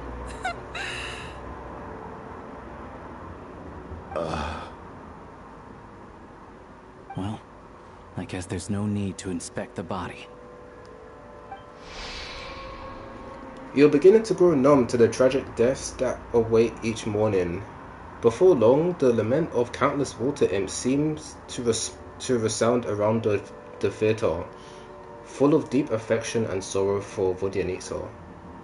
Your emotions begin to respond in kind, leaving a heavy feeling in your chest. Oh my god, what is happening, man? This wasn't supposed to happen. You lied to us, didn't you, Chuganov?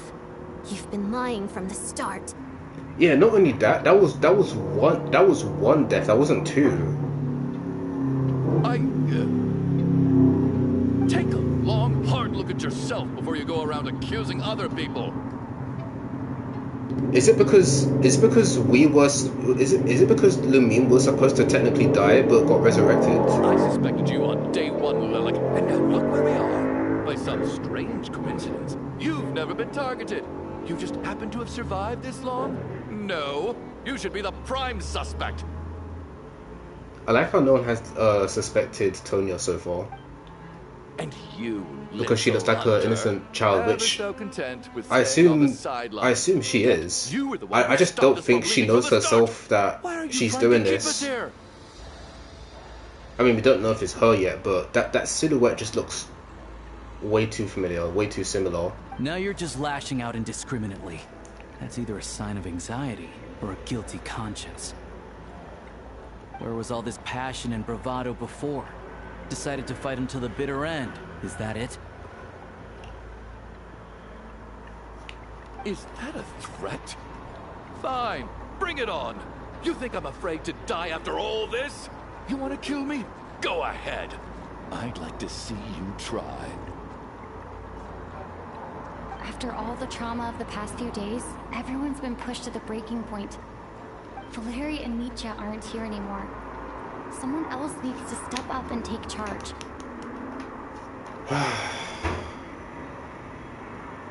But first, I need to think this through. Considering everyone left, who's the most likely candidate for the deceased?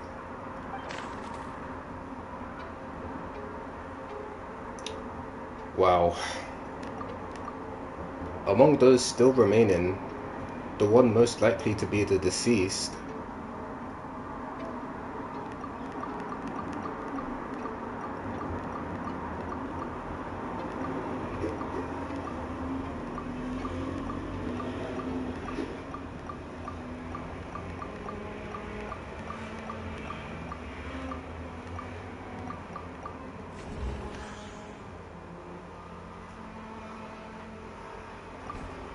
Of those who remain, the only person we've never met before is Tonya.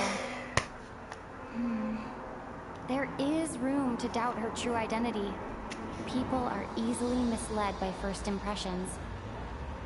Now that I think about it, Child's sister was in fact a label I imposed on her due to my own assumptions. But Mr. Chuganov vouched for Tonya's identity yesterday, with basically no other possibilities left. Could it be...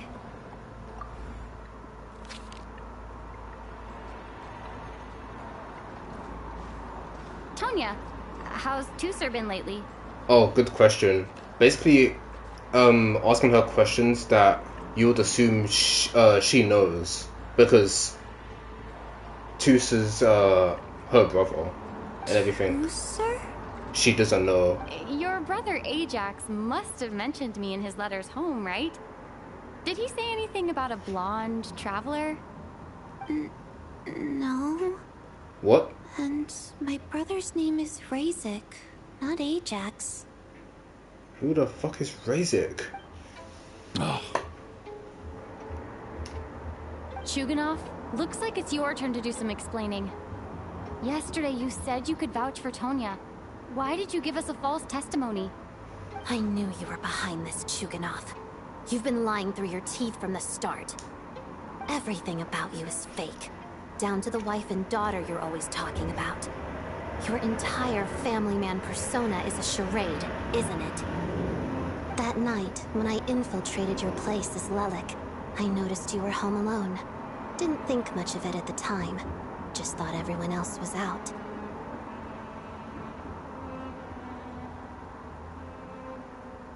But thinking back on it now, that doesn't seem very likely. My guess is, you live alone, don't you? Even that was a lie? But why would Yeah, you lie about how my first thought. Oh. Curses. Oh, why is there no end to this blasted snowstorm? If Nice it deflection. would just stop. If it would just stop. I think I remember now. I know how I ended up here. It feels like a distant memory. But at the same time, it's just like it was yesterday. The reason I'm always coughing is because I got sick with frostbite. The locals usually call it the snow cough. Frostbite. It's not a very common illness. It's partly genetic and partly caused by the cold climate, but it can be fatal. They sent me to the hospital as soon as they found out I had it, and I spent so long lying there in that hospital bed. It sounds like there's no cure to it either. After a while, I felt myself growing weaker and weaker. Nothing seemed to be working anymore. Neither the treatment that the doctors were giving me, nor the medicine my brother was brewing from frost fairy flower leaves. So one day, I told my brother that I wanted him to take me outside for once, so things could be like they used to, just for one day. I wanted to meet loads of friends, experience new things. He agreed. He snuck me out of the hospital, and we escaped. We got to the theater, bought tickets, and went inside. Oh, it was all so exciting. I remember the show very clearly. It was amazing. But I found myself getting sleepier and sleepier.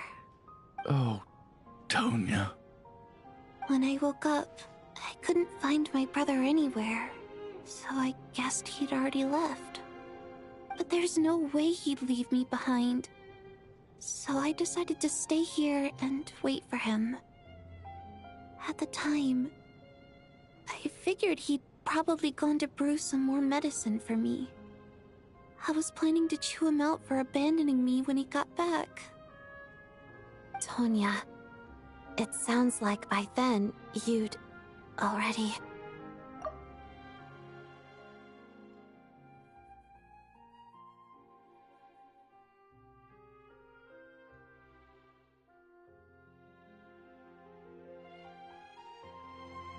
Yeah, I know. I understand now. Dead, aren't I? This cough and the feeling weak, it's probably just my body's memory. After all of that, it turns out I can't blame my brother after all. I was the one who abandoned him. I'm sorry, everyone. I realized this much too late. It seems like death skewed my perception. And now I've dragged you all into this mess. Your name probably isn't even Tonya, is it? Yeah. Didn't that ever strike you as odd over the last few days? Well, when I was little, my brother and I read a storybook, and Tonya is the name of one of the characters. Did she manifest from that storybook? When we escaped from the hospital, our family and the hospital security were looking everywhere for us. So when you first approached me and said my brother had sent you, and called me Tonya, I thought he must have chosen a fake name that only the two of us would know. Because he was afraid of getting caught. Now, it seems like that was just wishful thinking. At least your memory of death isn't painful. That is a small comfort. Now it's your turn, Chuganov. Talk to us. I believe no lie is ever told without a reason. You're right. I was lying. I happened to know that the Harbinger child and his sister Tonya managed to get tickets, so... I lied to you and pretended I knew them. And yes, I was lying about my family too. But why? Truth of the matter is, I lost them a long time ago. I just refused to accept reality. And now I've spent the second half of my life living a lie. I'm a joke. So it wasn't necessarily lying about having a family. It's just that he had a family. My daughter's name was Iskra. And before you ask, yes, Iskra, as in Iskra manufacturing plant. So he named his he named his plant after his daughter. She also died from the snow cough. Which is why she was just 6 years old. If she were still alive today, she'd be around the same age as little Tonya here. Yeah, this is also why he told Tonya, quote unquote, that she reminded him of his daughter. Not because of like how kind she is, but specifically because of this frostblight. After Iskra passed, my wife couldn't bear to face those memories either. So she chose to start a new life without me. One day when I came home from work and saw the empty room, I felt like I couldn't breathe.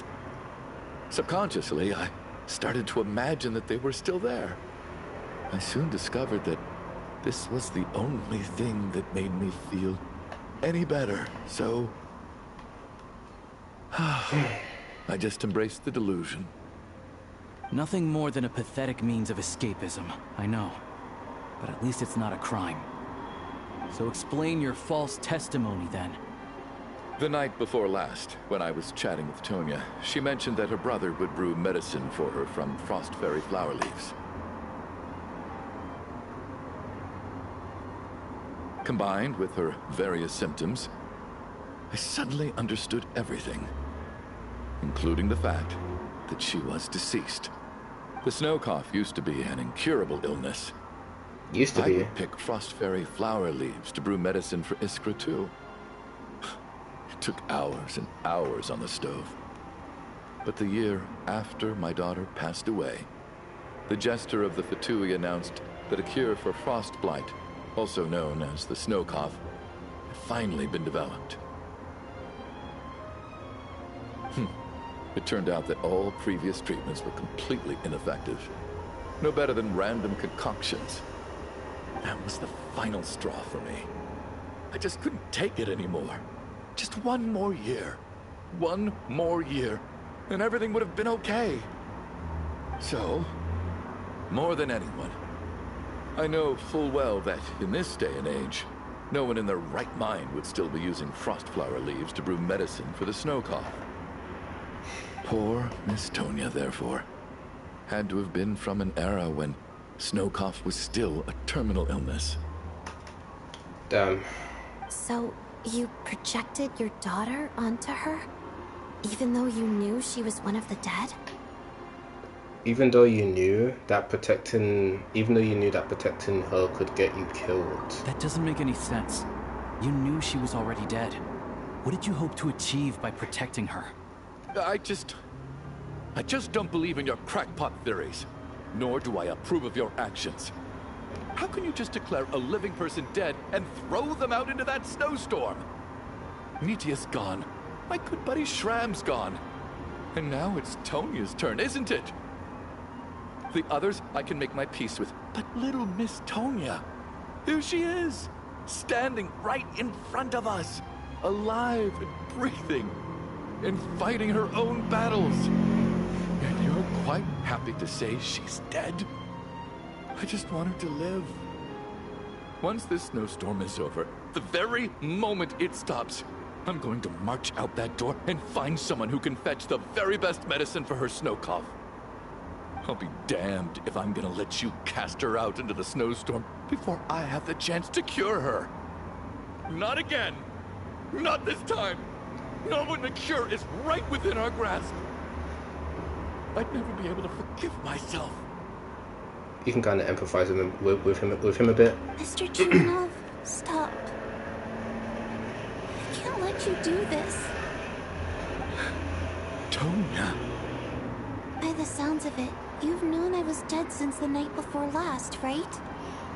I really liked Mr. Valeri, Mr. Mitya, and Miss Vodyanitsa. And now they're all dead because of me. I'm not happy about that. The reality is, you've been trying to fight your own demons through me. But all you've really done is trap me inside your delusion along with you. No! Listen to me. I want to save you. I do! Well, at this point, I'm quite sure that I'm dead. I don't need to be saved. The time I got to spend with all of you is more than enough for me. Despite all the bad things that kept happening, I got to meet so many interesting people and spend so many days and nights by your side. Since the day I escaped that hospital until now, this has been an adventure I never even dared to dream of. I'm very fond of you all. If it were only possible, I'd trade my soul to bring back the ones who died. If it meant things didn't have to end like this. And that's why I'm not fond of you at all, Mr. Chuganov. I'm sorry. It's them that you owe an apology to, sir. Not me. Well then, I suppose this is it. It's time for my adventure to end. I've caused enough trouble. 07s. You're leaving already? It's still early.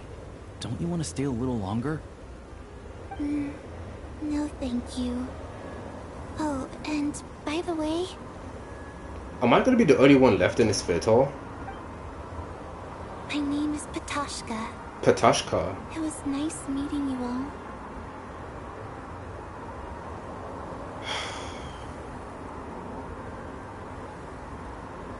Man.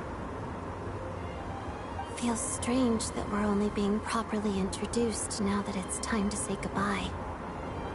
Tashka? Wait, is he leaving? What are you doing, Chuganov? Bro. Are you crazy? Let me leave. I can't keep lying to myself anymore. In your dreams.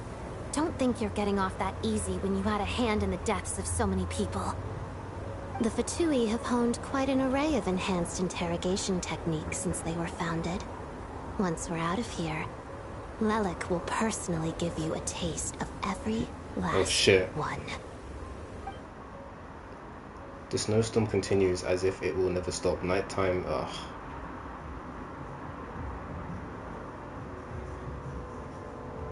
I think we should leave. I doubt this snowstorm is ever going to stop. For all we know, this storm might have destroyed all of Snezhnaya by now. Maybe even the whole world. I'm starting to feel the same way. Maybe this is the heat death of the universe. Wait, we finally solved the mystery of the haunted theater today. Maybe let's at least try to enjoy tonight? Enjoy, he says. Alright, nighttime soon falls once again. Okay, let's do one part of that mystery then. Fair enough. I don't particularly feel like dying in Chuganov's company anyway. And yet you won't let me die first. Hey, Chuganov, on a serious note, if we do make it out of here, you should close down that factory of yours. A lot of people are freezing thanks to you. Is this really the time to be discussing my factory? All right, fine. I'll shut it down. Doesn't matter to me anymore. Wait, what? Knocking? You're telling me someone made it back? Am I hearing things? Or was that a knock at the door? There it is again. But I don't understand. The snowstorm hasn't stopped, has it? Maybe the snowstorm has brought us some unwanted visitors, or perhaps it's the rescue team that Valerie mentioned. Should we open the door? Is this it? Is this nightmare finally over? If the last few days are anything to go by, I probably shouldn't be getting my hopes up.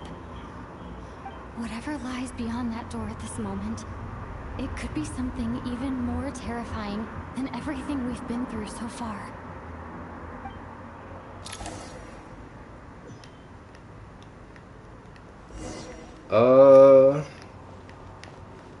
Yeah, now I'm getting nervous. Because it's been like how many days now? And you're telling me someone just casually walks to the fucking theater, knocking on the door, acting as if, you know, everything's chill, no pun intended. What?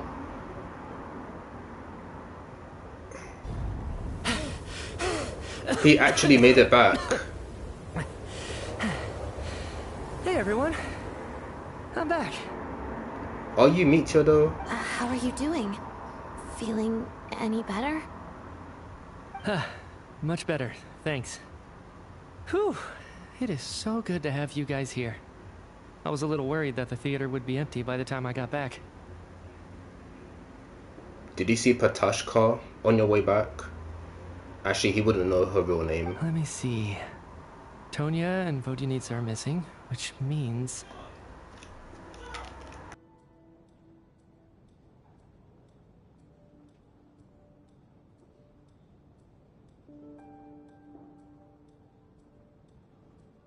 Vodyanitsa died last night. And then you discovered that Tonya was the other dead person. Am I right?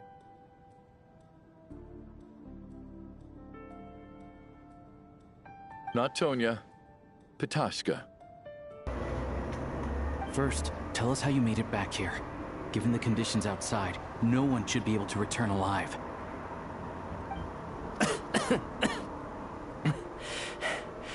You're right. The thing that got me back safely was... a song. I heard someone singing. Wait. The thing that got me back safely was a song.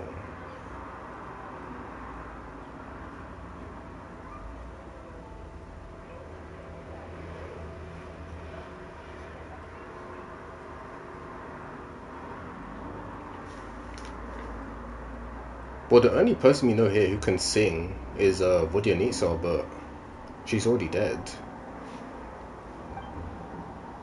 After walking into the snowstorm, my mind grew hazy. I don't know how long I walked through the storm before my mind completely slipped away. Then, suddenly, I heard the sound of singing. The voice instantly brought me back to my senses, and I regained consciousness.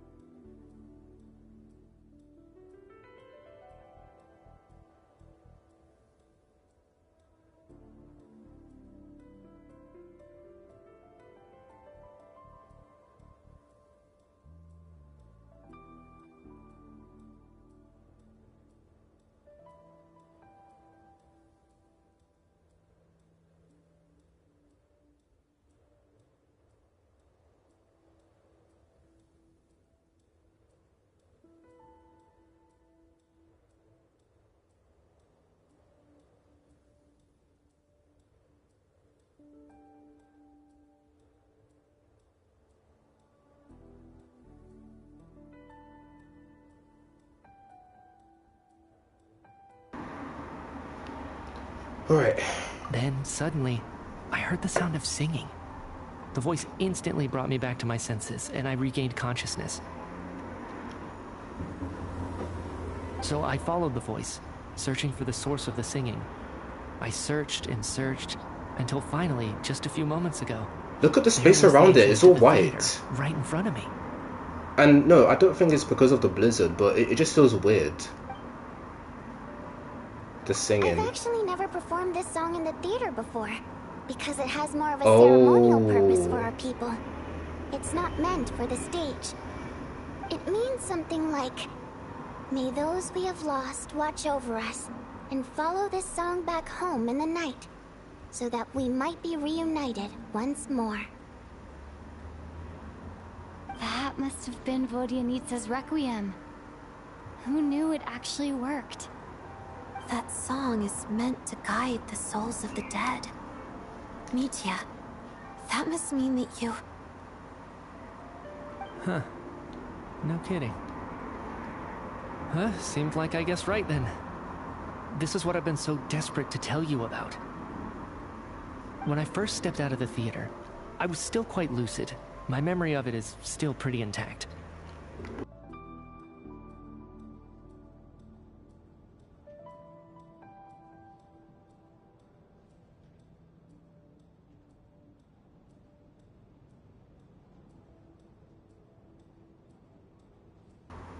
I remember the outside world being completely different than what I'd expected. It was like this was a world where only the snowstorm existed. There wasn't a trace of any humans or buildings ever having been there. I don't know how else to describe it, except to say that it just didn't seem like the real world. And as for the Requiem, if I was guided here by Vodyanitsa's song, it can only mean that I must already be dead. And this is my soul, not my body. But I didn't experience a clear moment of death while I was out there. Nor do I feel any different now than before I walked into the snowstorm. You don't seem any different to me either. In fact, this is something I've been wondering about for a while now. If souls aren't physical, shouldn't they lack tangible form? Both Shram and Patashka were clearly deceased, and yet their souls didn't look or feel like ghosts at all. They were visible, tangible, no different than you or me. This raises a truly terrible thought. Is that really what Mitya is suggesting? Oh god. What Mitya was trying to tell us is, everyone in the theater had been dead all along. We are all inside a dream. Mitya has come back to life once again. We can leave this place now.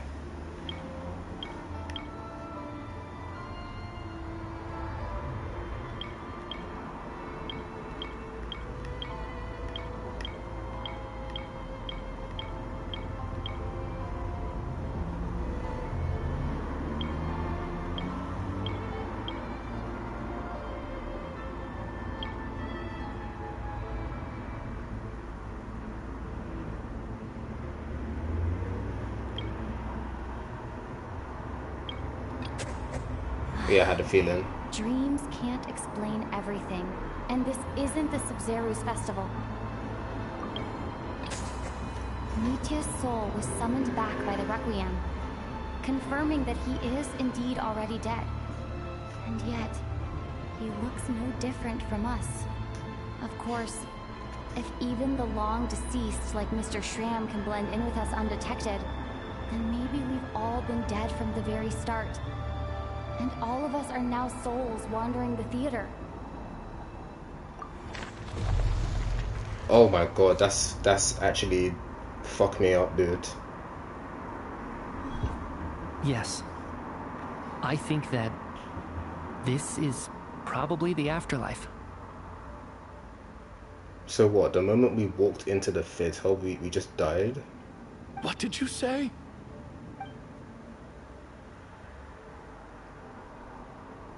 You heard me. We died in the theater. All of us did. But due to an obstruction in the theater's ley lines, our souls are trapped here, while an endless, infinite snowstorm rages outside. It's ironic, really. All that time, we were working so hard to figure out who the deceased among us were, when the truth was, we were all deceased. The only difference being some of us died more recently than others. Do you remember that note, "Death is near"? Seems like we misunderstood what it meant after all. Death was nearer than we wanted to think all along. The note simply meant that all of us were already dead. So all our attempts to survive, our search for the deceased, it was all for nothing? Hard to say. At the very least, we helped 2 lost souls find clarity and go to where they belong. The presence of those 2 is probably what caused our souls to be drawn in by the ley lines. In which case, the deaths we've awoken to over the past few days were just souls returning to the ley lines for good. If what you're saying is true, doesn't that make us the lost souls now? Huh, no wonder. This afternoon, when I was moving Vodyanitsa's body, I noticed that the other bodies in the room hadn't decayed one bit after all these days.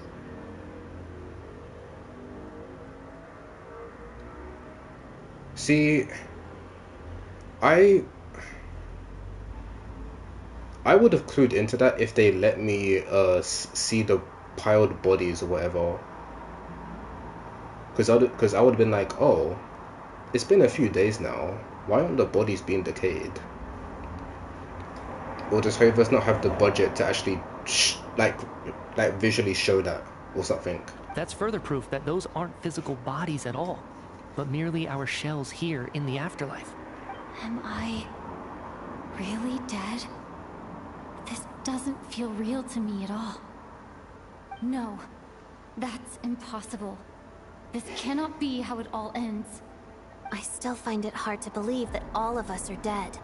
How exactly did we die in the real world? None of us have any memories of dying, right?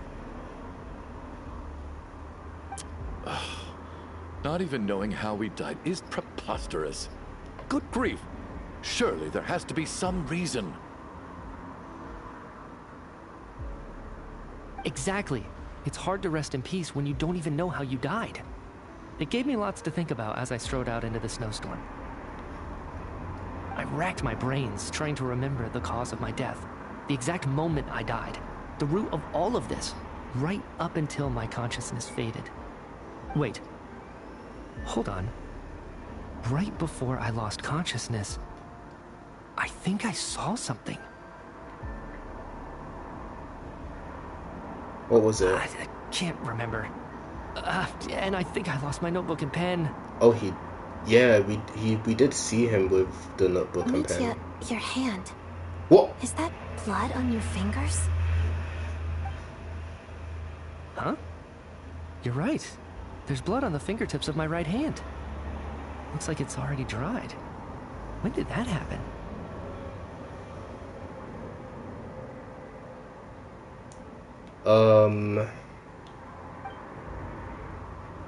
What the fuck? What the? That looks like Renova's eyes. That looks like Renova's eyes. I guess this was what I saw. I must have desperately drawn it in my own blood right before losing consciousness. What's wrong? Do you recognize the symbol?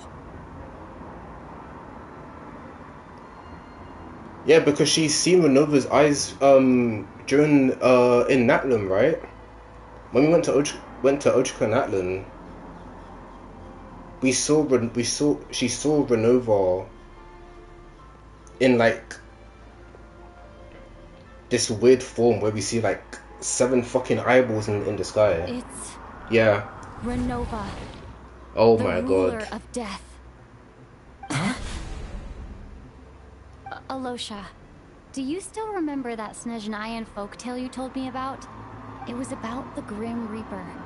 Oh shit. When someone's about to die, he appears as an incarnation of someone familiar to guide their soul into the afterlife.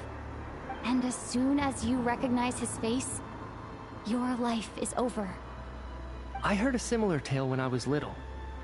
You think the Grim Reaper in this story refers to the ruler of death you mentioned? That's right. In which case, death is near could also mean that the Grim Reaper is here, disguised in a familiar form. Death, the deceased, and the Grim Reaper? So it's a triple entendre. When I first saw this note, I thought it contradicted the investigation report.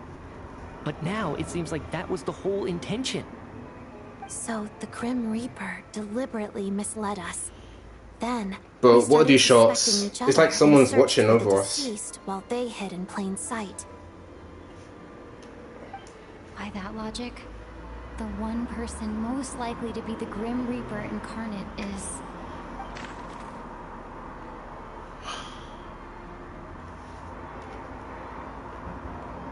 The person most likely to be the Grim Reaper incarnate is... Oh shit, hold on.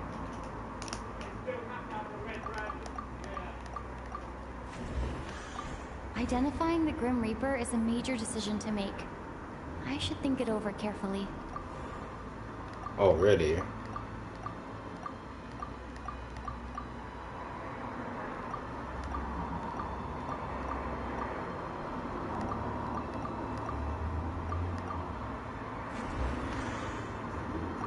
Identifying the Grim Reaper is... Oh my god, that's scary as shit. No doubt about it. It's Alosha. Looked it over the past few days. Alosha is most likely the Grim Reaper lurking among us.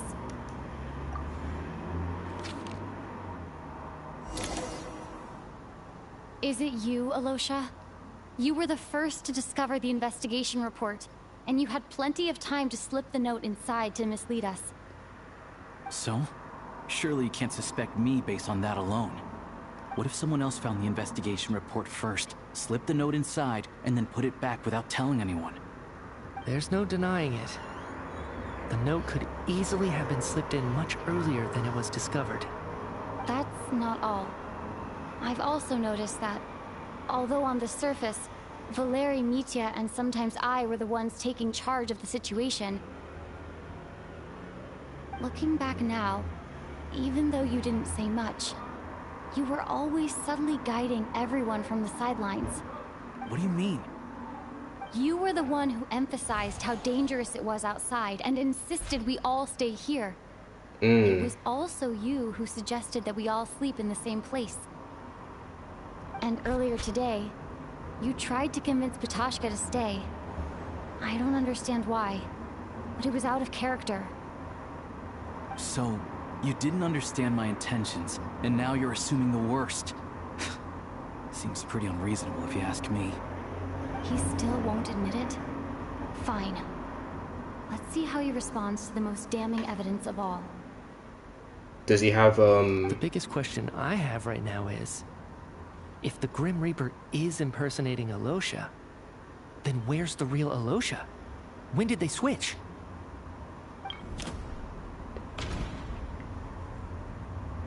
After the performance, while investigating the snowstorm, the first night we spent in the theater, where we discovered the investigations report, when Meteor returned from the snowstorm.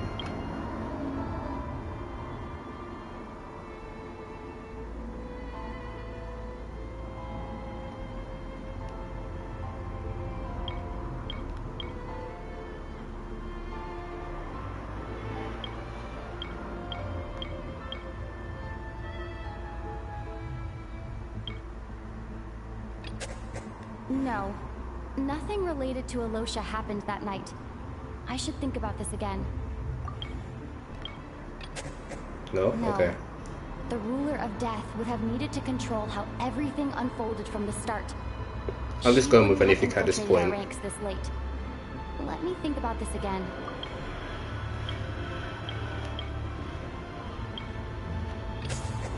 That's right. This was the moment. Right at the start, before any victims had even emerged, Alosha was switched with the ruler of death while everyone's guard was still down. Uh-oh. We might have awakened her. When all this began, right after the performance ended and the snowstorm began to pick up, no one suspected anything unusual. We just assumed we were snowed in. It wasn't until we discovered the bodies the morning after that we realized something out of the ordinary was going on.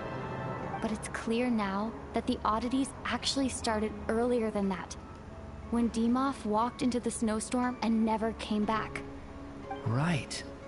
So Mr. Dimov was the first victim, not Sobolova and Torgov. And if we pinpoint that moment as the beginning of this incident, then one thing becomes clear. Alosha, you are the only person who walked into the snowstorm and came back without the help of Vojanitsa's Requiem. More precisely, Alosha never came back at all. The one who came back was the Grim Reaper. Cool. Not bad. Oh shit! Well, since you've backed me into a corner, I suppose the eyes. there's no point in keeping up the act anymore. Alosha? You're the Grim Reaper? I am no such tired cliché. Mortals should address me as the ruler of death. Is she gonna have a title card? Because like Harbingers gets a title card, even Sinners. Before being It just makes wiped sense out for that good, Shades get one. You identified the two deceased, and even sensed my presence. A commendable achievement. Far beyond what I expected. I heard you can ferry souls. Those deaths each night. Were they your doing? Your initial conclusion was correct. Due to the existence of the two deceased, the ley lines yearned to reclaim those long-lost souls. Every night they devoured an equal number of souls to fill the void. This required no intervention from me. Though, of course, ferrying souls is indeed my authority. Here, take a look. Oh, fuck. What are you doing? That takes care of today's two. Whoa, shit. Don't get so worked up. You are already dead, and your souls must return to the ley lines. I know we're already dead. You murdered us, didn't you? Murdered? No. Murder is when mortals usurp my authority. Death is my jurisdiction. If I require someone to die, I need not resort to such laborious methods as murder. You simply met the criteria to trigger my curse of death. I know about the curse of immortality. So there's another death-related curse too? You cursed us? When? And why would you do such a thing? So often, humans pray to me, begging to know when their death will come, and what form it will take. Yo, can we get this version of Alicia? But few people ask why. If you must have an answer, know that death comes simply because one's time has come. So you're not gonna tell us the truth? Hold your tongue. By all rights, you shouldn't even be allowed to speak with me. Those angels from the past are to blame for the reckless renovation of the ley lines here. It's made my work on this occasion infuriatingly complicated. Work?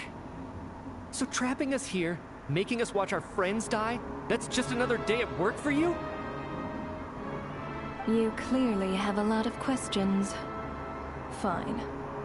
As a reward for your remarkable accomplishments over the past few days, I shall answer a few of your inquiries, provided they aren't too unreasonable.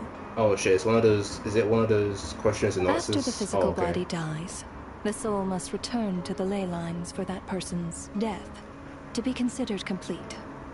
My work encompasses the entire process of death, including, naturally, the guiding of souls into the ley lines, with which you are now so familiar. You must also be rather familiar with Natlan's Night Kingdom, I presume? It was I who supported the creation of the Night Kingdom. It provided a convenient means of guiding the souls of Natlan. Here, too, the ley lines connected to the theater underwent some modifications. The angels hoped to make them capable of accommodating the souls of some special creations. But this actually hindered their ability to accept ordinary souls to some degree. This effect manifested itself after you died from the curse in the theater, leaving you stranded in the afterlife, unable to achieve a complete death. One sec.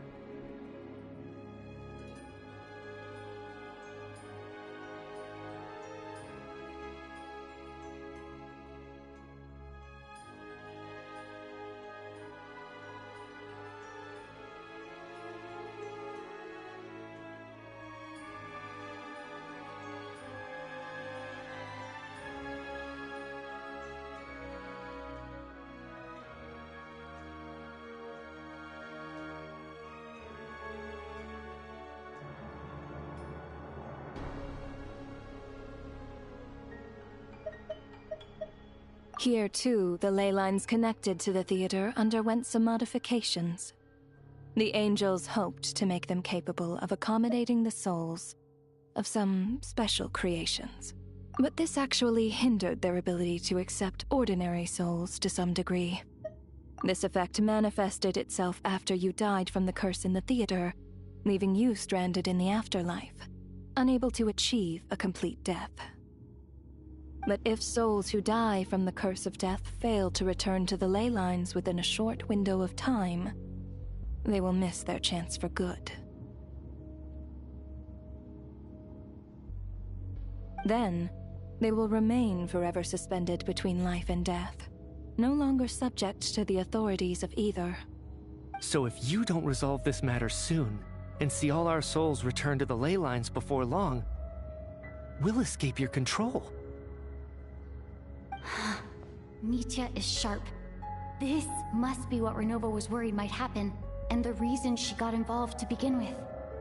But if you have the authority to guide souls, why didn't you just show yourself and get it over with? Why hide among us in the form of Alosha? Maybe she's a bit shy, that's all. You seek to understand the mind of a god? Very well. I'll tell you. This is a theater, and I decided I wanted to watch a show about death. That's why I encouraged you to take the events to the stage. I found myself getting quite immersed. I suppose the entertainment you provided makes up for all the trouble you've caused me by being so defiant in the face of death. There. Are you happy with my answer? Can't say I am. Really? But it fits the stereotypes you humans have about gods. Just moments ago, you were complaining about how infuriatingly complicated your work here has been. Work is work, I get it. There are times when it's a huge pain, but you just have to get it done, right? That's a rather unique perspective for a human. You are in fact correct. There is a pain point in this case. Due to the obstruction in the theater's ley lines, there is a hard limit on the number of souls they can receive each day, making it impossible for me to ferry all your souls at once. Revealing my identity too soon would inevitably have led to futile resistance, and there was a risk that any souls who chose to run would disappear. Then there was the issue of the 2 lost souls you called the deceased. The way you resolved that quandary was all part of my design. That's what I don't understand. If all of us were souls of the dead, what made their presence among us special? For centuries, they have refused to return to the ley lines, exploiting the issues created by the angel civilization to resist being drawn in. Centuries of obsession accumulated during this process. You may think of this obsession as the resentment of the dead, and in this quantity, it was a bomb that could have detonated at any moment. It reached the point where I could not afford to leave it unchecked. But the only way to fix it was to help them acknowledge their own deaths, make peace with their regrets, and willingly walk into the snowstorm. Only then, with my guidance, could they finally return to the ley lines. Otherwise, you would not like to know what the consequences would have been. I vaguely remember seeing Patashka, but in the most terrifying form. Was that in a dream? Is that what would have become of her if she hadn't returned to the ley lines? I see your dreams brought you many revelations. So you see, death in fact grants wisdom to mortals. Souls connect to all things in the world and see the chain of cause and effect between them. It's nothing unusual. Anyway, giving psychological counseling to lost souls is not my strong suit. That is more of an angel's role. It was something I could not resolve directly using my authority, so I decided it was easier to leave the bomb defusal to you. Meanwhile, of course, Their presence caused the souls of other members of your party to return to the ley lines each night. From where I stand, that was killing two birds with one stone. As both issues slowly resolved one another without me having to lift a finger, all I had to do was stay close by and keep the situation under control. Then use my authority to wrap things up at the end. And, of course, while I was at it, I thoroughly enjoyed watching this drama, dealing with death from a mortal perspective, play out on the stage. Sounds like you had it all figured out, Grim Reaper. I just did the math. You said there's a hard limit to the number of souls the ley lines here can receive each day. It's 2, isn't it? That much is obvious, even to a fool. It's time to review this whole affair. If the ley lines can only take in 2 people per day, I need to go over the deaths from these past few days again.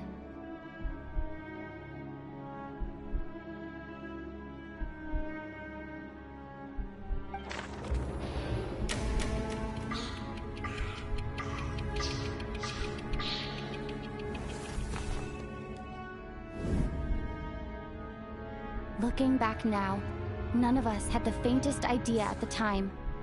From the moment the staff member named Demoff walked into the snowstorm, the incident had already begun.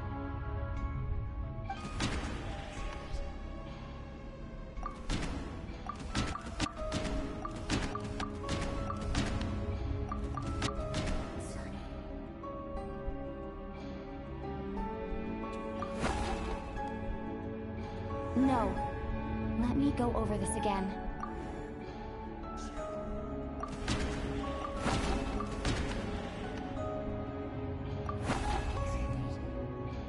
No.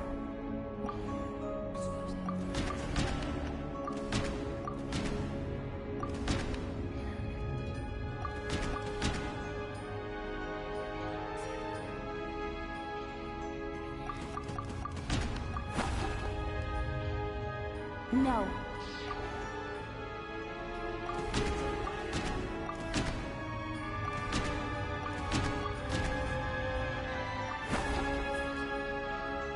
No. Let me...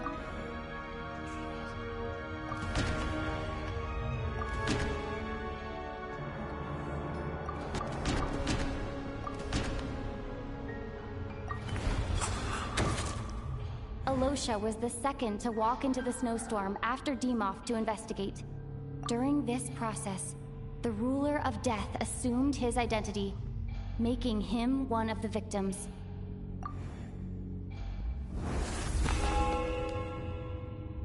During our first night in the theater, everyone was caught up in the novelty of it all.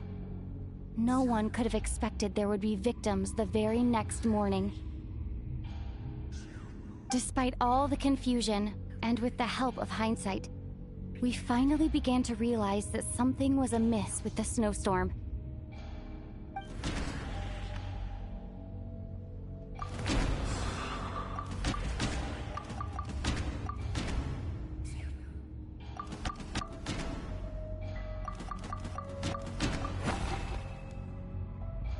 No.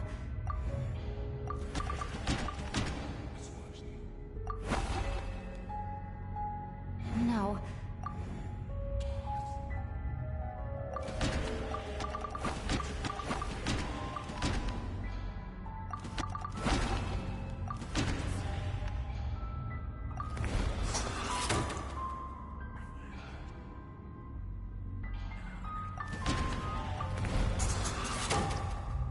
The ley lines devoured Torgov and Sobolova on the first night.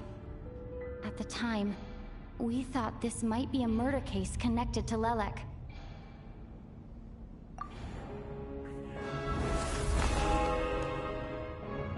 Odette and I spoke a lot that night. 3 people were on watch, but in the morning, we discovered that someone had fallen victim all the same.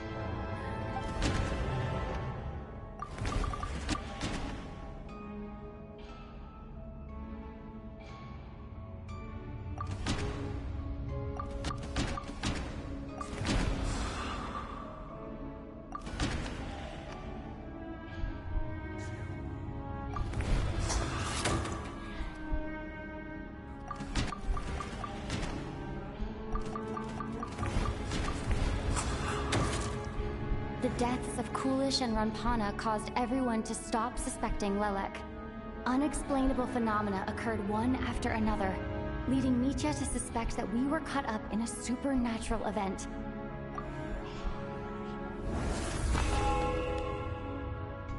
Later, we discovered that there seemed to be an extra person among us, and subsequently discovered the existence of the deceased.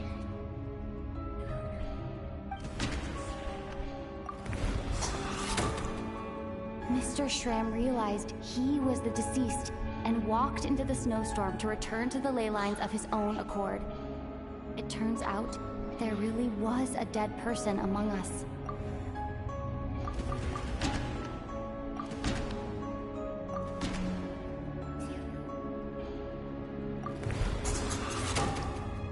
We thought it was all over, but Mr. Valeri's death was a rude awakening for everyone. Once again, the ley lines consumed him during the night. A lot happened today. Mr. Valeri's death led us to discover the connection between the number of deceased and the number of victims during the night.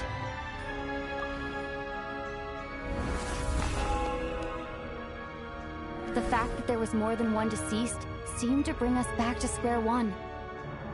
Odette revealed some information she had been keeping to herself.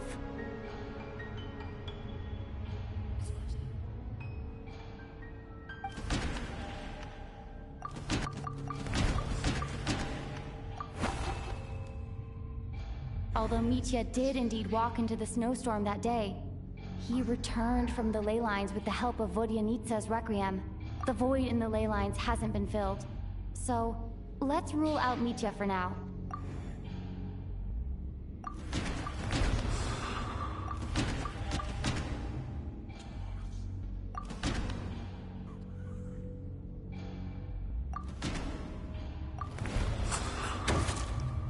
As it happened, Patashka filled the void left by Mitya's return from the ley lines by walking into the snowstorm this morning. The girl I thought was Child's sister, Tonya, turned out to be another of the theater's deceased.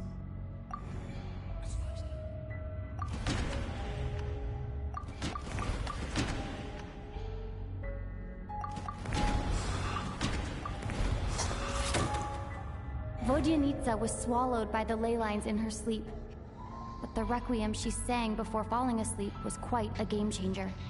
Come to think of it, Patashka was about to walk into the snowstorm at that time, and Renova, unaware that Mitya would return, was concerned that her soul would overflow from the ley lines. That's why she used Alosha's voice to try and persuade her to stay behind. Looking back, I suppose that was an early slip-up on her part.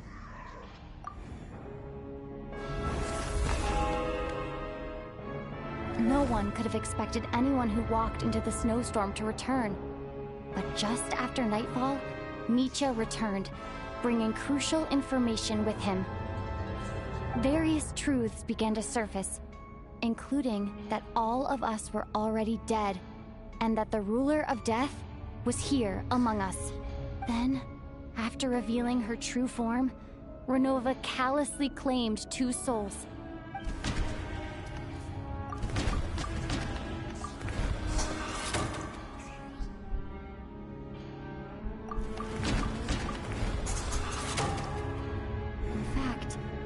Everyone was already dead by the time we took the photo. And in the days since, we've experienced many more partings in the afterlife. Now, only Mitya and I remain, and the true culprit behind everything still stands before us. In Mitya's eyes, I see the same anger and frustration that I feel. Bro, I'm gonna keep it real. A lot of this is going over my head, but I'm trying to get there. I'm trying to get there. This is actually a lot to take in, bro. That covers everything. It's all clear now. At first I was trying to figure out what the question was telling me, but then I figured it out later on. Your work isn't finished here yet, is it? The Traveler and I are still standing here, safe and sound. The Water Imp's song threw things off a little, but it is of no consequence. The ley lines have already anchored your soul, and the first ray of light tomorrow morning will take you back. I, meanwhile, need to review my attitude towards the Water Imp race. So, the reunion in the night that Vojanitsa mentioned, I suppose that was never meant to be a permanent reunion. That just leaves you, Traveler. My power only allows me to temporarily separate your soul from your body. The ley lines of Tevat would not accept you. Yeah. And your soul is firmly anchored to your body by your will.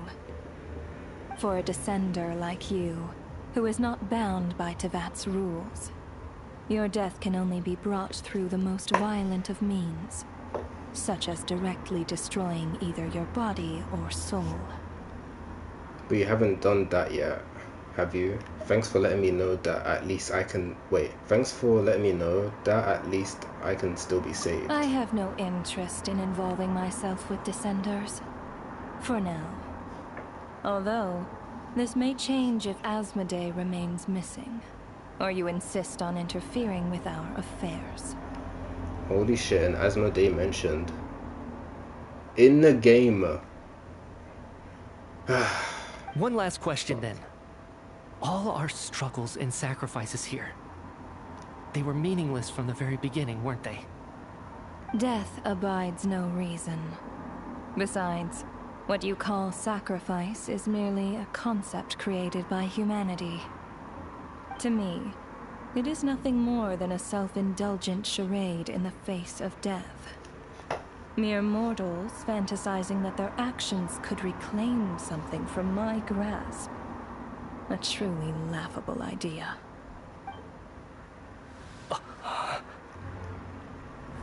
Grim Reaper, you really know how to get on my nerves. I'm not here to ingratiate myself with you. I kill merely because your deaths are necessary. Oh, you've made that quite clear. But humans don't take well to being scorned. Not even by the gods.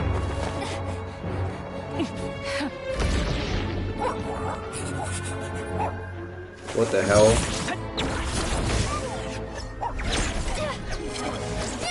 Is Meteor like a catalyst?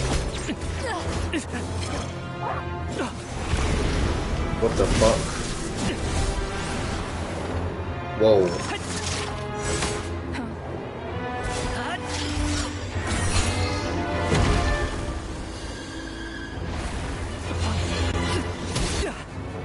Good block.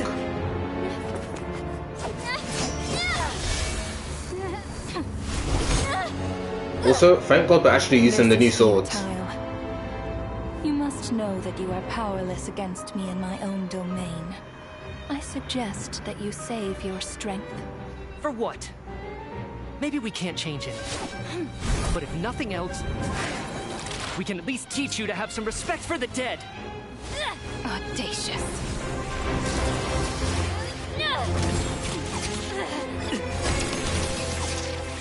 You can shield too.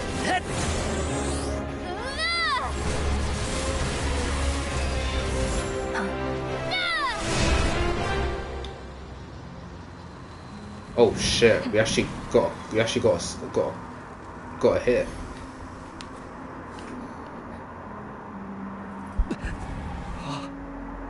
Oh shit! The hand. Oh no.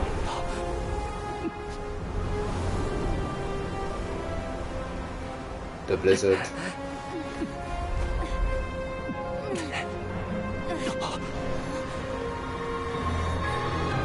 Whoa.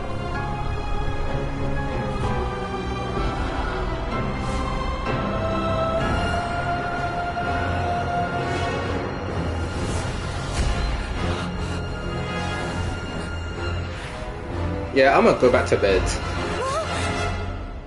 What? Oh shit.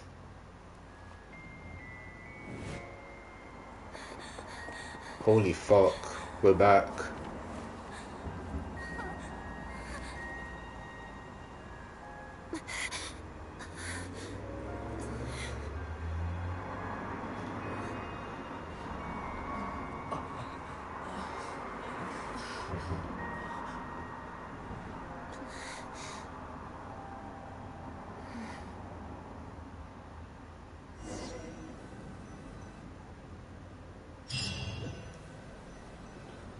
Yeah, we need to leave now.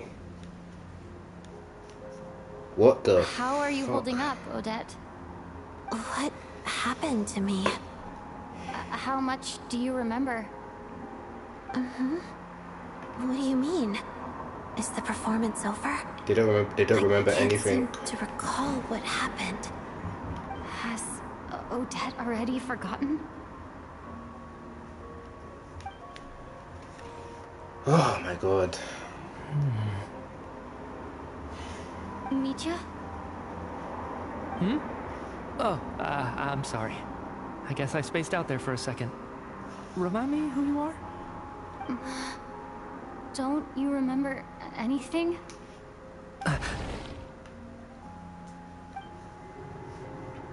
Yeah, I remember now, Conrad. Looks like we guessed right. Just like me when Odette found me at the Armory Palace. For some reason, everyone killed by the Ruler of Death eventually came back to life. Valerie's like, huh? What did he say? Just with one catch. They forgot what happened while they were dead. Odette and the others have already forgotten everything. Why were you able to remember this time? Could this be the reason? You said this is the Ruler of Death's symbol, right? I don't see anything there. Oh, only he can see it? You don't? Huh. Okay. I guess that makes sense. I carved this into my hand in the afterlife, so it's not visible in the physical world. Does that mean I carved this symbol into my soul? What an unsettling thought. Still, at least I get to remember what happened. I suppose it's a blessing in disguise. What about you, though? The Ruler of Death mentioned that you're a descender?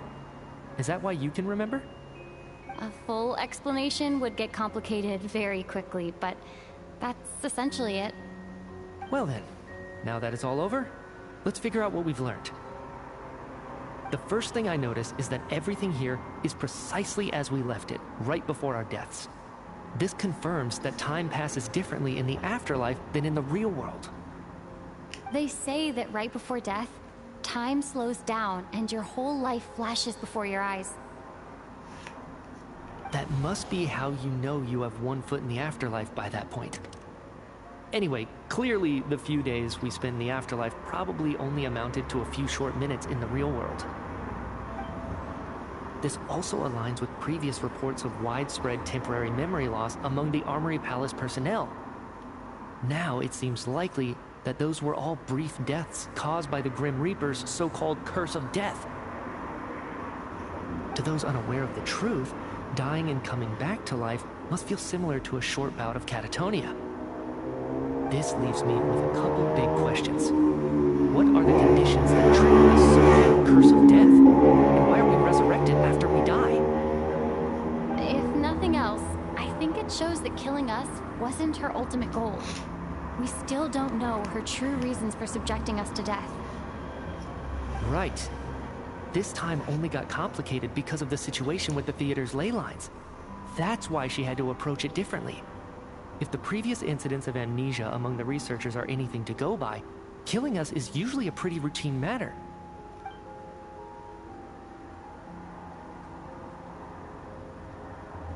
Come to think of it, wasn't I about to note something down before I died? Yeah, where's your notebook? I can't remember what it was, but I think it was something related to my research project.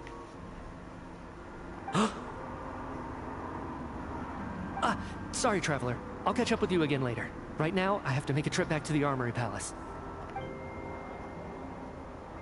Ma'am, if I may, no one of your description has ever shown up in my investigations into Mr. Mitya's friends. Oh, well... Yet, you two seem very familiar with each other. Could you perhaps tell me where he was in such a rush to get to? And, by the way, have we ever crossed paths? Forgive the presumptuousness, but I feel a vague and indescribable sense of familiarity about you. I can explain everything. Could you help me gather everyone in the theater in one place? Everyone gathers on stage once again, but this time you do so in the real world without everything outside being devoured by a snowstorm. Due to the unique properties of the theatre's ley lines, it seems no one has completely forgotten their experiences in the afterlife.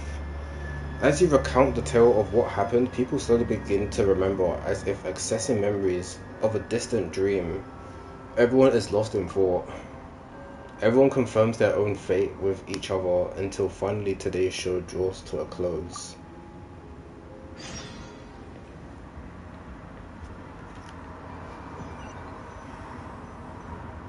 So, Chuganov really is going to shut down the factory. I guess this theater incident actually did us some good after all. Holy shit, after like 4 to 5 hours, we are finally back out the theater. What a ride.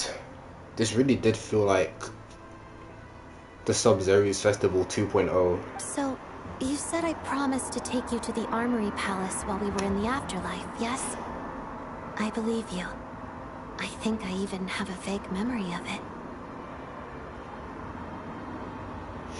I want to get back and check on Paimon first, even though not much time has passed for her. Agreed. Let's check in on her first. The whole reason for our trip to the Armory Palace anyway is to figure out what's going on with her health. Oh my god. Freedom. Oh shit, I should stay away from this section. The thing's gonna trigger.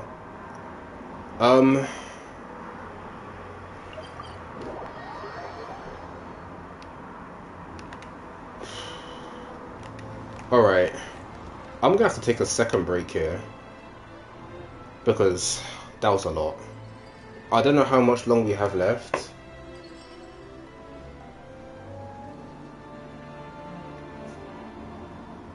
I don't know how much long we have left. But I'm gonna take another break.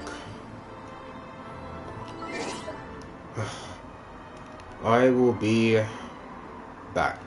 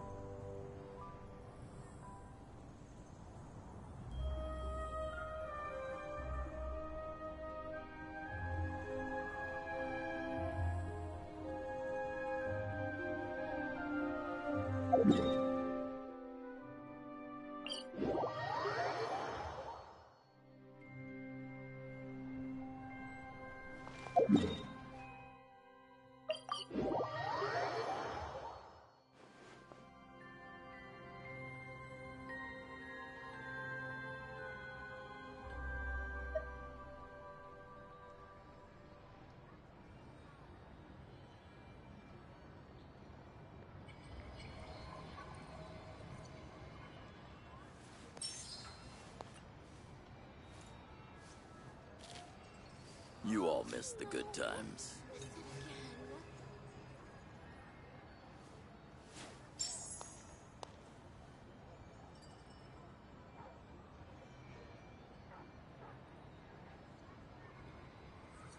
The snow in Snezhnaya is always bitterly cold, and it never seems to end.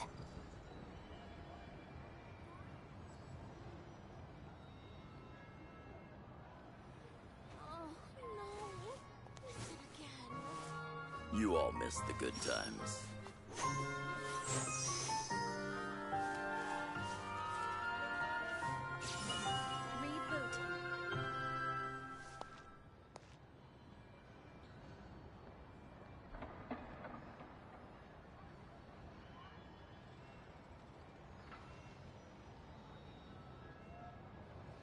You all missed the good times.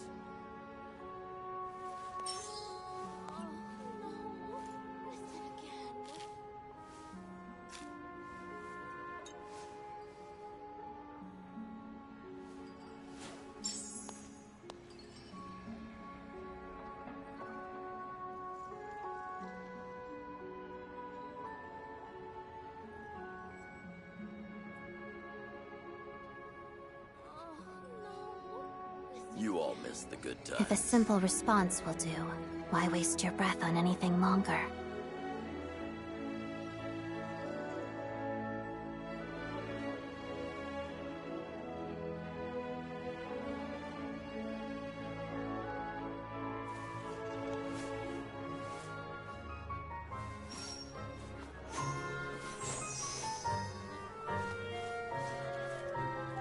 You all missed the good times.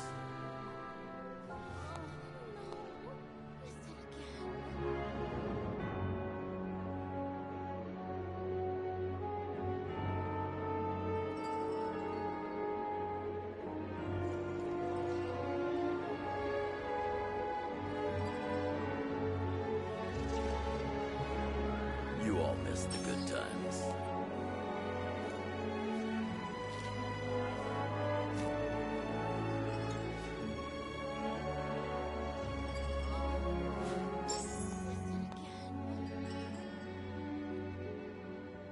Ad Astra Abyssosque. Welcome to the Adventurers Guild headquarters.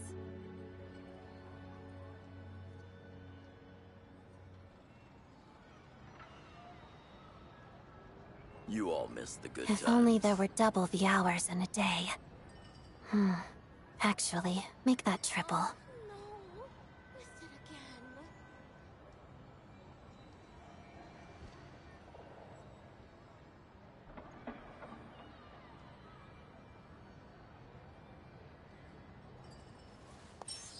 You all missed the good times.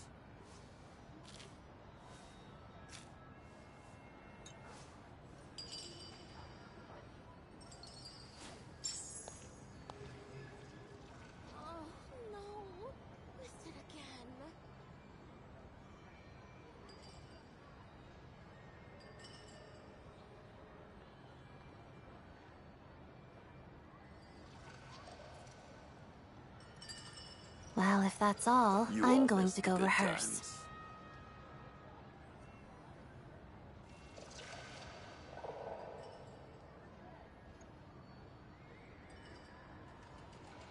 Rebooting. Oh no, missed it again.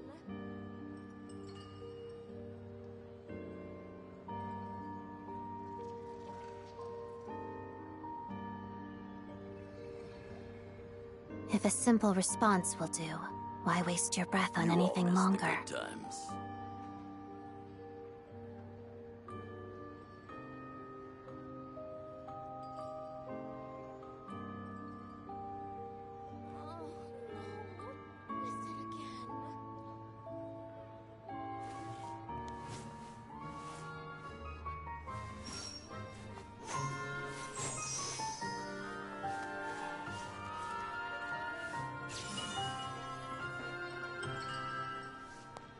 You all missed the good times.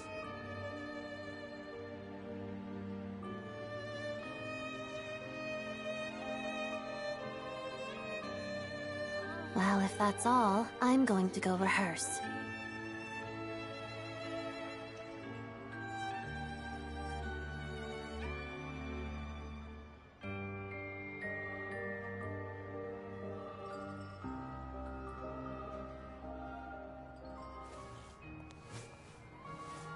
You all missed the good times.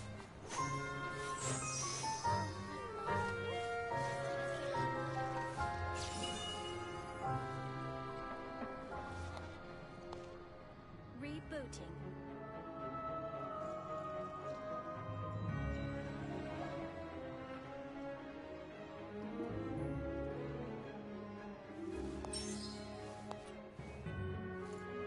You all missed the good times.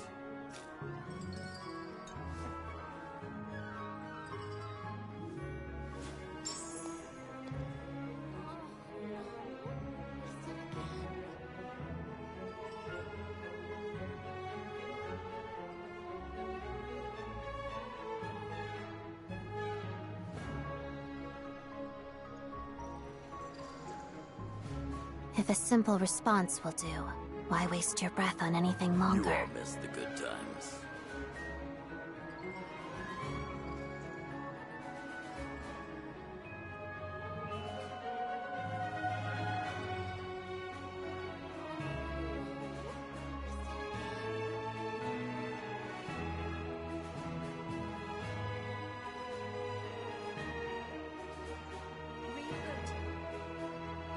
You all missed the good times.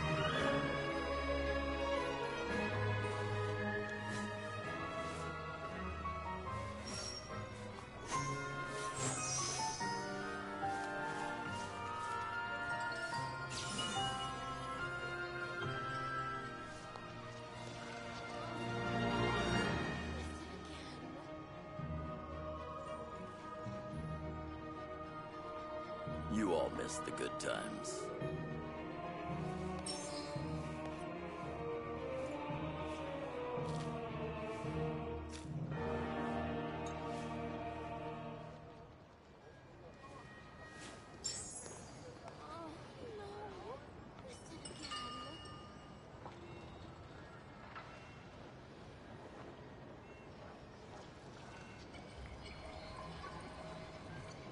You all missed the good times.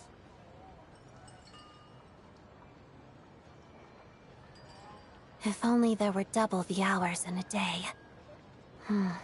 Actually, make that triple.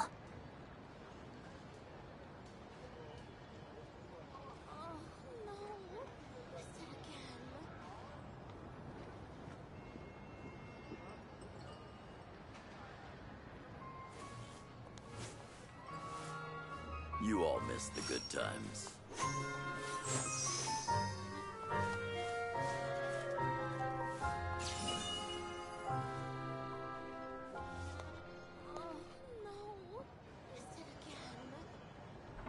Rebooting.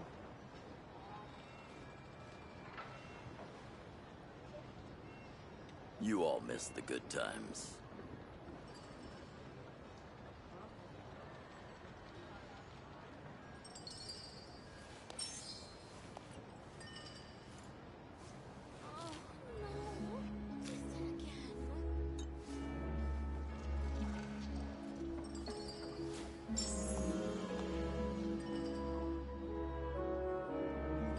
You all missed the good times.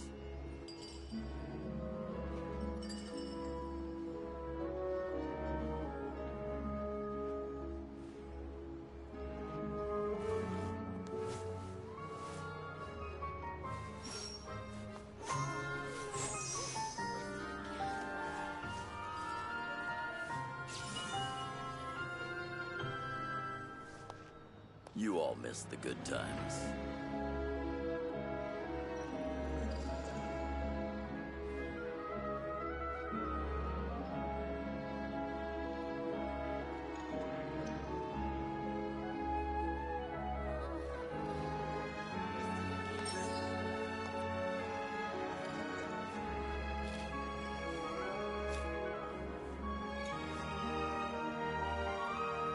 You all missed the good times.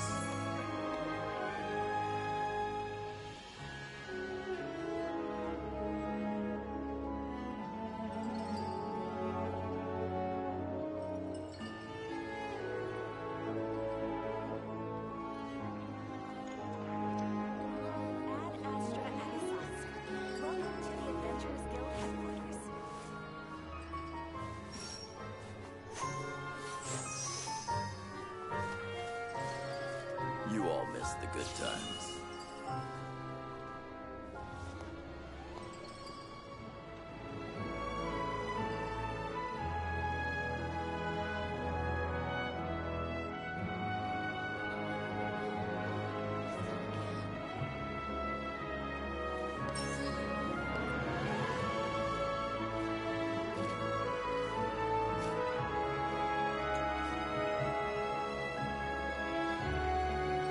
You all miss the good times.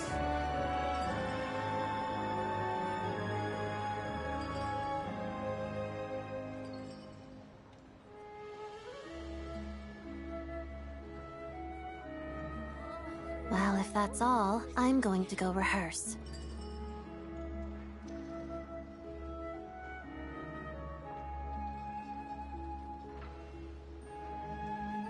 You all miss the good times.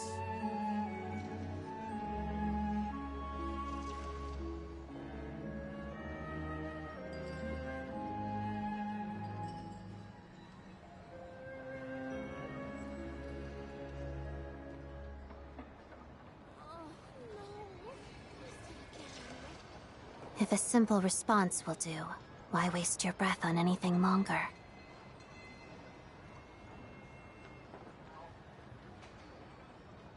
You all miss the good times. Ad Astra Abyssosque. Welcome to the Adventurers Guild headquarters.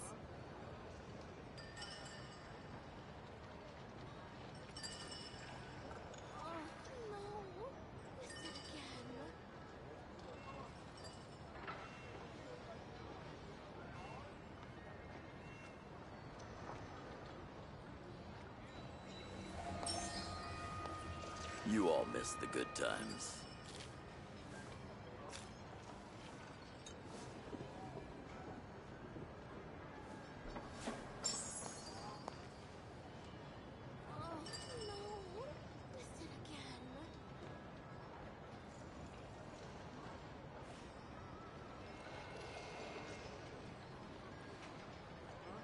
If only there were double the hours in a day. Actually, make that triple. You all miss the good times.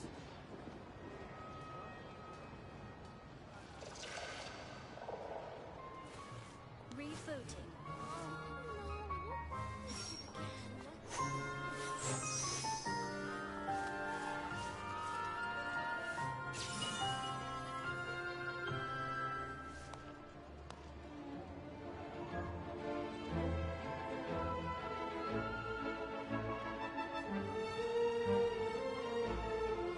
You all miss the good times.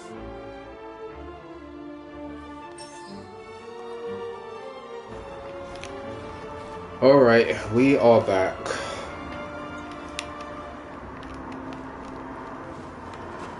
I feel replenished.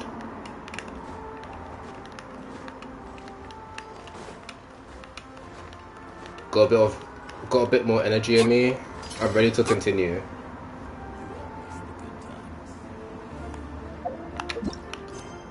Oh my god. Oh! Mistelton. Oh shit.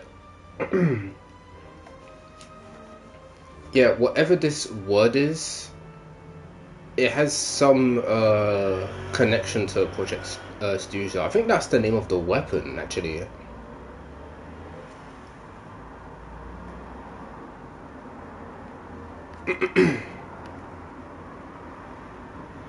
Yeah, interesting.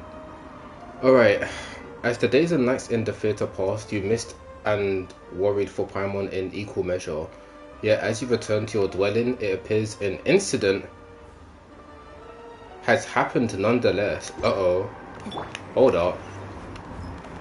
Take a break, pick up the pace. Pick up the pace. Uh-oh. What was the incident?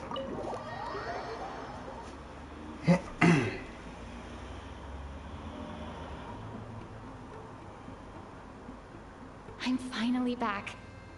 Even though a long time has passed from my perspective, as far as Paimon's concerned, I probably just went out to watch a very short show. I should keep my emotions in check when I see Paimon again. or it'll seem weird. Oh my god, the tears. Hold up. Was this always here? The UI? Also, before, I was trying to find this in my inventory. I don't remember if you can bring it back up, but anyways. Wait. The atmosphere here feels off. What do you mean? Is there danger? Shh. Stay quiet. Let's go inside and take a look. Have we still not been able to notify Child yet? We need new orders. What if that person comes back again? What happened? What were you just talking about? I'm so sorry. Under the circumstances. Oh shit. There was really nothing we could do.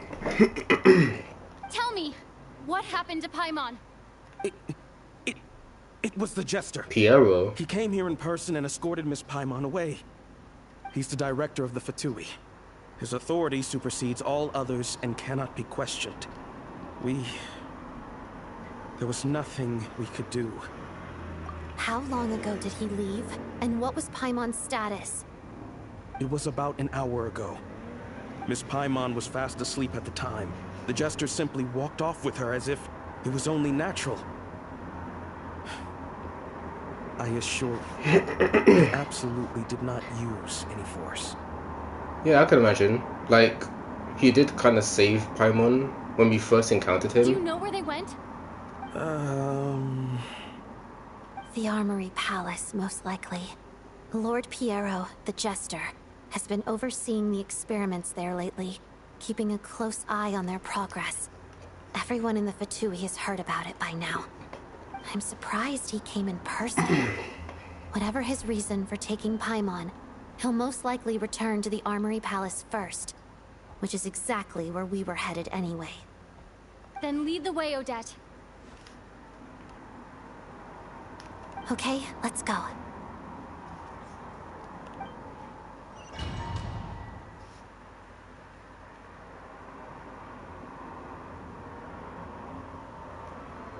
It's just up ahead. Quick, let's get inside. No, I'll go alone. You know I'm planning to force my way in. You're with the Fatui, so you should stay outside. I was hardly planning on taking you through the official channels anyway.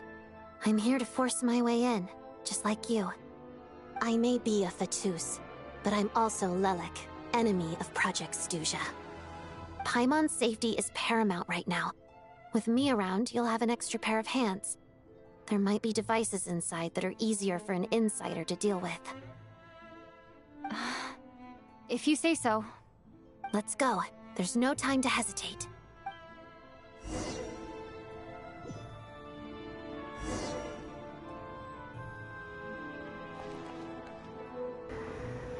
Trial Odette.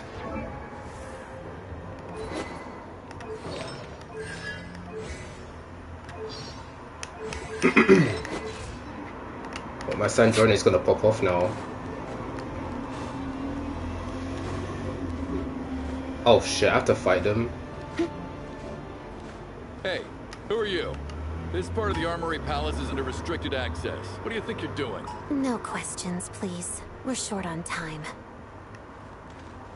Well. Together.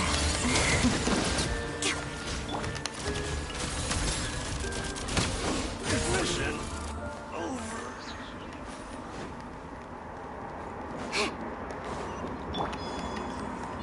Make short work of this. Let's begin. Holy damage.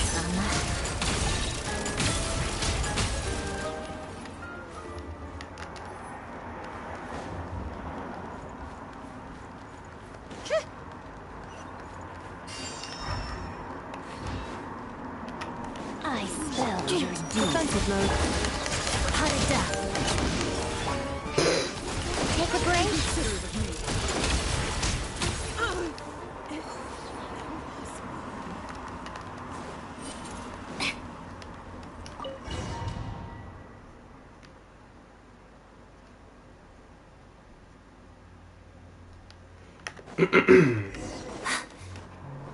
Get rid of all the obstacles. Okay. Now, you have a pass? Where are you coming from? So, you're intruders, huh? Then don't blame me for what happens next!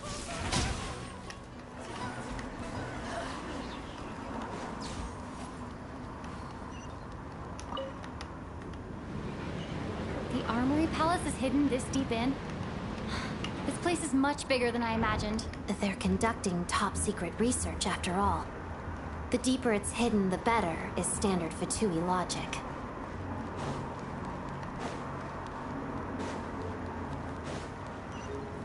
The style doesn't really look like the Fatui's handiwork, though. They must have requisitioned some structures from a past civilization. It also serves as a bit of a disguise. Yeah, I remember seeing this from the trailer. They're all active. Intruders! Stay alert! How tiresome.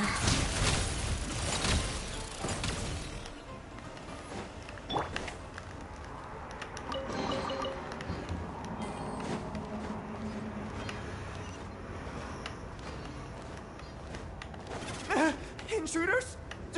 Don't come any closer! New recruits? Sound like one. Just what are you guys trying to do here? I'm sure it will fix your skull! Armory Palace God Captain, Hellstorm Canada. Crystalline Adagio.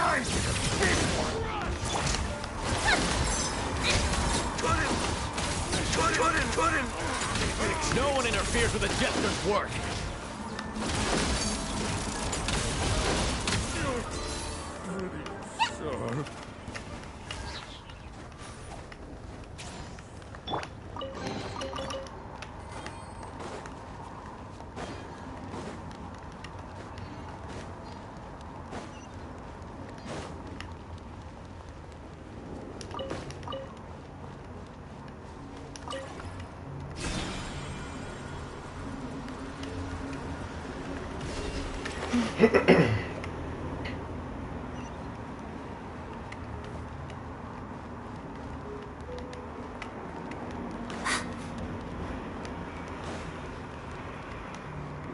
Looks like no one's guarding this place. There's something off about that decoration over there. What is that? Look out! Oh shit. Let's deal with these before we move on. Do I just avoid it?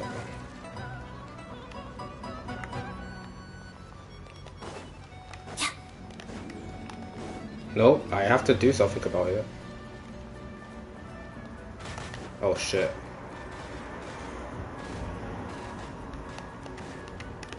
Okay, what am I supposed to do?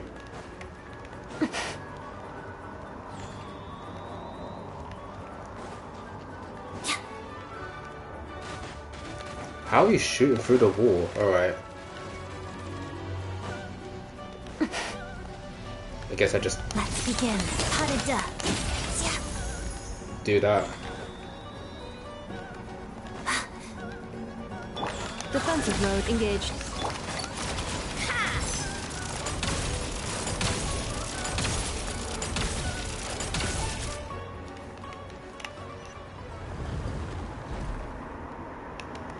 Take a break? Pick up the pace.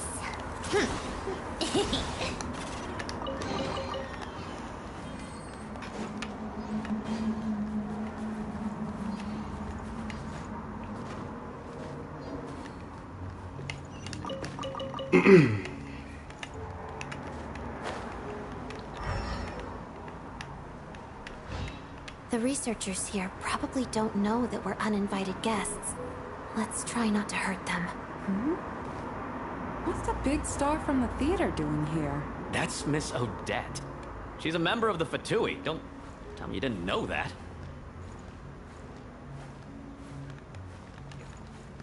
Don't mind me just passing through.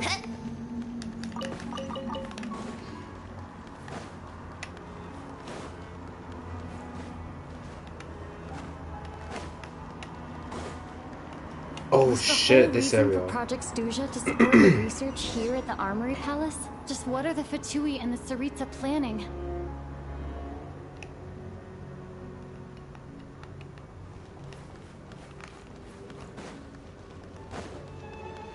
do we ignore these people as well?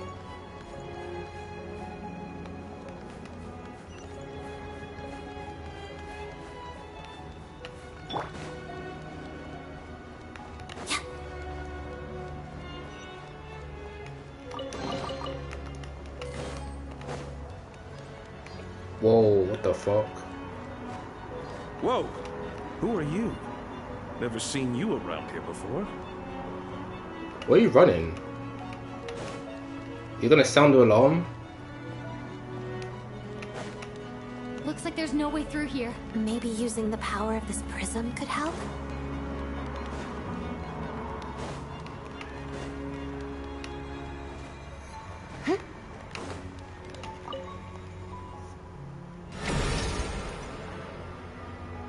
I think I see some images. It's the prism's power at play, causing images of the past to reappear, albeit only as illusions.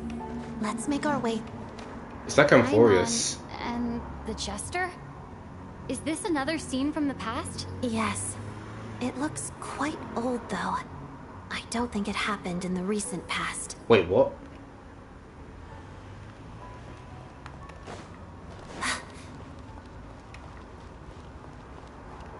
Oh, I think.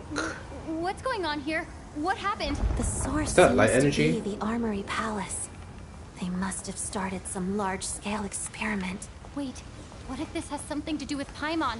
We need to hurry!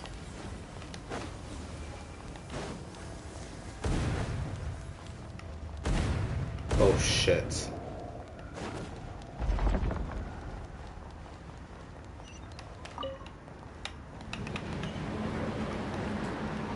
What are these effects on my screen? We're almost there. The Armory Palace is just up ahead. Paimon, please be okay.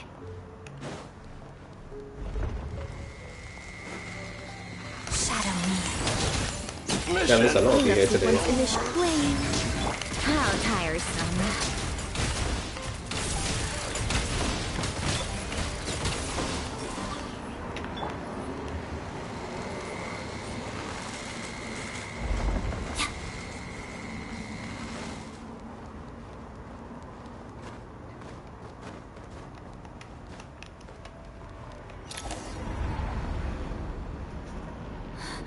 What's going on?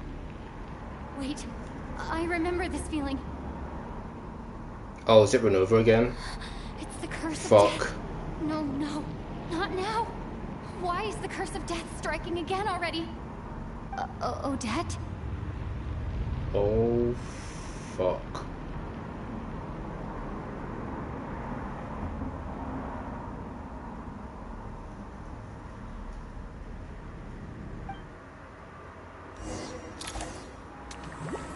Oh, come on, bruh. Is this the afterlife again? You can't keep doing We need to this. find a way back to What am I reality. looking at? Is that Odette's core Ignis? Could that be what just woke me up?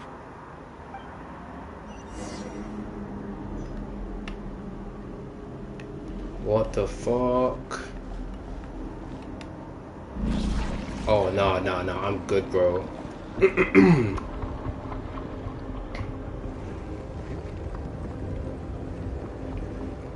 Are you trying to stop me from going up?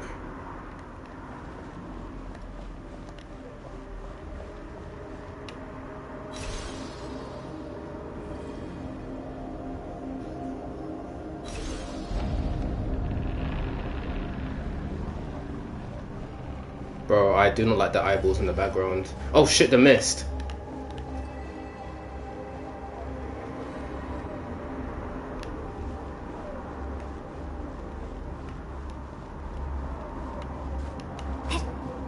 What now?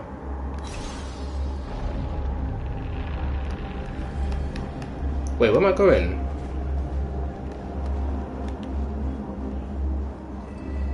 That's trippy.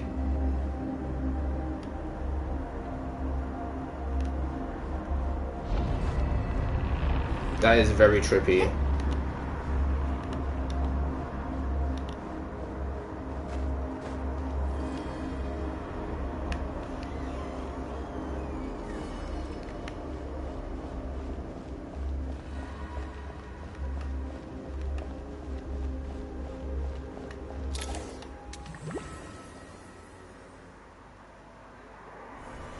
Odette! Odette! No signs of life, but past experience says that she should be resurrected before too long. Right? Did Odette intentionally use her core Ignis to guide my soul?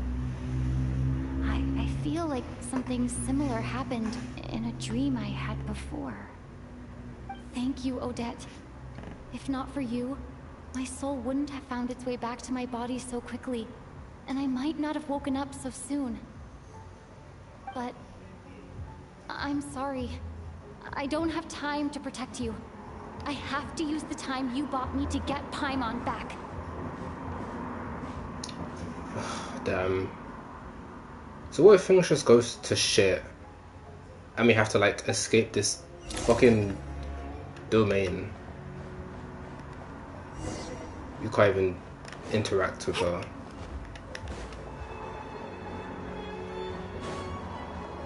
Why are these guards knocked out? Sure enough, everyone here has been affected by the curse of death. So it wasn't just me and Odette. Paimon! Paimon! No, wait. Paimon probably didn't escape Renova's curse either. She won't be able to respond to me right now. I'll have to find her myself.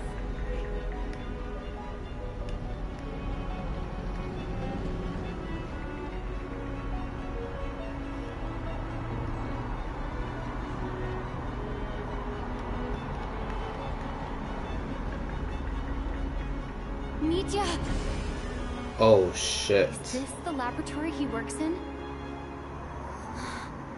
What happened here to trigger the curse of death again so soon? I'll have to ask him when he wakes up. Finding Paimon has to take priority now.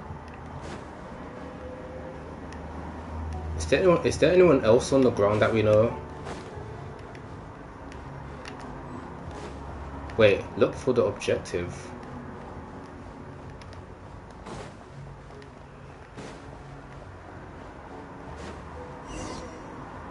Oh shit, there she is. Found her! Paimon really is here. What the fuck? They put her in a cozy room and everything. There's even like food and beverages in there. So clearly she's not really being held hostage. It seems you've only activated some experimental equipment.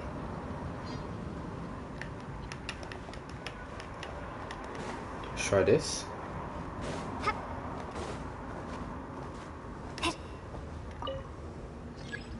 There is no response.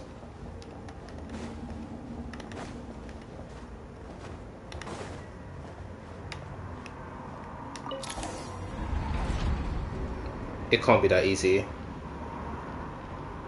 Oh. Oh shit. There she is. Does she have a title card? Yep. Oh, fuck. Ruler of Death. You don't learn, do you? Wait. Renova is the ruler of death. One of the four shades of the heavenly principles. In carrying out their will, she fulfills the duty appointed to her. For what reason does death come? Only because the destined hour has arrived. You've already been involved in one mass death, and now you show up at the scene of another. This might have passed for a coincidence the first time, but a second time? Am I to assume you are intentionally interfering in Snezhnaya's affairs? Judging by your expression, it seems that you understand little of what is going on here. In that case, a word to the wise. This Do shot. not interfere in Snezhnaya's affairs. A civilization that fails to learn its lesson constantly depletes its own worth. It will one day lose any reason for its existence. And as a descender, you are perfectly suited to be the lifeline to which a dying civilization might desperately cling. consider your position carefully. No advice needed. I'll make my own judgments. Suit yourself.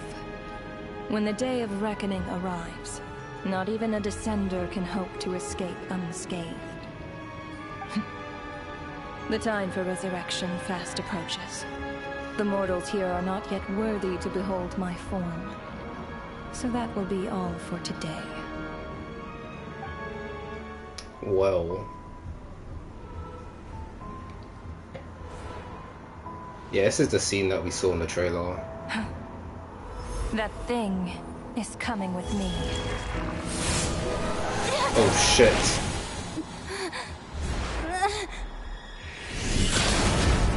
Whoa, what the fuck?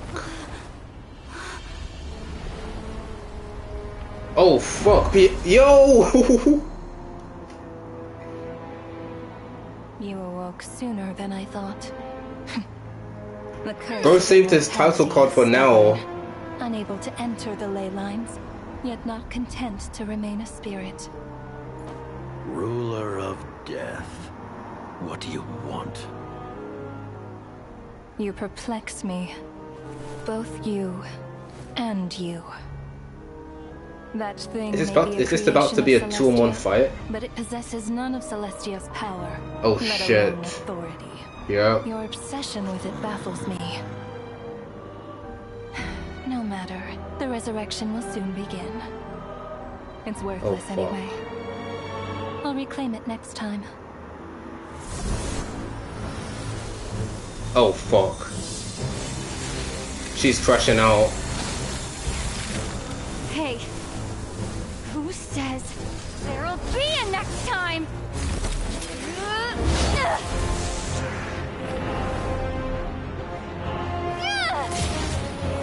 Yeah, Lamine, I'm gonna keep her a buck, bro. You're not beating the shades.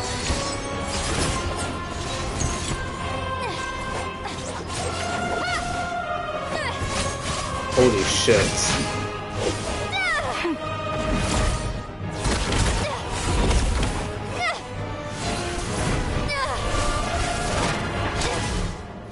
Damn.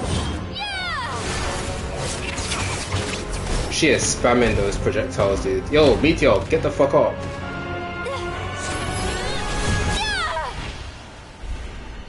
Oh shit. She got a scratch on the shoulder. Oh, what is that?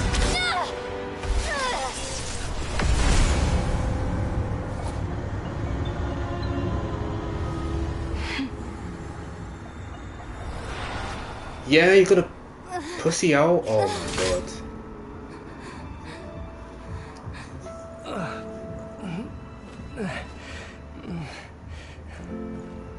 Also, didn't Piero have like an electro shield? Yeah, look.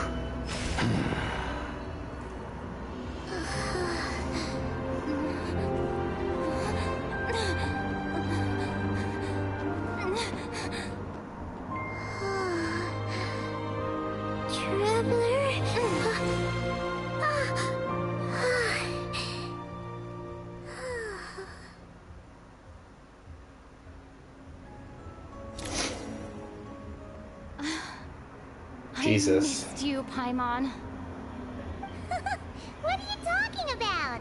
We haven't even been apart for that long, have we? What has for her? It was different this time. Yeah, don't even try and explain anything to Paimon. You seem to be in pretty good shape. Yeah, Paimon's back in tip-top condition. It's the weirdest thing. Paimon fell asleep earlier, and when she woke up, she found herself here. The Jester and that guy talking to him used some kind of energy on Paimon. And she could kind of feel it canceling out that other thing that was making her feel unwell. So, Nitya helped too? Apologies for leaving in such a hurry at the theater earlier. I was in a rush to verify some theories. Alright, we need to pick up Odette. Rest assured She's that probably your still on the companion ground or is is just perfectly waking safe. up.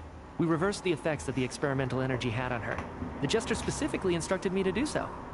Cool. I suppose this is our first official meeting, Traveler. I could not let Paimon suffer in her condition for a moment longer.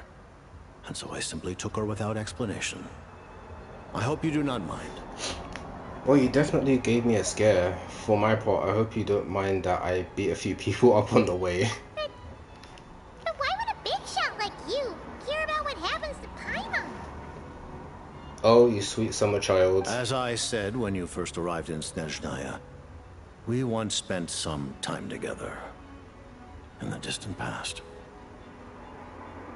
Oh yeah, you did mention that.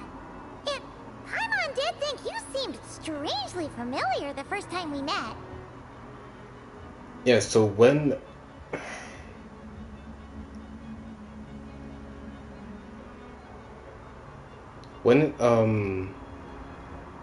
Odette said the distant past, I was like, oh, was it way before we stepped foot in Snezhnaya? I'm afraid like, the reminiscing will have to wait. Mitya. Yeah, we need answers, Let bro. us continue with the report. What conclusions, if any, did you reach from conducting the final experiment of our energy research ahead of schedule? The good news is, my hypothesis regarding the Ruler of Death has been verified. As for the bad news, I recommend we suspend the experiment and Project Mistleton until further notice. Project Mistleton. Currently, we have no means with which to make a breakthrough. I say this purely as a scientist, guided by reason alone. I will trust your judgment. We shall put the project on hold until the Ruler of Death has been eliminated. Wait, what are you guys talking about? You want to get rid of Renova? Like, how? By killing her? Yeah, let's kill Death. By whatever means necessary, so long as it removes the threat she poses to us. Until then, everything we do will be in vain. After what just happened, I've ascertained Renova's goal. Or rather, the trigger condition for the Curse of Death. Okay, let's hear it. What she's doing is blocking Snezhnaya's technological progress, preventing us from possessing any means with which to threaten the heavenly principles. Makes sense.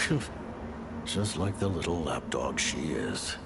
So, any ideas, research, or experiments that lead to technological progress can trigger the curse.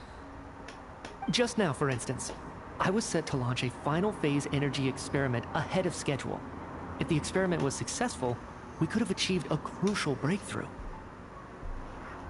As expected, though, the moment the experiment began, all the researchers, technicians, and witnesses died from the curse. All that effort, not to mention the energy and materials we relied on Project Stuja to gather for us, went to waste. In the end, nothing was gained. Does that mean something similar happened when we were at the theater? That's right. During the performance, I thought of an important breakthrough regarding the experiment, and wound up dragging everyone into this.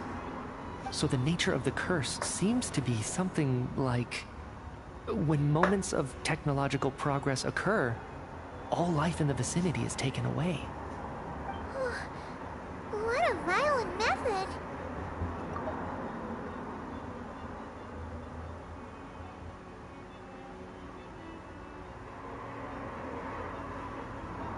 Of course, that meant the curse was normally limited to the Armory Palace. Since outsiders are forbidden from entering, this mass death phenomenon went unnoticed. Until Odette came along. I believe she was the first witness. The Curse of Death was triggered just before she infiltrated the Armory Palace that day. But you mentioned something about a final stage experiment.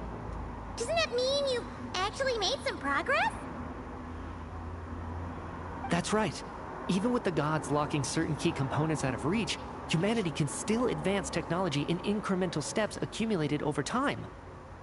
But, as I'm sure Renova anticipated, even incremental progress has its limits, a point where the truth you're seeking must be put to the test in an experiment. You mean the experiment you were just about to do? Yes, we were at a critical juncture, a moment where the quantitative was about to translate into fundamental qualitative change. With this single experiment, we could have brought everything we've worked for to fruition.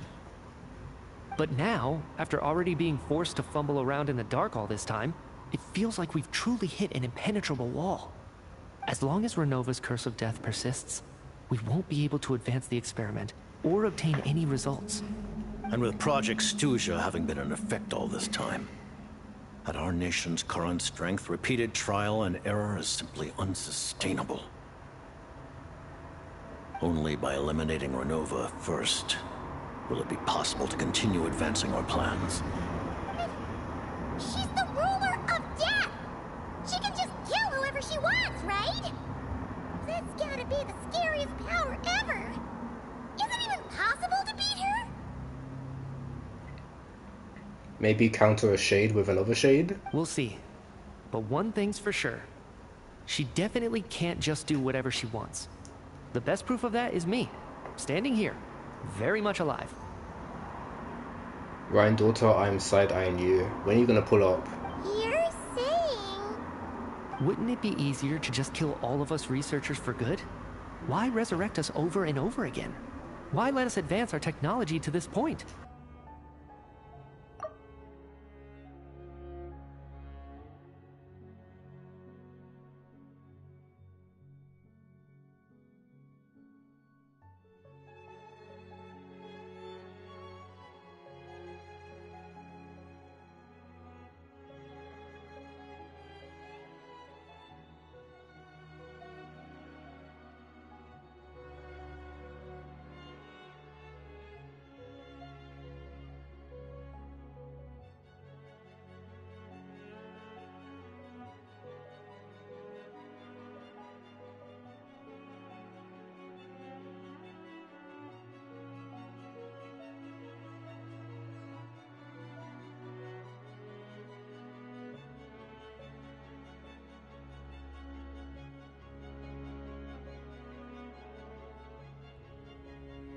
So, you're saying even the ruler of death has limitations we don't know about?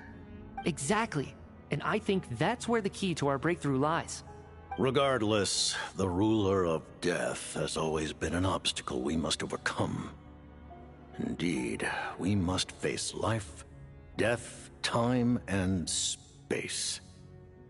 After all, our goal is the heavenly principles. The Fatui want to challenge the heavenly principles?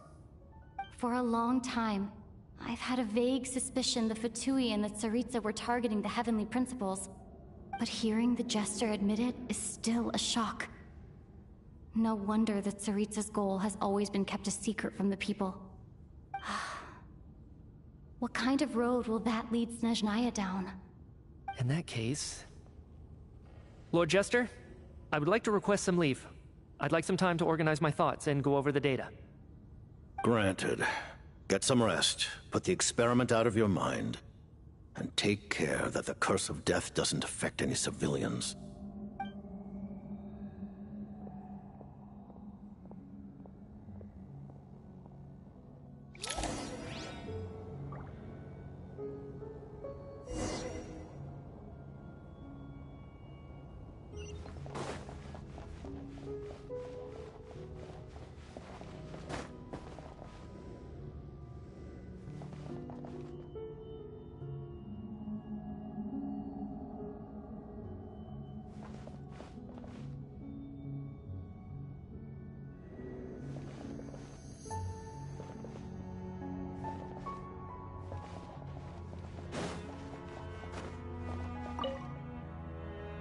While there is yet time, allow me to offer you my hospitality, honored guest of Snezhnaya.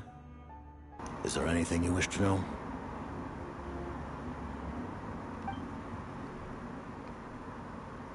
Ah, the classic. Here we go.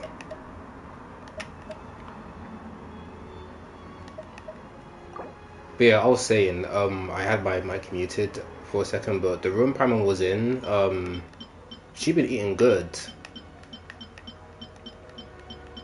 With all those baguettes, garlic bread, fucking fish, and whatever those fucking juice bottles were. Anyway, about Project Mistletoe. I remember hearing the term Mistletoe from Columbina. Yep. Yeah! Paimon wanted to ask about that when the name came up just now. What is it? Paimon's heard of Project Stuja, but Not this one. Is it a weapon? As you know, Project Stuja is a series of measures enacted to consolidate our nation's resources, the greater purpose of which is to serve Project Mistleton. Many of the things you have encountered thus far are essentially for the advancement of that project. This includes the Kuvaki Experimental Design Bureau in Nocturne. Researching Kuvaki was merely a facade. Its core objective was to use local resources and research findings to build Mistleton itself.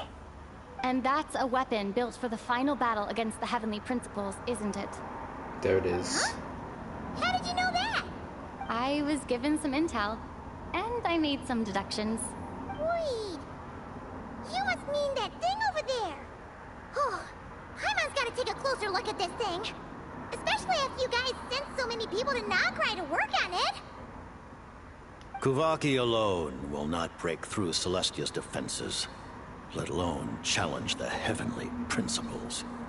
The Heavenly Principles are no doubt accustomed to combating the power of the Light Realm, and elemental energy is simply the power of the human realm, converted to that form by the Heavenly Principles themselves. Any attempt to use this power against its creator would be a futile endeavor. For now, therefore, we have set our sights on the form of energy associated with the Third Descender and the Stellar Linchpins. This may hold the potential to allow Mistleton to contend with the Heavenly Principles.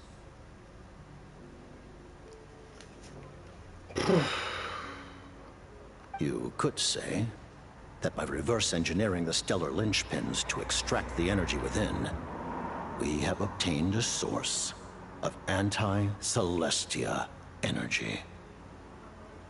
Insane. So, the only problem about this is that they need all the gnosis, right? Will it be will this be incomplete without the pyrognosis? So this is the energy research that Meteor is in charge of. I never imagined it was such a major project. Kuvaki Experimental Design Bureau, Project Stuja, and the new energy experiments.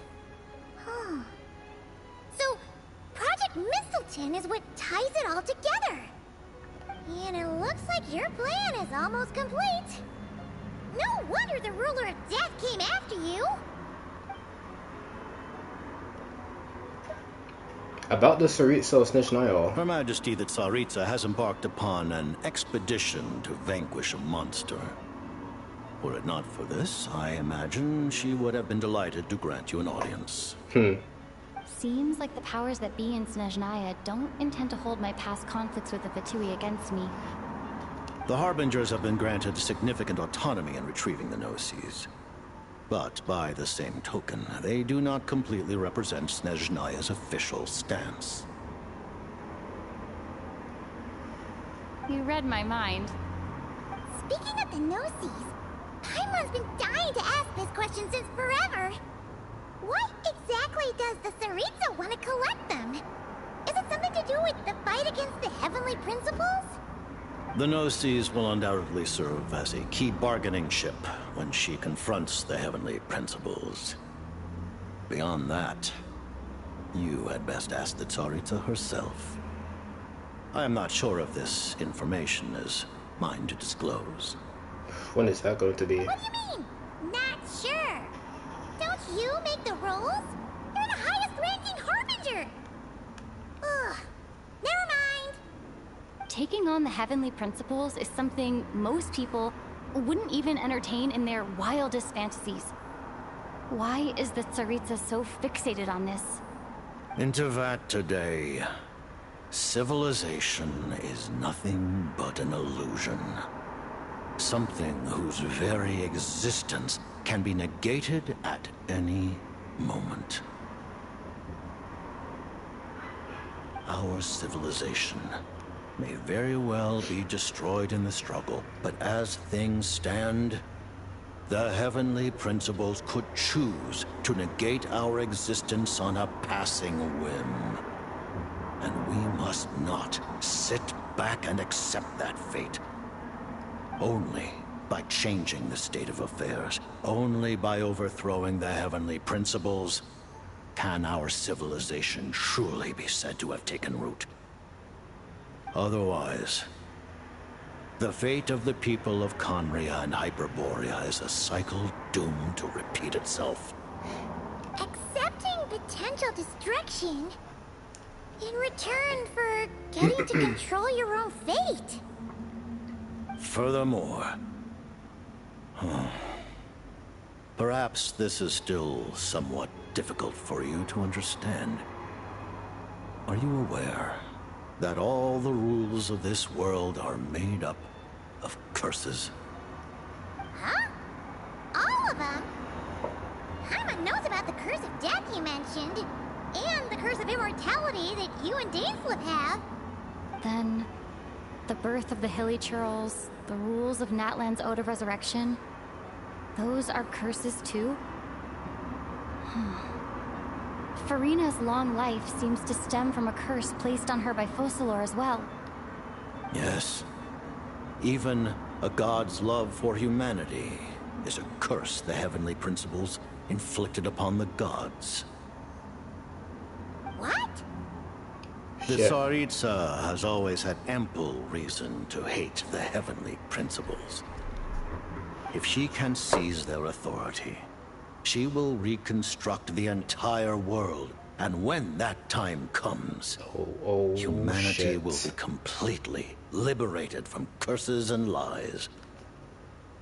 Look forward to it. It will be a world beyond your imagination. The question is, will it actually happen? Though the ordinary people of Snezhnaya may not understand these details, in this frigid land locked in a ceaseless struggle against the environment, in this nation to which the gods have never shown favor, we all believe that standing in solidarity with the Tsaritsa in our shared struggle will surely usher in a new and better world.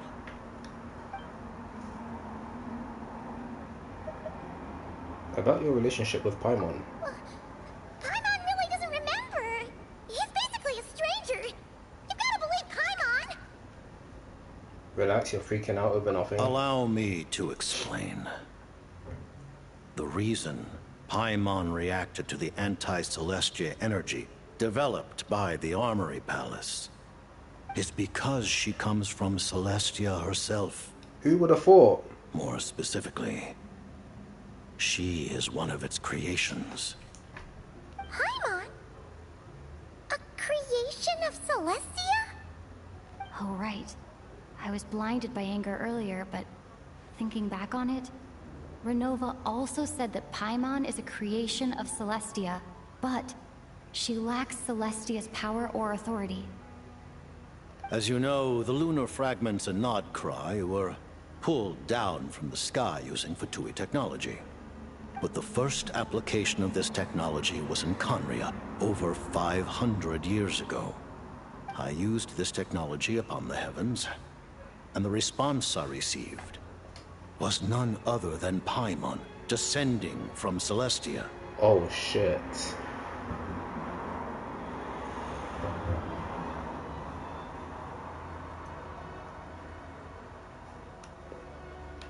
And when was this? 500 years ago?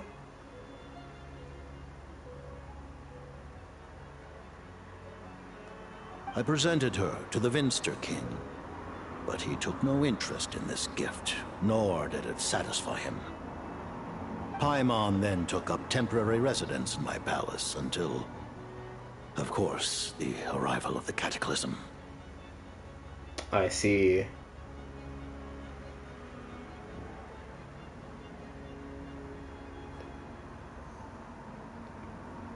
And then they probably got separated by then.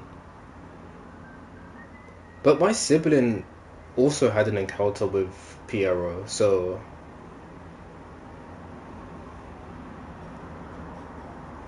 I don't know when, but it could have been after Paimon got separated with Piero.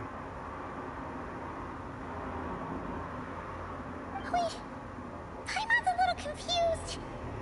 You're talking about things that happened in Conria 500 care for that? That means Paimon's at least 500 years old. But Paimon doesn't remember any of that. Falling from the sky? Being given away as a gift? None of it! Having lived through the cataclysm, perhaps you too were burdened with some manner of curse. Although, losing your memories would indeed be the smallest price I've ever seen paid. But it's not just her memory from Conria. Paimon doesn't even know how she spent the last 500 years. She only has memories from the past few years. No matter how hard she tries to remember. What was Paimon like back in Conria? Did she know a whole lot because she came from Celestia? Was she super smart? Unfortunately, when you arrived in Conria, your consciousness was like that of a newborn infant. None could say what kind of being you once were in Celestia. During the time you lived in Conria, your personality was no different from how it is now. Are we gonna have to get answers from a shade then?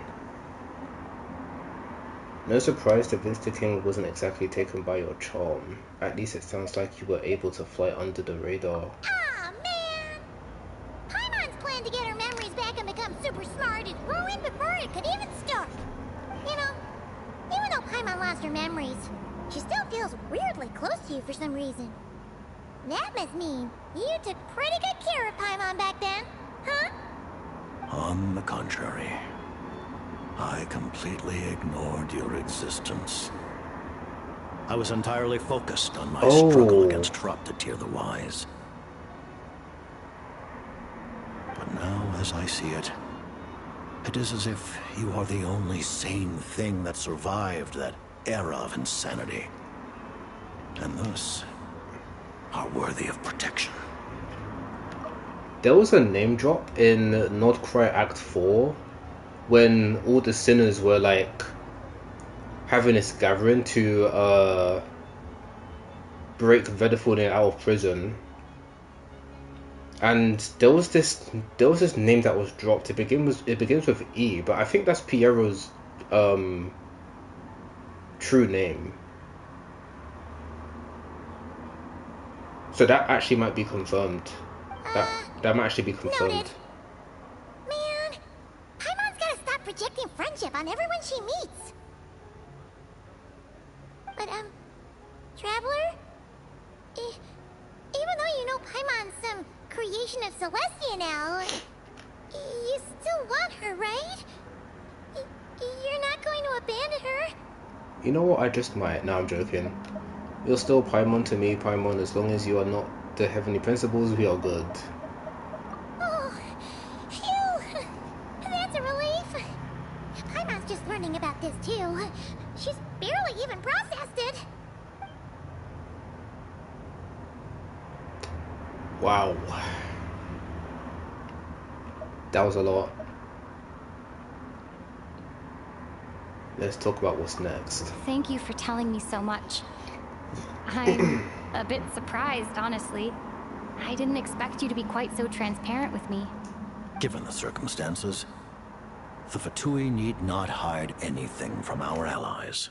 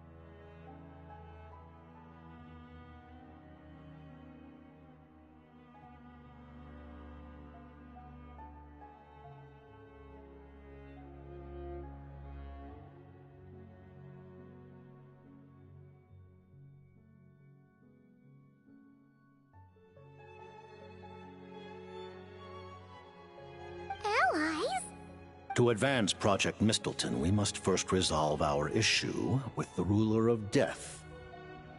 And, if I presume correctly, You have no intention of letting her actions go unpunished either, do you? That's right. Ever since she said she intends to reclaim Paimon when we next meet, I figured reconciliation was out of the question. Against an opponent of this caliber, deliberating over our allegiances would waste time we do not have. We must join forces unreservedly with whomever we can, if we are to stand anything like a fighting chance. Wait, if we actually become the 10th Harbinger, I'm going to laugh. You're going to challenge the ruler of death? Just for Paimon? But Paimon's only... No buts. I won't back down when it comes to you, Paimon. Thank you! Oh, gee! Now Paimon doesn't even know what to say! Anyway, Paimon's super touched! The Tsaritsa will return in triumph in short order, and the Fatui shall hold internal discussions regarding the enemy.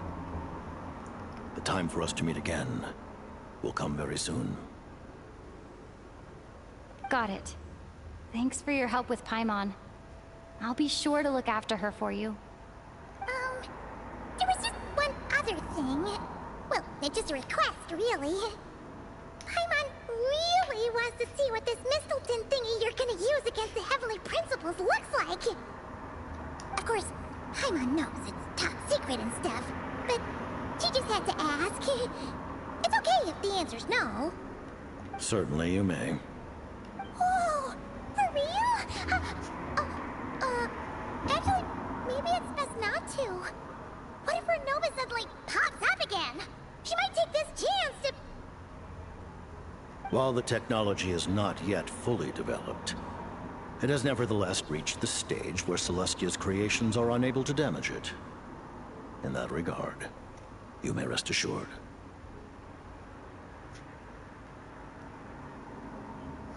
Oh.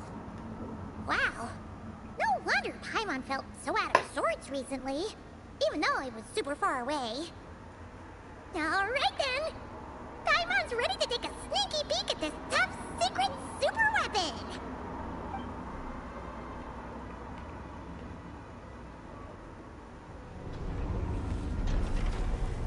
Oh, whoa! Wait! That's the weapon the Tsaritsa was wielding when she was confronting Renova in that one teaser trailer. And it has those patterns that the Shade of Life has. So wait.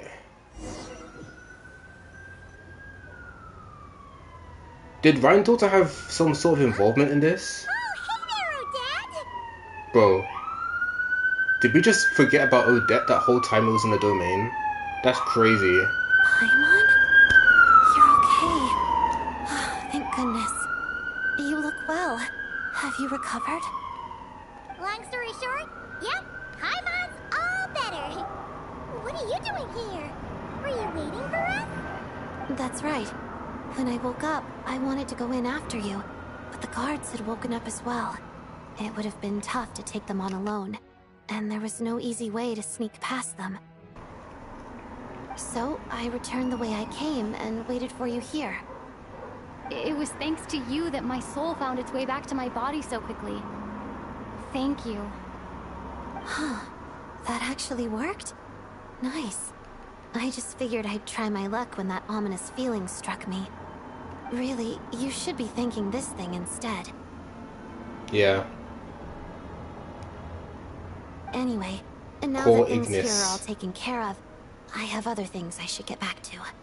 Isn't it crazy that Rosaline indirectly saved us?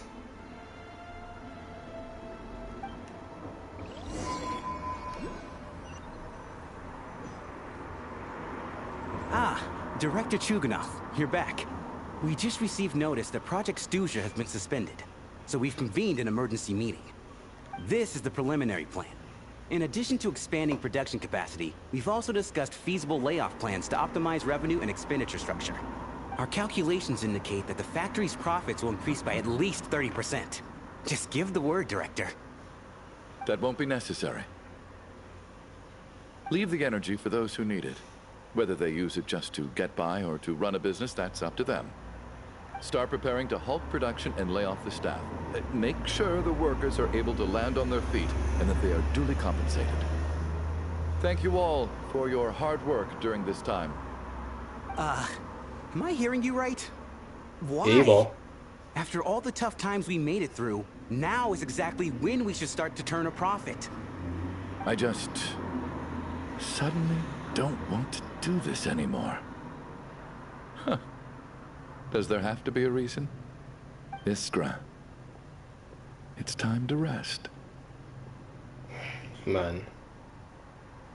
Dear esteemed members of the Rokat, given the effects of Lelik's radical actions upon our organization's reputation and social stability, a decision has been made to permanently withdraw this codename from use. Considering that Lelik did what they did for the benefit of the people, the Rokat has nevertheless negotiated with the authorities, ultimately securing a waiver for all penalties due to them. Lelik will be suspended for a period of time. Depending on their future performance, they may be allowed to adopt a new codename and continue acting as part of the Rokat. The purpose of this notice is to remind everyone once again that motives and methods are equally important when one operates in the shadows. Even with Project Stooge's suspension and our interim operational victory, we must guard against complacency and rashness and work to consolidate the progress we have made so far. We act only for the greater glory and solidarity of our nation. May the aurora shine ever on, and the tundra always stand firm. We act only for the greater glory and solidarity of our nation. May the aurora shine ever on, and the tundra always stand firm. Looks like it's finally over. You mean for us? Just thinking out loud. I've never seen the Snezhna Grad Vecha so lively before. I never once thought I'd come here. No way. But I understand everything now, Rosaline. There is no way Hoyoverse is doing this to us.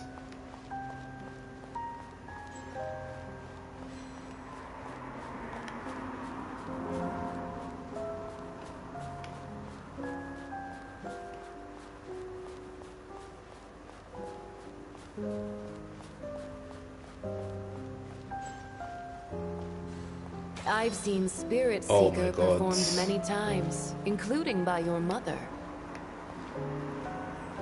Why do you bring that up all of a sudden? Even though the choreography is always identical, every dancer finds a way to make it her own.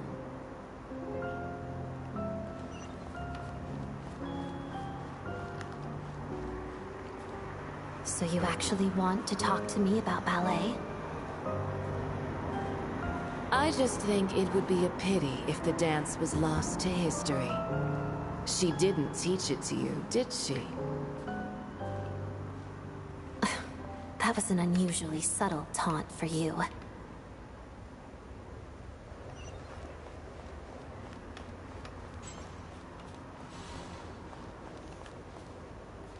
We embraced one another on the snow-swept plains, melting the ruthlessness of time. But when our bodies, in pieces, are cast to the winds, what of our love will remain behind?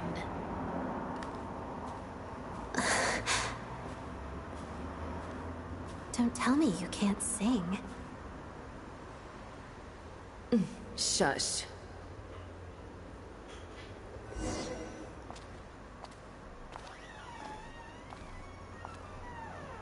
I understand her hatred. The Fatui robbed her of the life she should have had. I never opposed her dancing. Yet still I became an enemy of her ballet. I'll just keep my distance. Many despise me. I'm used to it.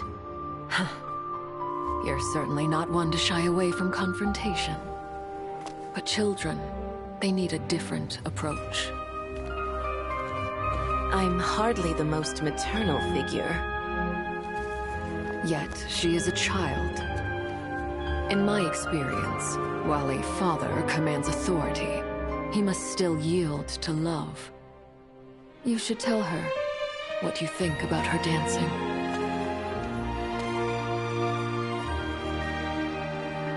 Odette will soon take the stage at the Koralyevsky Theater. This could be your chance. Geonosis secured. It went smoothly. I'll be there.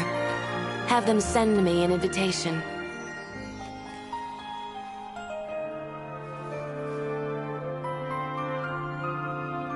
Sadly, things didn't work out.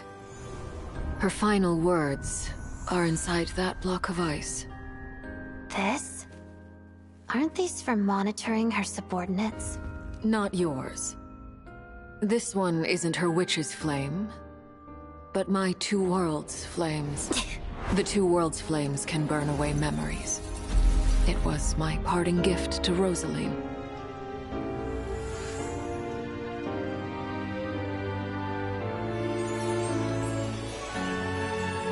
If all goes to plan, she and I will both live to see the Tsaritsa succeed. I believe she'll find peace. But if anything happens to me, she needn't follow in my footsteps. The cryo-energy will fade away in time.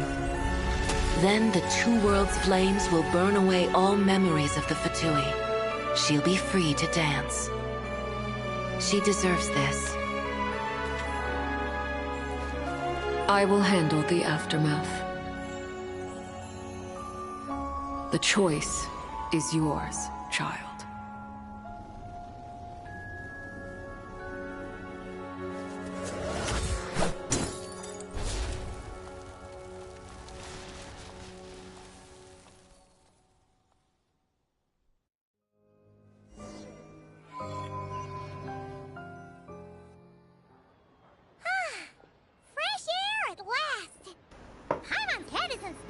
Holy cinema, dude. Oh, great. Paimon's back to being energetic. Oh, it's nice to finally know where Paimon came from, too. It did make Paimon a little Bro, is that dumb avoid at the back clipped through the floor? now. I can't see your legs. Like, who cares if Paimon's a creation of Celestia? Just Are you sure you should be saying this out loud? probably just a fairy of food and fun or something. And like you said, this doesn't have to change anything between us. You're not gonna just... Hey, hurry up! Why are you walking so slowly? Yeah, bro. You've spent the last few That had days to be a lying in glitch. bed and stuffing your A face. bug. I didn't think you'd be able to fly this fast. Says who? Paimon's as agile as ever. They don't call her White Floaty for nothing. Paimon originally wanted to check out the bookstores in Snezhnograd, but she's more in the mood for flying around right now, so let's save that for later. Wait, they've got light novels from Yai Publishing House here too. Huh? And this is Paimon's favorite mystery story from Fontaine. Wow, they got a sequel. The local Snezhnaya books look pretty interesting too, but also kind of heavy. Not the easiest things to look around. I thought you were in the mood for flying around. Paimon can read while she flies. Hey, look at these two dolls. Which do you like better? Oh, they're gonna make me choose. Listen. I like Odette, but I have to pick Vodyanica here. I have to pick Vodyanica here. Alright, boss, we'll take both. Paimon will have the other one. Wait, will this be in our inventory? Oh, I thought we were only getting one. All right, fine, I'll pay. There you are. Thanks for visiting. Paimon will grab this and then... What the fuck? Huh? Oh, it's one of those dolls, right? Yeah. I forgot the name of them. How many does this thing have? And what are you laughing at? Huh. You knew all along, didn't you? A whole bunch of people are gathered Oh shit. by the plaza. Oh fuck. Hey, look! That looks like Tartaglia! Hey, Tartaglia! Okay, for real this time we actually meet Tonio. I know that voice. Of course. If it isn't Paimon and my old comrade. You're looking well, Paimon. All better? Yeah! The Jester knew I was wrong and fixed Paimon right up! Thanks for sending someone to keep Paimon safe, too. Oh, yeah. About that. That was kind of embarrassing. Who could have known that our director would go looking for you in person? So sorry for the misunderstanding. Oh, right. Let me introduce you. This is my little sister, Tonya. Oh, she's cute. The real Tonio. Wait, where's the other one? Was she here? Is she still here on the list? I don't think she is. Damn, I guess they updated her. Once a frail and sickly child, Tartaglia's younger sister is now in somewhat better health and as eager as ever to experience all manner of performances. And low-key, she still has a she low-key still has a better model than child himself. Hello, Tonya. I'm just saying. Even her drip is better than Child's. Hello, hello. Firstly, I'm really sorry about my brother. Sounds like he's caused you no end of trouble. Oh, he has. Hey now, why'd you have to start with that? Not that it isn't true, of course. So she's the real Tonya. She said you two didn't manage to meet up at the theater. She waited ages for me, and when I didn't show, she got a little worried and went outside. Wait, you mean you didn't even tell Tonya I would be going in your place? I know, right? He didn't bother to say a word to me. I searched up and down the city for him, and he only told me about it when I finally caught him at the gates of Glupov. I've been rushed off my feet lately, so I didn't get the chance to go home. I just figured the Traveler would fill you in when she got there. Well, the snow was bad, and you're never late. So I was really worried about you. How was I supposed to know that you'd stood me up? I'm sorry, Tonya. I really am. I'll make it up to you somehow. Just... please don't tell Mom and Dad. Although the mix-up led to a series of misunderstandings, it's probably for the best that the real Tonya didn't get caught up in that mess. For real. Besides, it's obvious that Tartaglia isn't usually one to break a promise. He only gave his ticket to me because he had to look into Lelek. It's really my fault for being late. I should have come find you first. No, it's fine. It just meant I didn't get to see the show in the end. By the way, what did you think? Better that you were didn't. one of the first people to see it, you know? I would say the best is yet to come. Huh? What kind of review is that? Hey, look! Oh.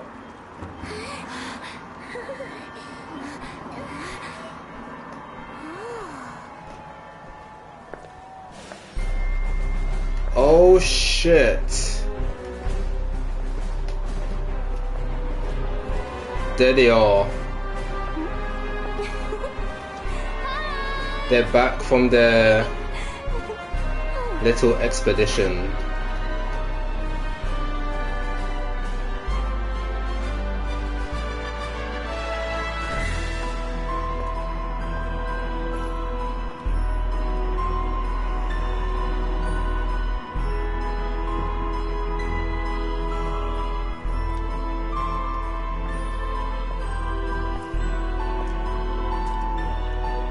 Damn, what a sick design.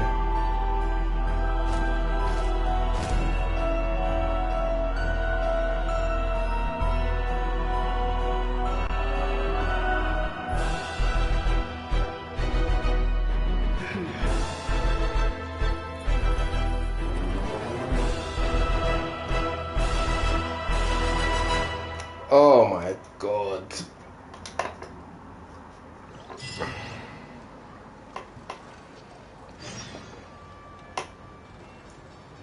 That's how they end the act?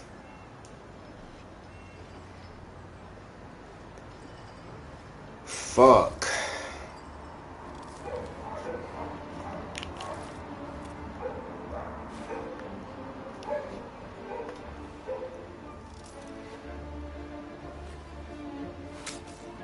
I'm pretty sure this is the first time where they end.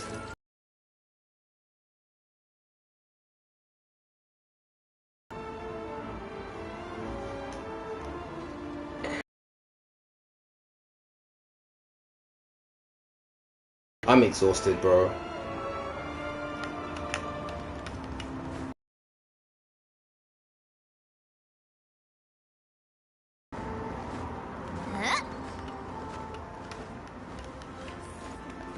Oh, flowers.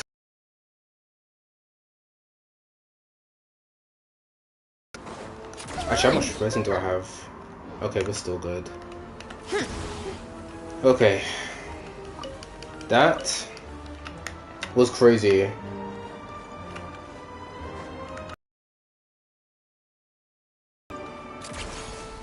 Insane lore. Oh, were they... They weren't standing here before, right? I don't remember. Yeah, that was a crazy quest. It felt like the majority of it was just in the theater. And it just turned into Among Us and everything. Alright, Renova is on site, I guess. I don't know how we're gonna beat you, but it's gonna happen. It's gonna happen.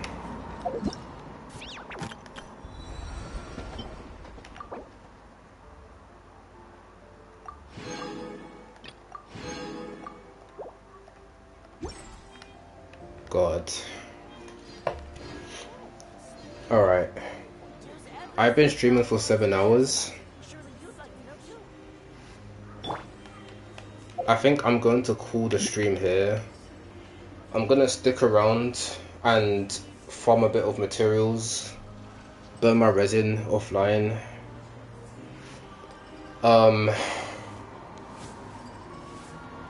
But yeah, that was a crazy act 2.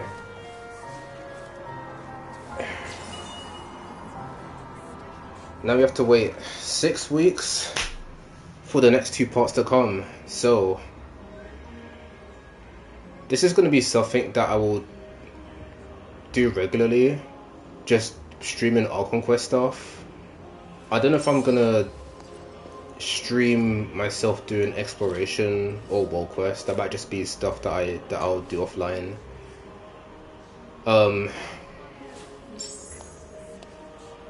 But yeah, insane.